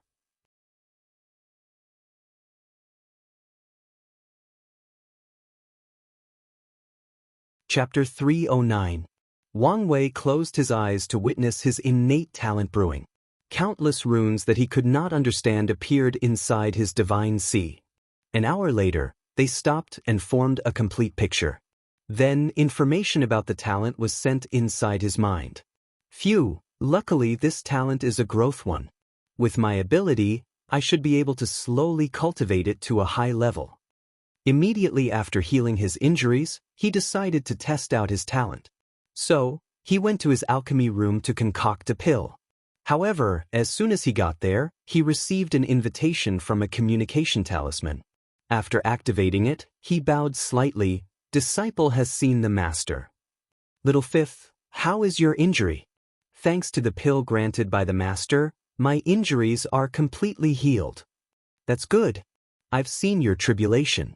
Having accomplished an 11-color flame is not bad. Disciple is ashamed. If not for the recent fortunate encounter, I probably would not have such a result. Is this guy already starting to doubt me? This should not be, thought Wang Wei to himself as he made his face look like he was sorry for disappointing his master. There is no need to be ashamed. After all, you are not a heaven chosen that will compete for the heaven will. With an 11-color flame, you can still break through the supreme realm and enjoy 1,000,000 years of lifespan. Disciple will do his best not to disappoint the master. Yi Lao nodded, said a few comforting words before disconnecting the communication. After that, he pondered for a few moments, then his eyes suddenly turned golden red. He looked in the direction that Wang Wei's cave was, and he was slightly surprised by what he saw. He saw an orange dragon with a quarter of its body already turned yellow. Additionally, upon further focusing, he could see that a small part of the dragon's tail was turning golden. Another thing that he noticed was that the dragon who was usually curled up was now fully displaying its body as it circled the cave. It seems that Little Fifth's chi luck has started to awaken. Yi Lao was not surprised by this discovery as it was quite a common phenomenon. Some people are not born as geniuses or heaven-chosens with powerful chi luck. Instead, they have to wait after a certain time or even in their life before their chi luck awakens and they can slowly increase their fortune. Of course, unlike innate heaven-chosens, these people have to fight and suffer more for their destiny and fortune. After noticing the change in Lu Cheng's chi luck, Yi Lao waved his hand and an invisible white light rushed from his cave and hit Wang Wei's chi luck. Immediately after that, it turned into its original orange color. After doing that, he continued to refine his pill. Meanwhile, back in his cave, he discovered that someone was spying on his luck, but he pretended not to know anything. After the white light hit his chi luck dragon, he was momentarily surprised, then smiled. This Yi Lao is not a bad master. He even hid his disciple's chi luck to protect him from others. He then went back to his business as he was prepared to refine pills. The previous owner of this body was a low-level Tier 2 alchemist, meaning that the highest level of pills he could refine were low-grade earth pills which are used by supernatural realm cultivators. And from his memories, Wang Wei knew that the success rate of the refinement was quite low, especially since Lu Qing did not have divine sense to help during the process. Honestly, this guy was very lucky to pass the assessment to become a Tier 2 alchemist. He was lucky to succeed in his 4th attempt out of 5. Wang Wei had to shake his head when he saw that memory. He wondered how could the Alchemy Association be so lax to just give this guy such a rank after refining one pill. Of course, he also guessed that the Alchemy Association was not lax, but took into account Lu Cheng's master and bent the rules and gave him the rank. After taking out his cauldron and the herbs needed for the refinement, Wang Wei began. He did not immediately refine an earth-grade pill but started with the lowest profound-grade pill. Before infiltrating this sect, he also minored in Pill Dao and had some attainment on alchemy. Unfortunately, even since Yan Liling joined the team, he has been a little negligent in his alchemy training. As such, he decided to start over and review the things he previously learned. A 500 years ginseng, root of a blood lotus, red dates, and fresh blood drained from a tiger demon heart. As Wang Wei looked at these ingredients, he prepared to place them inside the cauldron to begin the process of refinement. Immediately, his talent activated. He cut off a few centimeters of the blood lotus root. The cut was extremely precise. Then, he also shaved off a few pieces from the red dates. As for the demonic blood, he measured the quantity down to the milliliters. So, that's why this ability is called precision. With it, I can use the perfect quantity and ratio when using any herbs. One thing that Wang Wei has always complained about alchemy in this world was the issue of ratio. There was no standard for the entire world, so most pill formulas were solely based on the alchemist who created them. Some alchemists created their own system of measurements, while others used vague descriptions like a pinch or a handful on their formula. Some of them even straight out asked people to feel the ratio that they felt was appropriate. As a result of this, alchemy relies greatly on talent, trial and error, and resources. So, when he was young, he created a system of measurement for all the alchemists in the sect to use. His goal in doing so was to lower the talent entry for alchemy, thus cultivating more lower-level alchemists for the sect. Unfortunately, back then, many of the alchemists in the alchemy hall disagreed with his approach. These pedantic old men who had their nose up their arse did not care for his status as they believed he was committing blasphemy against such a sacred profession. Fortunately, his father saw the advantage of this system and quickly implemented it. A few hundred years later, this pedantic old man saw the benefit of this system and did not dare say anything anymore. Well, at least in public they won't. After placing the herbs inside the cauldron, a red flame appeared in his hand and he began to melt the herbs. His control of flame has to be exact, otherwise the herbs will be destroyed. With his divine sense, he could see everything happening inside the cauldron, and it became easier to control the flame. Once the herbs were melted, he began the process of removing impurities. Heaven and earth were both fair and balanced. As such, nothing was truly perfect. Everything and everyone has impurities inside their bodies, and that also goes for medicinal herbs. Even the ones that have been baptized by spiritual qi for millions of years. Wang Wei controlled the flame to burn the impurities inside all these herbs. With how powerful his soul is, he quickly reached the limit of the number of impurities that he could burn off, then he proceeded to the next step. The herbs were then mixed up together. What Wang Wei was refining was the blood qi pill that could increase the blood qi of cultivators in the body refining realm and increase their cultivation.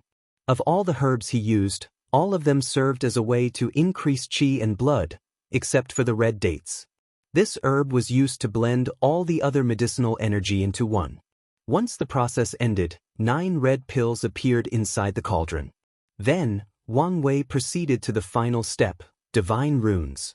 Using his spiritual strength, he inscribed 3 runes on the first pill. 1 rune was used to excite the blood energy in the pill, making it more active and increasing its potential.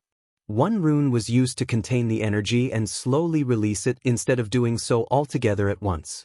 As for the final rune, it was used to help with the absorption process. Each person's body is different, so they can only absorb a certain amount of medicinal energy. However, the final runes would increase the absorption rate by at least 30% for ordinary people with an ordinary talent. After refining the first pill, he continued for the others.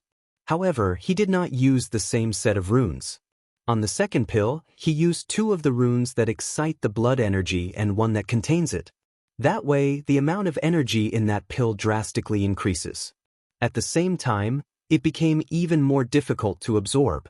On the third pill, he did not use runes to contain the energy or help with absorption. For the 3 runes, he only used the one that increased energy and potential. By doing so, Wang Wei changed the pill from being a blood qi pill to a berserk pill. After swallowing it, a person will not increase their cultivation.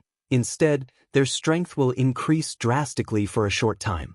Of course, at the cost of damage to their bodies.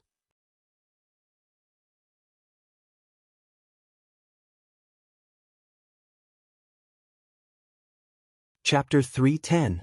Being able to control different runes to have different effects on a pill requires a very high talent and understanding of runes. As for Wang Wei, he has been studying divine runes ever since he was 5 years old because he wanted to create a physique for himself. A few hours later, he opened the lid of the cauldron to look at the 9 floating pills. He used his divine sense to check the aura of the pill, then he frowned. 2 perfect quality pills, 5 superior and 1 average. It seems that I have indeed slacked off. Alchemy pills were not only divided based on tiers, but also quality. Every pill's quality is divided into inferior, average, superior, and perfect. The quality is based on how much the herbs were purified, the heat control, the ratio of the herbs used, and whether the divine runes were perfectly inscribed. After seeing the result, Wang Wei closed his eyes and reviewed the entire process of his previous refinement. With his perfect memory, he recreated the entire process in his mind without missing anything. I see. The fire was not controlled properly and burned a few medicinal energies. There was nothing wrong with the purification process, however, the runes were not as smooth as they should be when being engraved. After finding the problem, he tried again. He placed the same material inside the cauldron and began refining. The purification process went well, and he paid great attention to his control of the flame. Finally, when it was time to engrave the runes, Wang Wei's concentration reached its peak as he used his spiritual power or spirit to make the complicated patterns of the runes. The hard part about this process was the fact each rune was complicated and small, which meant that they required great concentration and precision. On top of that, the runes have to be made in one go without stopping, and they have to be connected. The Blood Chi pill is a low-level profound pill that only requires 3 runes. However, the higher-tier pills require hundreds if not thousands of runes. After engraving the last runes, the pill was finally refined. After checking it, Wang Wei discovered that 6 of them were of perfect quality, while the remaining 3 were only superior. Not satisfied, he did the 3rd attempt. This time, he finally achieved the level of all 9 perfect quality pills. What's more, all his attempts after that resulted in perfect quality pills.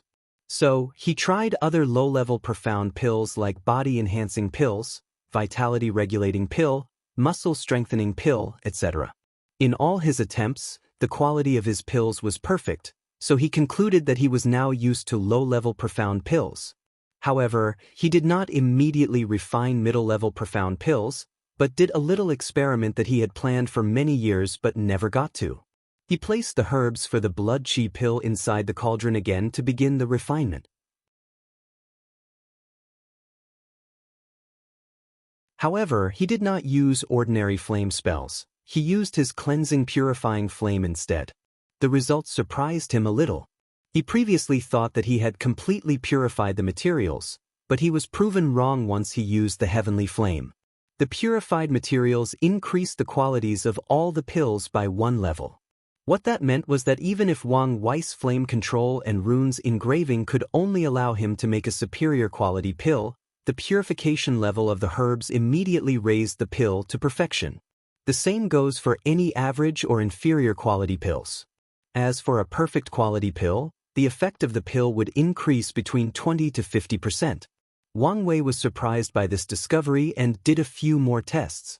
The conclusion was that with the cleansing purifying flame, the lowest quality of pills that he could refine was average. It was impossible to create an inferior. It's either the pill concocting failed or he made an average quality pill. After making this discovery, Wang Wei immediately tried his second heavenly flame, the heavenly destruction flame. Unfortunately, using the black flame for alchemy proved disastrous for him. This flame's sole purpose was destruction, so it burned off all the herbs as soon as it came into contact with it. It was only on the 7th trial that he managed to make an inferior quality pill, and it barely reached that standard as it was close to being labeled a poisonous pill. Nevertheless, Wang Wei was satisfied with this discovery. He decided to continue using this flame for alchemy as a way to train his flame control. When he can make a perfect quality pill using the heavenly destruction flame, his alchemy will reach another level. Finally, Wang Wei had one last test to make, his chaos flame that was located inside his heart. A transparent flame that seemed both static and constantly changing color appeared in his hand, then he refined the herbs with it. To his surprise, he discovered that the chaos flame was not only as good if not better than the cleansing purifying flame, it could also nourish the herbs and improve their quality. For example, the 500 years old ginseng turned into a 1,000 years old one, the root of the blood lotus became bright red instead of the dim red color, the red dates turned purple, and the blood of the demonic beast had a tinge of gold. Wang Wei looked at the 9 pills inside his cauldron that excited a mysterious and profound breath. He took one and swallowed it to feel the effect. And to his astonishment, the perfect pill was at least 5 times more powerful than a regular one. This low-level profound pill could be classified as a middle-level profound pill. He immediately did some tests and realized that no matter how bad the rune engraving process was, the pill will turn into perfect quality ones. And if the process is done correctly, the strength of the pill will increase between 5 to 10 times. No wonder the Flame Emperor was considered one of the greatest alchemists that ever existed, muttered Kang Wei.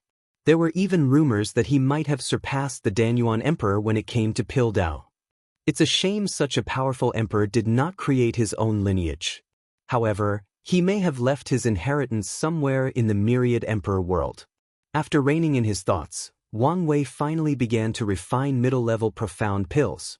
He chose a simple pill called Origin Qi Pill, which is the upgraded version of Blood Qi Pill used by Divine Sea Realm cultivators. Just like the name implies, it can increase the origin qi inside a cultivator's body and help them in their cultivation.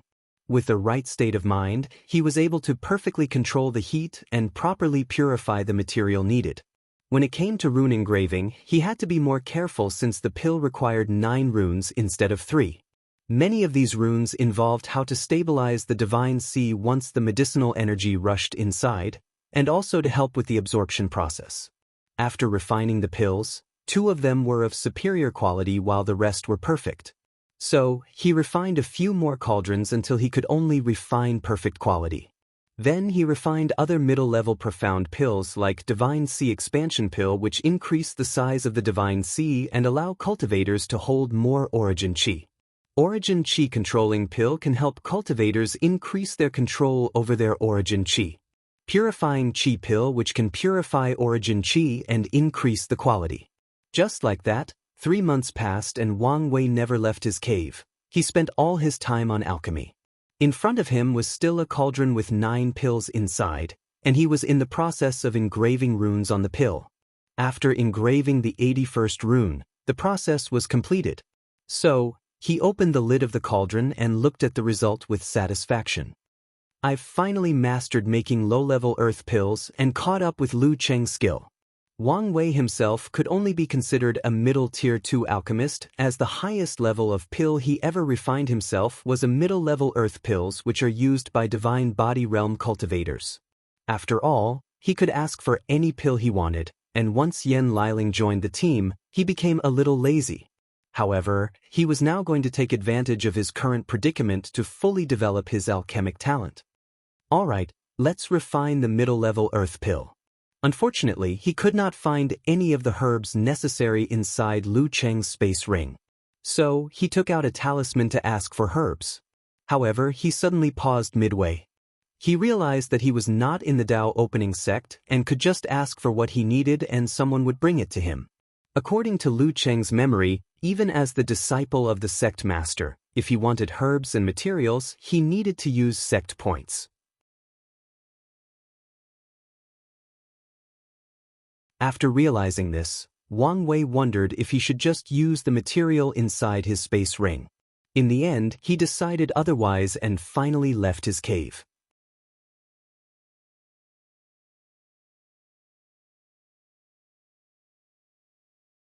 Chapter 311.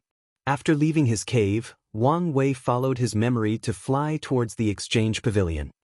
He soon arrived in front of a wooden house that looked like 3 houses stacked on top of each other. In the middle house, a plaque with the character, Exchange Pavilion, written in black. After entering inside, the first thing he noticed was that the inside was way bigger than the outside. He guessed that a space expansion formation was placed inside. Many disciples were walking everywhere inside, and no one paid attention to him.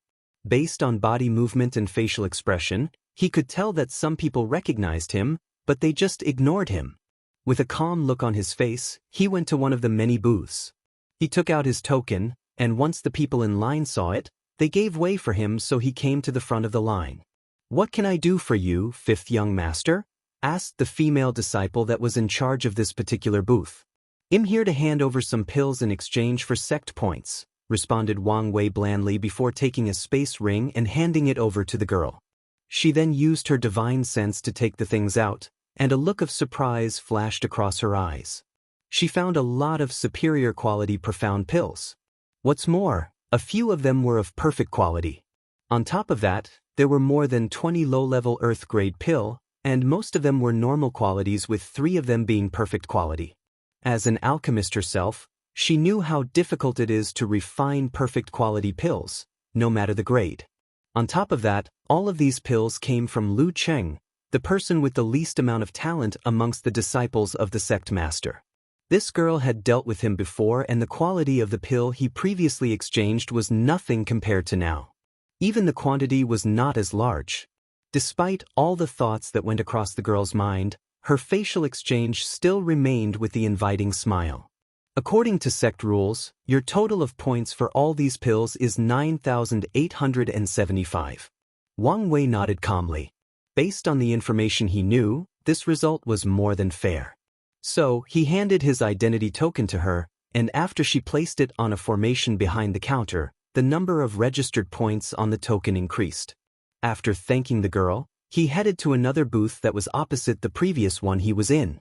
As the girl in the booth watched him leave, she was thinking to herself, the pills that Lu Cheng handed over still have some residual heat inside them, meaning that he probably refined them himself. Previously, his talent was mediocre, but now he seems to have encountered some kind of fortuitous encounter, otherwise, it could not explain how his alchemy has increased so much in such a short time. Should I tell the elder about this, or am I being too sensitive? Just in case, let's inform him. However, as soon as this idea came into her mind, an invisible and undetectable spiritual power entered her mind. Immediately afterward, she thought to herself, I'm being too cautious. Maybe he was just lucky this time around and had more success than usual. Meanwhile, Wang Wei did not use his token to get in the front of the line this time, since it was not that long. While waiting, he thought to himself, I wonder how deep Fu Kaiyun's control over this sect is. Just now, he quickly read the fate line of the girl in the booth and learned that she was secretly one of the people that supported Fu Kaiyun in the sect. After making this discovery, Wang Wei did a quick read on many other people, and more than 2/3 of the people behind the booths were his people. That meant that Fu Kaiyun had full control over people of power in the origin Dao Pill sect. I feel bad for my cheap master, his sect is not under his control. Wang Wei was pondering whether he should get rid of Fu Kaiyun so that his plan could go more smoothly.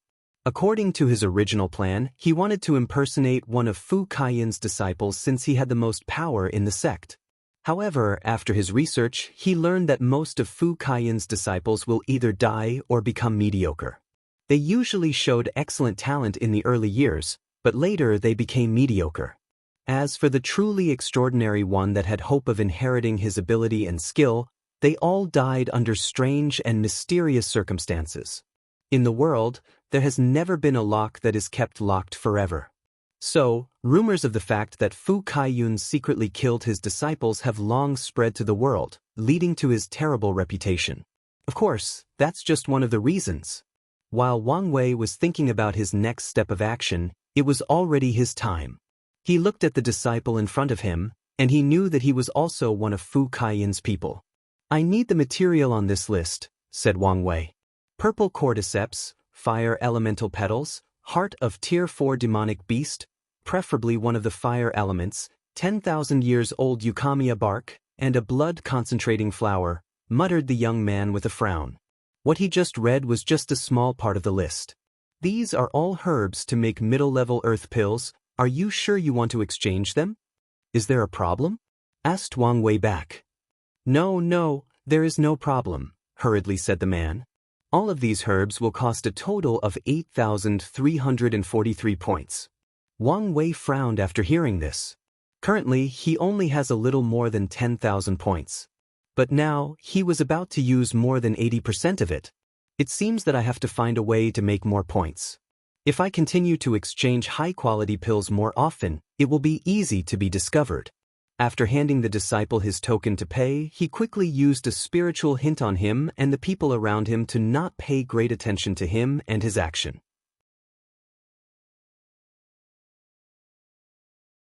Even the elders secretly protecting this place was not spared. Luckily for Wang Wei, that old man was only in the Saint realm, so he was not discovered. After doing this, he returned to his cave. However, he did not immediately start refining pills. Instead, he focused on the cultivation technique that Lu Cheng's had cultivated. Despite being a disciple of the sect master, he did not cultivate any emperor scriptures of the sect.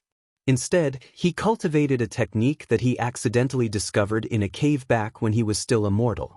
The technique was called flame-controlling art.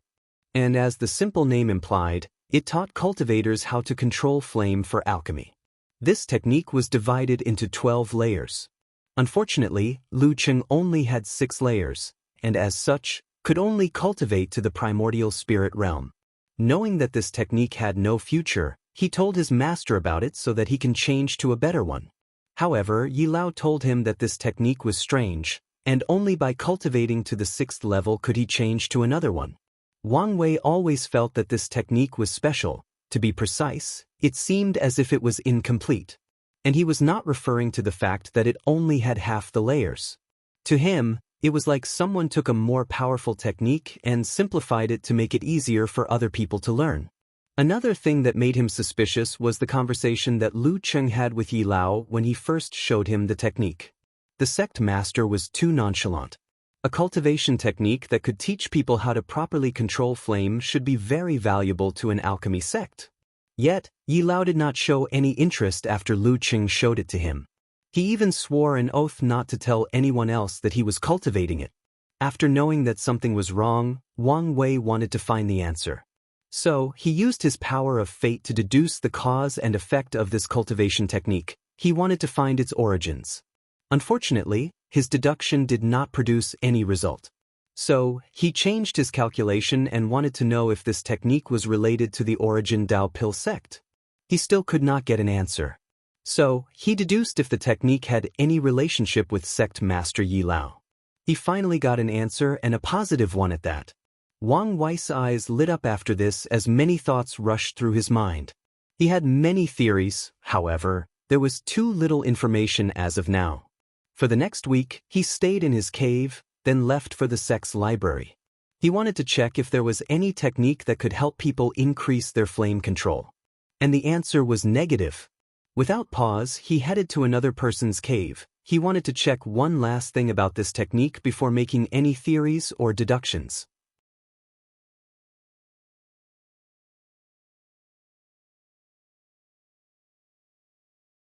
Chapter 312. After arriving at his designated cave, Wang Wei saw that the entrance had a formation, so he just stood in front and waited. He knew that the owner would be aware of his arrival. A few minutes later, the formation was activated and someone came out.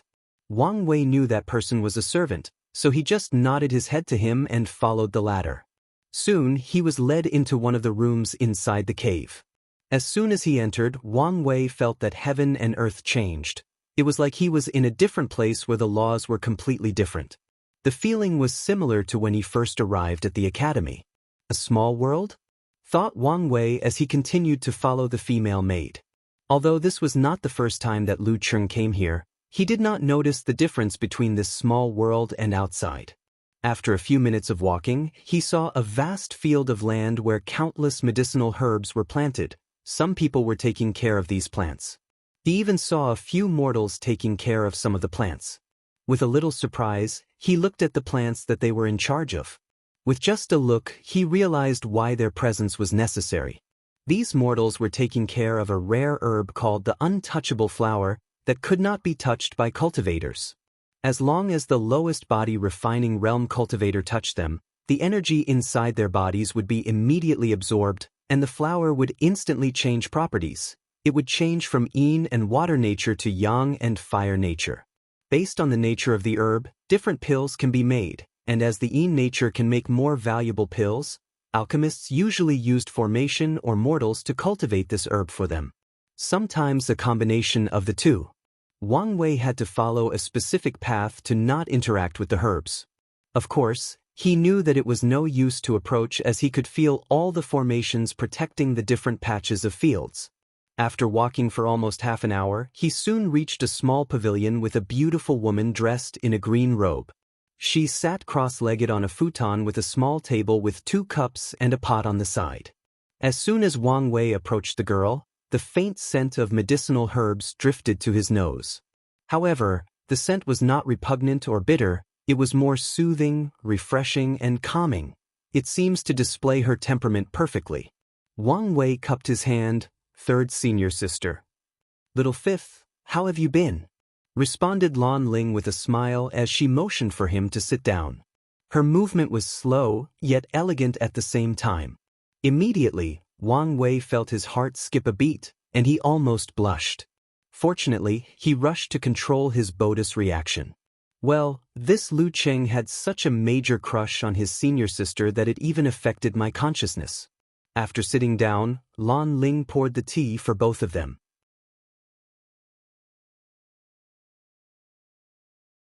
In the process, she used the perfect tea ceremony. The process was so beautiful that Wang Wei once again felt his mind and spirit peaceful and refreshed. This showed that she had cultivated her tea ceremony to the point of attaining the Tao. In return, Wang Wei also used proper etiquette. Whether it was him or Lu Cheng, they also learned about tea ceremonies. The only difference is that Wang Wei had to learn as a part of his aristocratic education, while Lu Cheng learned to have a topic to discuss with his senior sister. As Lan Ling watched Wang Wei drink the tea, she was slightly surprised. The reason for that was that his movements were perfect and had no flaws. In the past, her little junior brother did try to look more sophisticated and noble when drinking tea with her. However, she could see at a glance that he was trying too hard. But now, his movements were natural, more fluent. It was as if he trained since he was young. Although his movement did not have the charm of people who studied the tea ceremony deeply, there was nothing to complain about. I have recently entered the supernatural realm and had some understanding about alchemy. As such, I would like to ask senior sister to give me some pointers. Lan Ling smiled gently and nodded to his request. She was aware of her little junior brother's fondness for her. However, her approach to the situation is to let nature take its course. Although she did not feel the same way, she was not repulsive to him as well. Plus, their master did not forbid fellow disciples from getting together. Wang Wei began to ask Lan Ling questions about refining low-level earth pills. His questions started simply before going more in-depth. However, despite this, his focus was not on the conversation. He was secretly observing her. The first thing he noticed was her cultivation level, void-shattering realm. And he could see that she was quite young for her realm. After realizing this, he also understood where the small world where the garden is located came from. Most likely she made herself. With her cultivation level, it should not be a problem to create it with the necessary resources. After that, Wang Wei checked her fate line, and he was shocked. To be exact, he was shocked for 2 reasons. 1, he saw a red string from her attached to his body.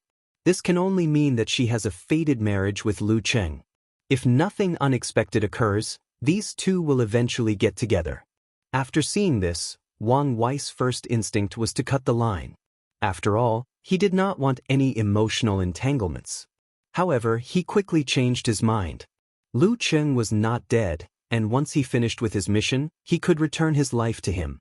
And the many benefits that Wang Wei will acquire during that time will serve as a way to repay karma to him. After making a decision, he focused on the second thing that secretly shocked him. He saw a lock on Lan Ling's fate line preventing his reading.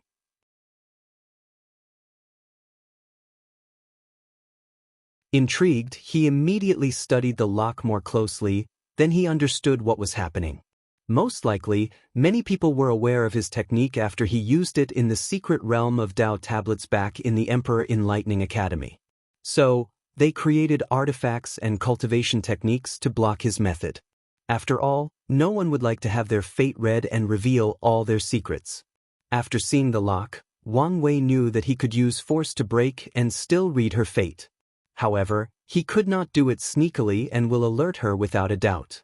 He even guessed that this was one of the reasons people came up with this method. If they know this technique is being used, they can use other methods to try to stop it. It seems that I have to use another method to accomplish my goal, thought Wang Wei, then said, "Third senior sister, I've been pondering about refining a middle-level earth pill recently, but am not confident. I wonder if I could watch you refine one so that I could learn from you." Lan Ling was a little surprised by this sudden request. Usually, his little junior is very reserved when meeting with him. And maybe due to some sort of inferiority complex, he rarely discussed high-level alchemy with her, and usually used it as a request to start a conversation, then changed the subject. But now, he even asked to refine pills for him. Albeit surprised, she still acquiesced. She thought that his confidence had increased after entering a higher realm of cultivation. So, Lan Ling took out a cauldron from her space ring along with a few spiritual herbs, then she concocted a fortune-enhancing pill in front of him. This pill could help divine body realm cultivators increase the strength of their good fortune flame to accelerate the pace at which they refine their bodies. For the next 3 hours, Wang Wei pretended to focus on Lang Lin's every movement. Once she was done, there were 7 pills inside the cauldron, with 5 of them being superior and 2 perfect quality. Considering that she placed enough material to make 9 pills, this was a great feat. This showed that she was quite talented, and if she did not refine the pill on the spot and prepare more, there would be more and the quality would be better. After seeing her refinement, Wang Wei thanked her and left with the excuse that he wanted to return to his cave to digest his new understanding. While walking away, Wang Wei only had one thought in his mind: I was right. She also cultivates the flame-controlling art.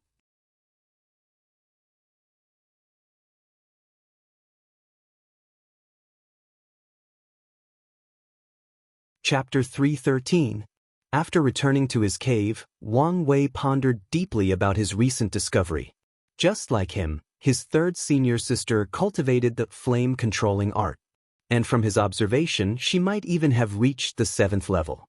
Now, the question is, how did she have this technique?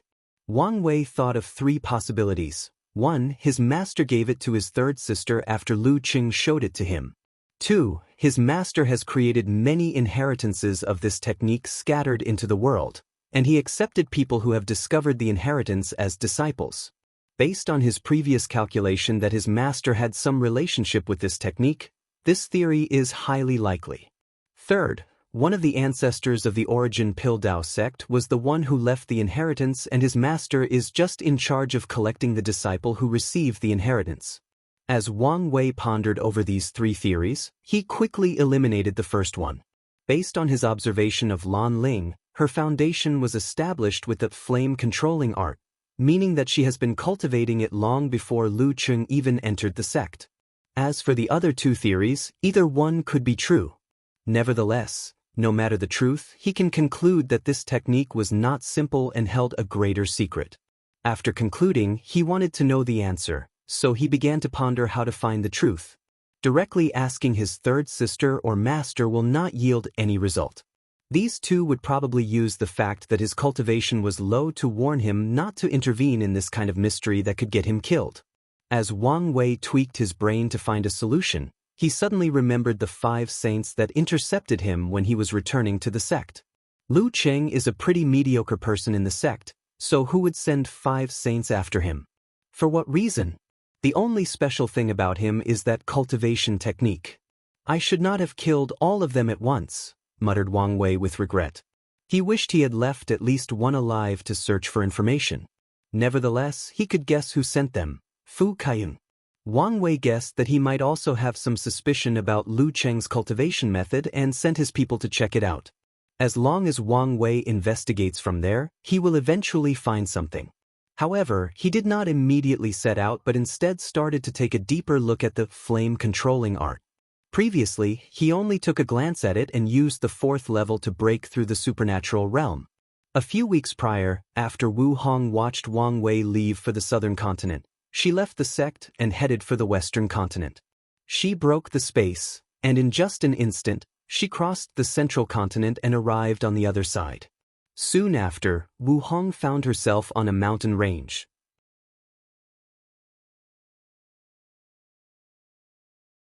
After sensing the nearest place with life, she broke the space and appeared there, floating in the air as he gazed downward.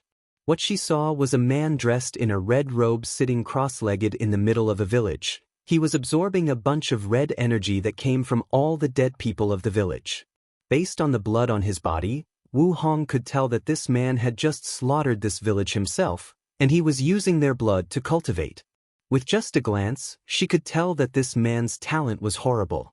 The highest level of cultivation he should reach is probably the body refining realm 3rd or 4th layer. Yet, this man's current cultivation level was the divine sea realm. To be precise, he was in the peak of Origin Lake. She could guess how many people he slaughtered to reach that level. Without saying anything, she used her divine sense to search his soul. The poor guy did not have the time to react or realize what was going on. He bled from all the orifices of his body as his soul was destroyed. So, I'm currently in Tiger King domain. Not far from the Children's Heart domain. Wu Hong waved her hand and all the bodies of these villagers were buried, and a large grave was erected in the middle. Then, she broke the space again and headed for her destination. After arriving in Children's Heart domain, Wu Hong headed to a place called Black Stripe Forest. Once there, she saw many cultivators headed inside the forest to hunt demonic beasts and search for opportunities. Unfortunately, at the entrance of the forest, a group of people dressed in similar uniforms would stop anyone coming out of the forest and asking for tax. And if someone refused, they would be directly killed and their space rings taken away. Of course, the majority of people did not refuse as they were used to this already. With a glance, Wu Hong, who was invisible, identified these people taking taxes. They were from the Beating Heart cult, a devil emperor lineage with one great emperor. Ignoring these people, she entered the forest. Using her divine sense, she found her destination in the southern part of the forest. Wu Hong then appeared in front of a small cave. After seeing it, she immediately frowned, then quickly entered. Soon, she found herself in a small secret realm that was darkly light with a red ambience. However, as soon as she entered, there were no guards, no puppets, or formations to prevent her from moving forward. As such, Wu Hong's frown increased. She headed unimpeded directly to the core of this. All she saw was a small table with nothing inside.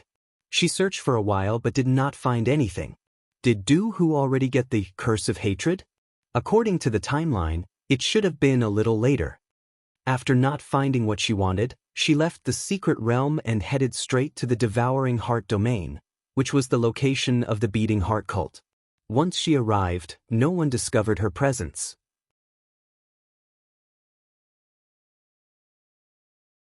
However, she could hear some of the conversations that the disciples were having.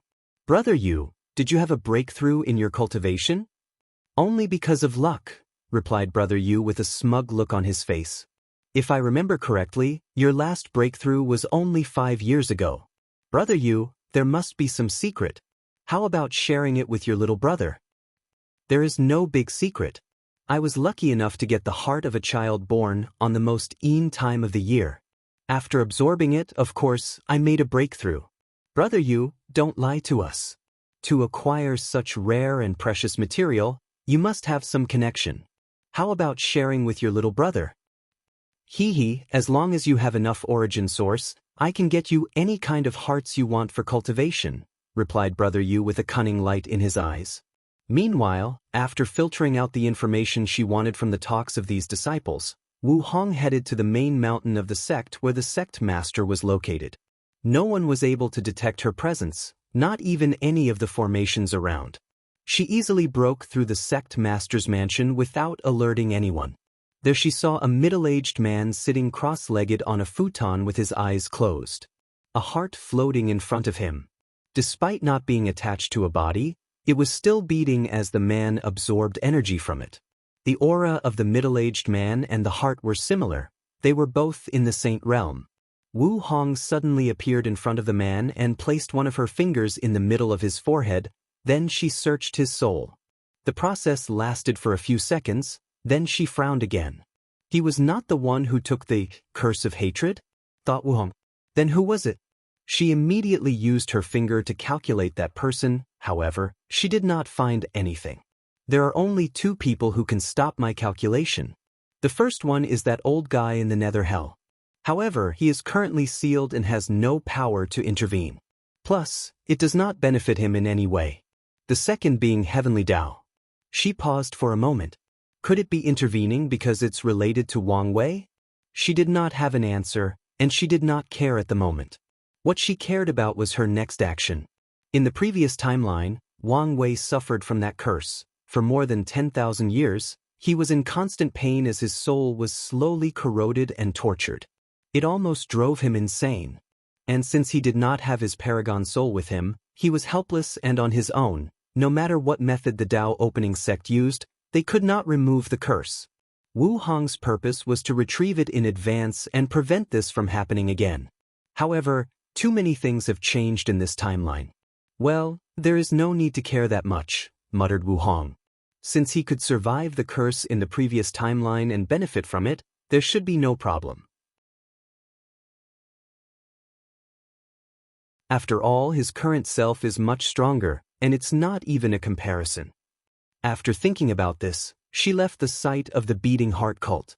As for Sect Master Du Hu, he did not die but passed out as his primordial spirit was injured.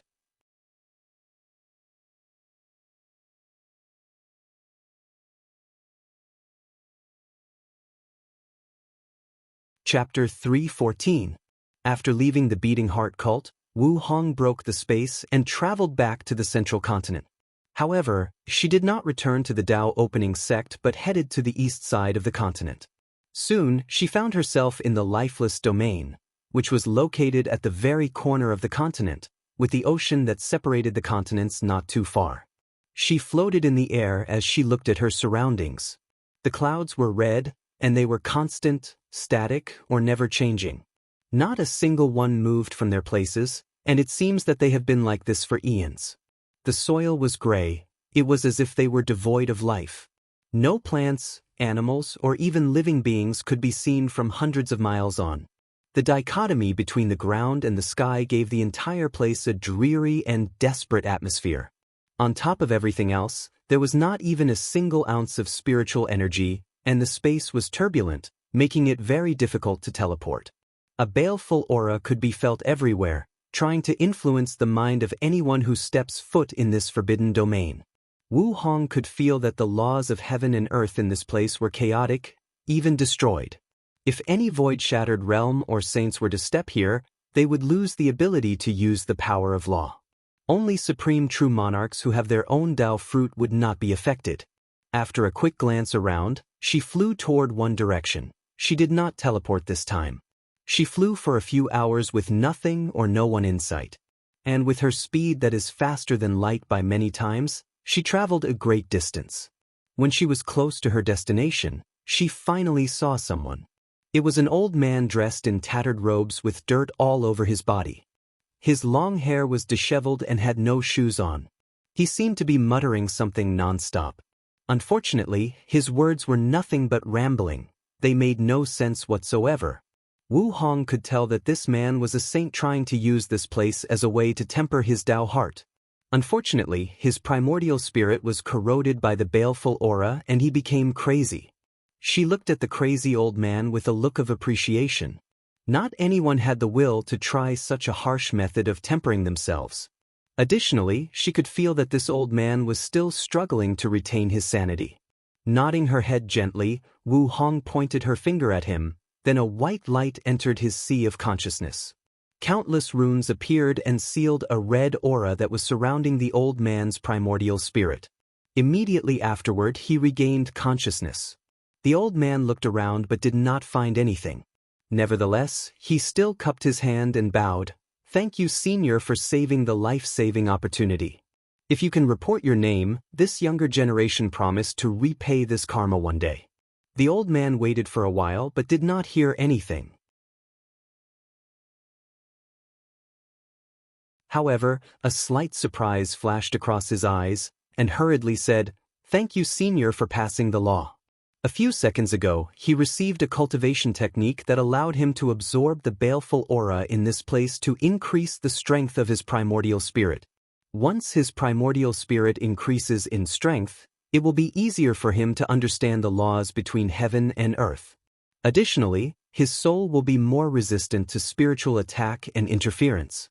And this is not even the greatest benefit that this technique will bring him. With it, his chances of breaking through the Supreme Realm have increased from less than 1% to 10%. For him, this was the greatest fortunate encounter of his life. The old man immediately knelt on the ground and kowtowed 3 times, then left in the opposite direction. Although he would like to meet the senior and maybe even get to know them, this way he might get even more benefit. However, he controlled his greed instead and was satisfied with what he got. Meanwhile, Wu Hong left after giving this man a chance. The reason she did that was that she learned the concept of being an old grandpa that likes to give fortunate encounters to worthy people from Wang Wei. You can say that it has become a hobby of hers. After leaving the old man, Wu Hong flew for a few more hours before seeing a small, old cottage. With just a glance, one could see the vicissitudes of time from the old cottage. She landed in front of the cottage and waited. A few seconds later, a middle-aged man dressed in plain black came out. He looked at the beautiful woman in front of him.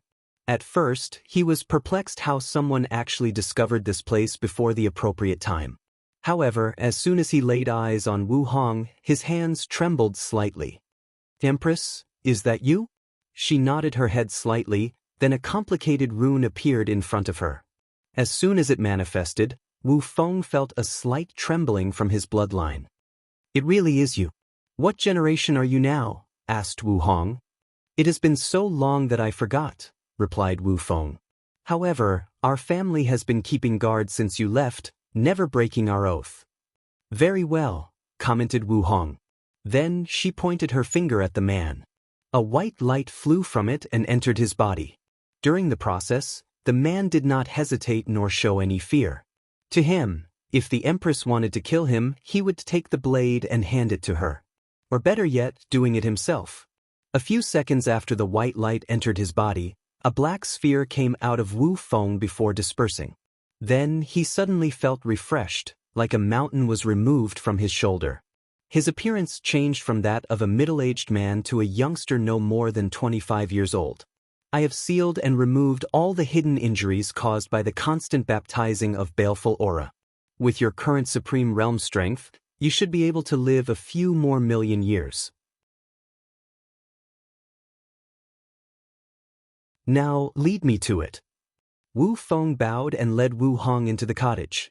The space instantly became a little crowded, but neither of them minded. After taking out a token, Wu Feng activated it and the ground opened up, revealing a set of stairs. The two then slowly descended with Wu Feng taking the lead. They soon passed through a long and dark corridor to find themselves in a large and empty space.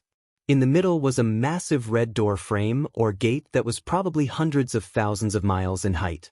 Countless formations could be seen around that gate, and all of them exuded the aura of a great emperor. As Wu Hong gazed at this gate, a slight smile appeared on her face. She could tell that these formations served as a seal, and the first one was laid by herself eons ago. She then took out a small orb and handed it to Wu Feng. "If nothing unexpected occurs, in this generation, the family will be freed from this mission. When the time comes, with this, you should be able to become an immortal venerable, attain immortality and pursue your own dreams and goals." "Dreams and goals, huh?" muttered Wu Feng with a wry smile. "All I have ever known was my mission. Do I even have dreams and goals?" Finding out about this answer is also a good option. Wu Feng nodded his head as he looked at the orb. He was hesitant about accepting it. Although his family has been guarding this place for many years, it was just a preventive measure. Nothing of significance truly happened, so they did not do much. At the same time, they received many benefits. Whoever is chosen to become a guardian will receive all the necessary resources needed to cultivate to the Supreme Realm.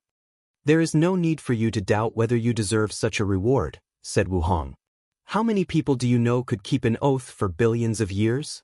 After hearing this, Wu Feng was no longer polite and accepted the gift. He then bowed to Wu Hong before returning from the direction that she came. As for her, she headed straight to the gate. As soon as she approached, many of the Emperor formations activated and prepared to destroy and annihilate her. With all these formations, any ordinary great emperor would be instantly slaughtered. However, a strange wave came from Wu Hong's body, stopping the activation of these formations. Then, a white transparent door appeared in the frame and she stepped into it. Soon after that, Wu Hong was teleported to a very dark and gloomy space. She smelled the air and muttered, "The smell of slaughter, death, sin, and depravity. 9 Devil Gods world, it's been a long time."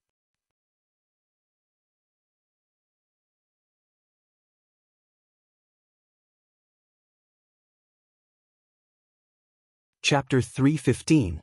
After arriving at the 9 Devil Gods world, for a moment, she had a look of nostalgia on her face. The majority of her earlier years were greatly influenced by this world and its race. And even after ascending to the Eternal Ascension world, she faced some trouble from the devil race. In the end, once she became powerful, she almost slaughtered the entire race and wiped them out of existence. If some people did not plead with her, no one could have stopped her. After reminiscing for a while, Wu Hong teleported to the nearest large city. She has been gone for a while. She wanted to know what changed over the years. As she constantly teleported to her destination, Wu Hong could see that many places had weird weather phenomena. Thunder, flames, tornadoes, sword chi, and space turbulence existed in large quantities in most places, making 80% of the world inhabitable. As for the habitable places, the spiritual energy between heaven and earth was thin, resources were scarce, and the population was small. As for the devils that lived in this world, they all looked weird and fierce. The majority of them had humanoid bodies, but their faces were usually different animals like lions, tigers, elephants, etc. Most of them also had fangs, claws, and tails. Another prominent point about them was the fact that they were really tall. Most devils were at least 3 meters, and this was the minimum height. As Wu Hong floated over the city and watched everyone go by, she could see the desolate looks on these devils' faces. All of them seemed bleak and full of despair. They go about their lives like they have nothing to live for, no hope, no desire for tomorrow. Ignoring these devils, Wu Hong suddenly appeared in the biggest house of this city, the City Lord Mansion. With a wave of her divine sense, she secretly searched his soul. However, a frown appeared on her face soon afterward. She received little information from him. "Well, I should not expect any from a little supernatural realm devil," muttered Wu Hong. She realized that if she were to search each city little by little, too much time might be wasted. In that case, let's not waste time. Her divine sense madly spread out from her body and she searched everything in sight. She saw countless cities that were scattered all over, with great distances between them. As for the roads between these places, all of them were inhabitable by weak life forms, so few devils actually lived there or built any form of civilization. After searching a few million miles in radius, Wu Hong finally discovered a place worth visiting. Immediately, she teleported to a city far away. Yang Mansion. A bunch of devils sat inside a room discussing something. All of them looked exactly like humans except with a third eye in the middle of their foreheads. Patriarch, with this 100,000 years old willow tree branch, our Three Eyes clan can have another void-shattering realm powerhouse, said one of the devils to the man sitting on the throne. Indeed, that's good news, replied the patriarch. What's the good news? Suddenly ringed a voice. Haven't I already said it? The birth of a new void. As everyone turned their gaze to the old man that walked in the room, they became stiff, and no one said anything at all. The old man shook his head as he scanned the people in the room. Look at all of you, happy about a little grade 7 cultivator. Can't you guys have any prospects? He then looked at the patriarch. And you? You should be ashamed, cultivating that cursed origin system. The old man seemed to become angrier. We are the proud descendants of devil gods. Our ancestors conquered worlds, enslaved myriad races, slaughtered emperors and immortals. Yet, you're all happy for such little accomplishment. All the upper echelons of the Three-Eye clan lowered their heads, not daring to look at the old man. After seeing this, the patriarch sighed. Great elder, all you're talking about are nothing but things of the past, with only records that seemed more like stories than actual events. The sad truth is even if those things written in those ancient documents are true, it no longer matters. Our world is no longer what it used to be, our clan has long lost its glory. We have to face reality. And the reality is, without cultivating the origin system, cultivating is almost impossible. The reality is a void-shattered realm is a great boost of strength to our clan and could ensure our survival in the next few thousand years. You, said the great elder, then stormed out of the room. He returned to the clan's ancestral shrine.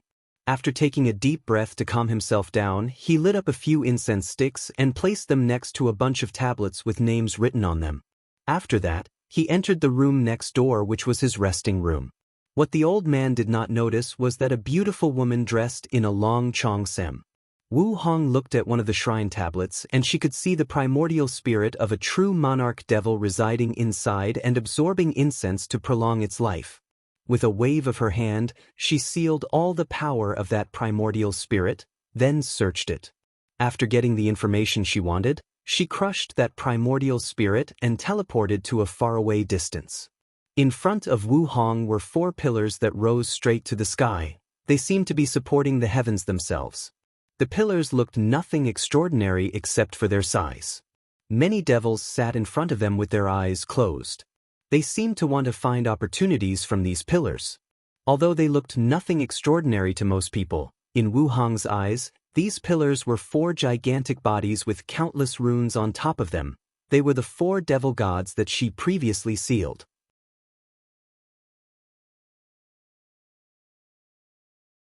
As she watched them, she could feel that they were extremely weak because of being sealed for so long. Wu Hong did not pay attention to them and checked the seal on them. And as expected, nothing was wrong with it. After all, she placed it herself and she knew how powerful it was. After nodding her head in satisfaction, she was prepared to leave. However, she felt something was wrong. As a powerful cultivator, she is in harmony with heaven and earth. If she feels that something is wrong, there must be a reason. Immediately, she released her divine sense to search the space of the seal, but nothing was discovered. She then calculated the secrets of heaven with her finger, but nothing was discovered as well. Then her pupils turned purple and she saw a bunch of threads attached to the devil god's body. These threads were not fate lines, but karma threads. Wu Hong looked at the 1,000 of threads, then she found one that was special. To be exact, her intuition told her that this was the one she was looking for. She followed the thread. Her vision broke through countless restrictions of space to reach the place where the thread was connected to. Then she saw a world that was connected to the 9 devil god world. Additionally, this world was very well hidden. Most ordinary great emperors would not be able to find it. As Wu Hong looked at this world, she frowned and thought to herself, another thing that has changed in this timeline. And this time, the changes might not even be related to Wang Wei. Wu Hong understood the concept of the butterfly effect. A single change could lead to countless ripples. And in this case, the ripples might even spread across space and time. After pondering for a brief moment, her vision continued to follow the thread and entered the world. She saw a large continent full of devils. At the center of that continent was where the most powerful force was located, and they happened to be the same race as the devil god that she used the karma technique on. Wu Hong continued to follow the thread, and she finally saw that it was connected to a young devil with a human face and 2 horns. After seeing this, she then looked at the karma threads of the other 3 devil gods, and they all led to the same world, except that they were located on 3 other continents. Wu Hong smirked and muttered, I see. These guys plan to kill themselves, then use their bloodline descendants to revive themselves. She did not care about these people's plans. How could it be that easy to get rid of her seal? In their situation, they can't kill themselves as her seal will actively prevent this. After smirking for a few seconds, she continued to observe the 4 continents of that world. Unlike the 9 devil god world, this small one is very prosperous with abundant spiritual energy and resources. Additionally, all the devils living there are the most talented and with the best bloodline. All the powerhouses of their races currently reside in that world.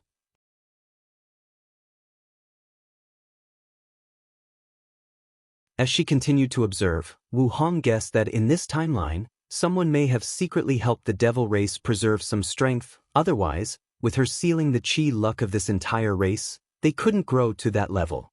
It seems that this generation's cleanup will be quite interesting. She did not care about this small world and the survival of the devil race.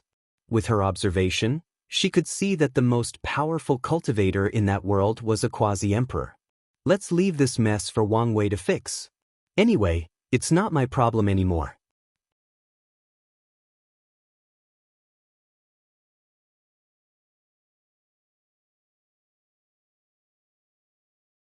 Chapter 316. After checking on the subworld attached to the 9 devil gods world, Wu Hong had one last place to check before leaving. Her vision penetrated countless distances until she saw a mass of white fog made of tiny lines amalgamated together. Around this fog were myriad runes that formed a circular cage. The fog kept banging against all corners of the rune cage. Unfortunately, the cage did not budge, not even the slightest. After seeing this scene, she nodded her head in satisfaction as she muttered, "The seal I placed on this world's heavenly Tao does not have any problem. In that case, I am relieved." She then left and returned to the place where she first landed. Since this world was completely sealed, she could only enter and leave from that single portal. Once she arrived at her destination, she returned to the myriad emperor world through the gate. This time, she did not go to see Wu Feng and silently departed. Wu Hong did not stay long in the myriad emperor world. Once she left the lifeless domain, she once again broke the void and entered the endless void. She glanced at her homeworld for a few seconds before teleporting away. For the next few hours, she gathered a bunch of floating debris scattered in the empty void. These debris were pieces of destroyed worlds. After gathering 360 of them, Wu Hong placed each piece in a specific place. Then, with a wave of her hand, many runes appeared in the void and formed a complicated pattern with the pieces. Once she was done, a formation was created. Wu Hong sat cross-legged in the middle of the formation, closing her eyes to feel something. She stayed in that position for a month before opening her eyes. Finally found it. This was harder than expected. After muttering these words, she activated the formation. A white light enveloped her and she disappeared. As for the 360 world debris, they destroyed themselves after she left. Wu Hong opened her eyes to find herself floating above a large city with many people going about their business. The majority of these people were human, but a lot of races could also be seen. In fact, this large city could be described as 10,000 races gathering city, with how many diverse races gathered. Even the architecture of the city displayed how diverse this city was. Some houses looked like ordinary human places of living, mostly made of spiritual woods. Some houses had spikes and creatures' heads as decoration, some seemed submerged underwater, some were floating in the air, some were on top of very large trees. As Wu Hong looked at all of this, she was not surprised. Instead, she knew that this was the tip of the iceberg for this city. Her view suddenly changed and she could see that this so-called city was a large continent floating in the void, surrounded by a thin protective barrier. The size of this continent was at least equivalent to 100 domains back on the myriad emperor world. On top of that, many other subworlds were attached to this continent. Wu Hong's eyes penetrated these subworlds and saw different ones. In some of them, people of different races were battling one another. In another one, they were massacring the devil race only. On another, many people sat cross-legged, seeming in deep meditation. She could see that this world was modified to increase cultivation speed. In another world, many races sat in front of a large tree which seemed to help them become better enlightened on the Tao. In one world she saw a giant mountain, and as people slowly climbed it, they were caught in illusion. By breaking through the illusion, they can improve their state of mind. In one of them, the world was different regions based on elemental powers. For example, there was the fire region, the thunder region, the ice region, the gravity region, etc. People were using this world to temper their fleshly bodies, and as long as they lasted for a certain period of time, a weird energy would enter their bodies and help the process. Wu Hong could see that all these worlds were nothing but the tip of the iceberg, so she did not look further. Instead, her eyes focused on a list in the middle of the main world or the floating continent. Her eyes looked at a specific name and thought to herself, I can't believe that the person who attended the slaughter trial in this timeline is Lin Fan instead of Wang Wei. The name she was looking at was written in bold, Lin Fan, Absolute Chaos Physique, Myriad Emperor World, ranked 2345th. She looked at the list for a moment, then said out loud, come out. A few seconds later, a handsome man dressed in a blue robe appeared next to her. He looked at her up and down. Empress Wu? Who else would it be? How is that possible? Responded the young man. You have flesh and blood and a soul. With how strict heavenly Tao controls the lower dimension, it should be impossible for you to leave a clone here. Old Thief Nether and many people have managed to do so. What's wrong with me doing it? Old Thief Nether is nothing but a little Empyrean. As for other people, that was a long time ago when the control was not as strict as now, replied the young man. Well, aren't I also a little Empyrean? Replied Wu Hong nonchalantly. However, the youth shook his head as he stared at her. It seemed he was trying to figure out how she managed to leave a clone in the lower dimension. Wu Hong turned her head and finally looked at the young man. Chen Tong, this is the reason you're in this half-state of death. Your curiosity is too strong.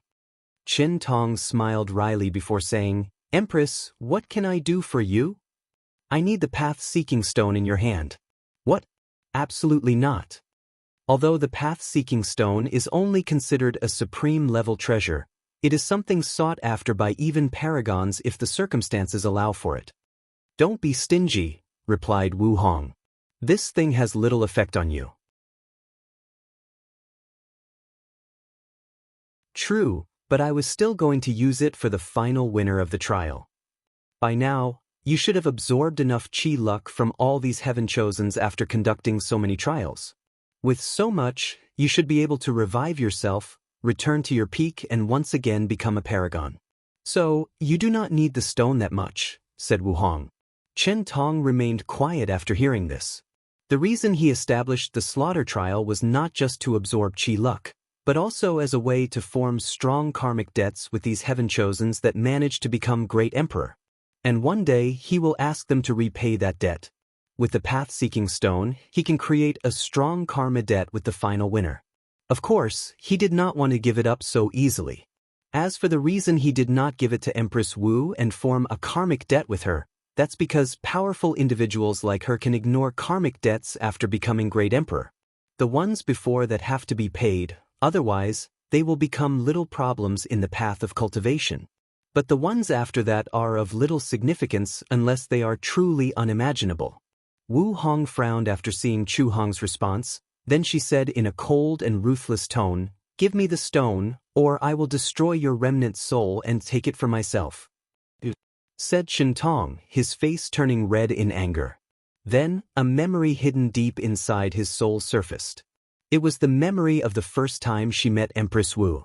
He had just become a paragon and he was quite confident. After meeting her, he was curious about why she was so powerful, wondering if she had some kind of secret. So, he started to investigate her and calculate the secrets of heaven to learn more about her.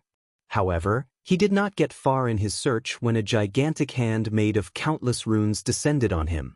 All the formations in his cultivation palaces were instantly destroyed. The paragon artifacts have blown away. His paragon body was destroyed, his Tao foundation damaged, and his soul injured.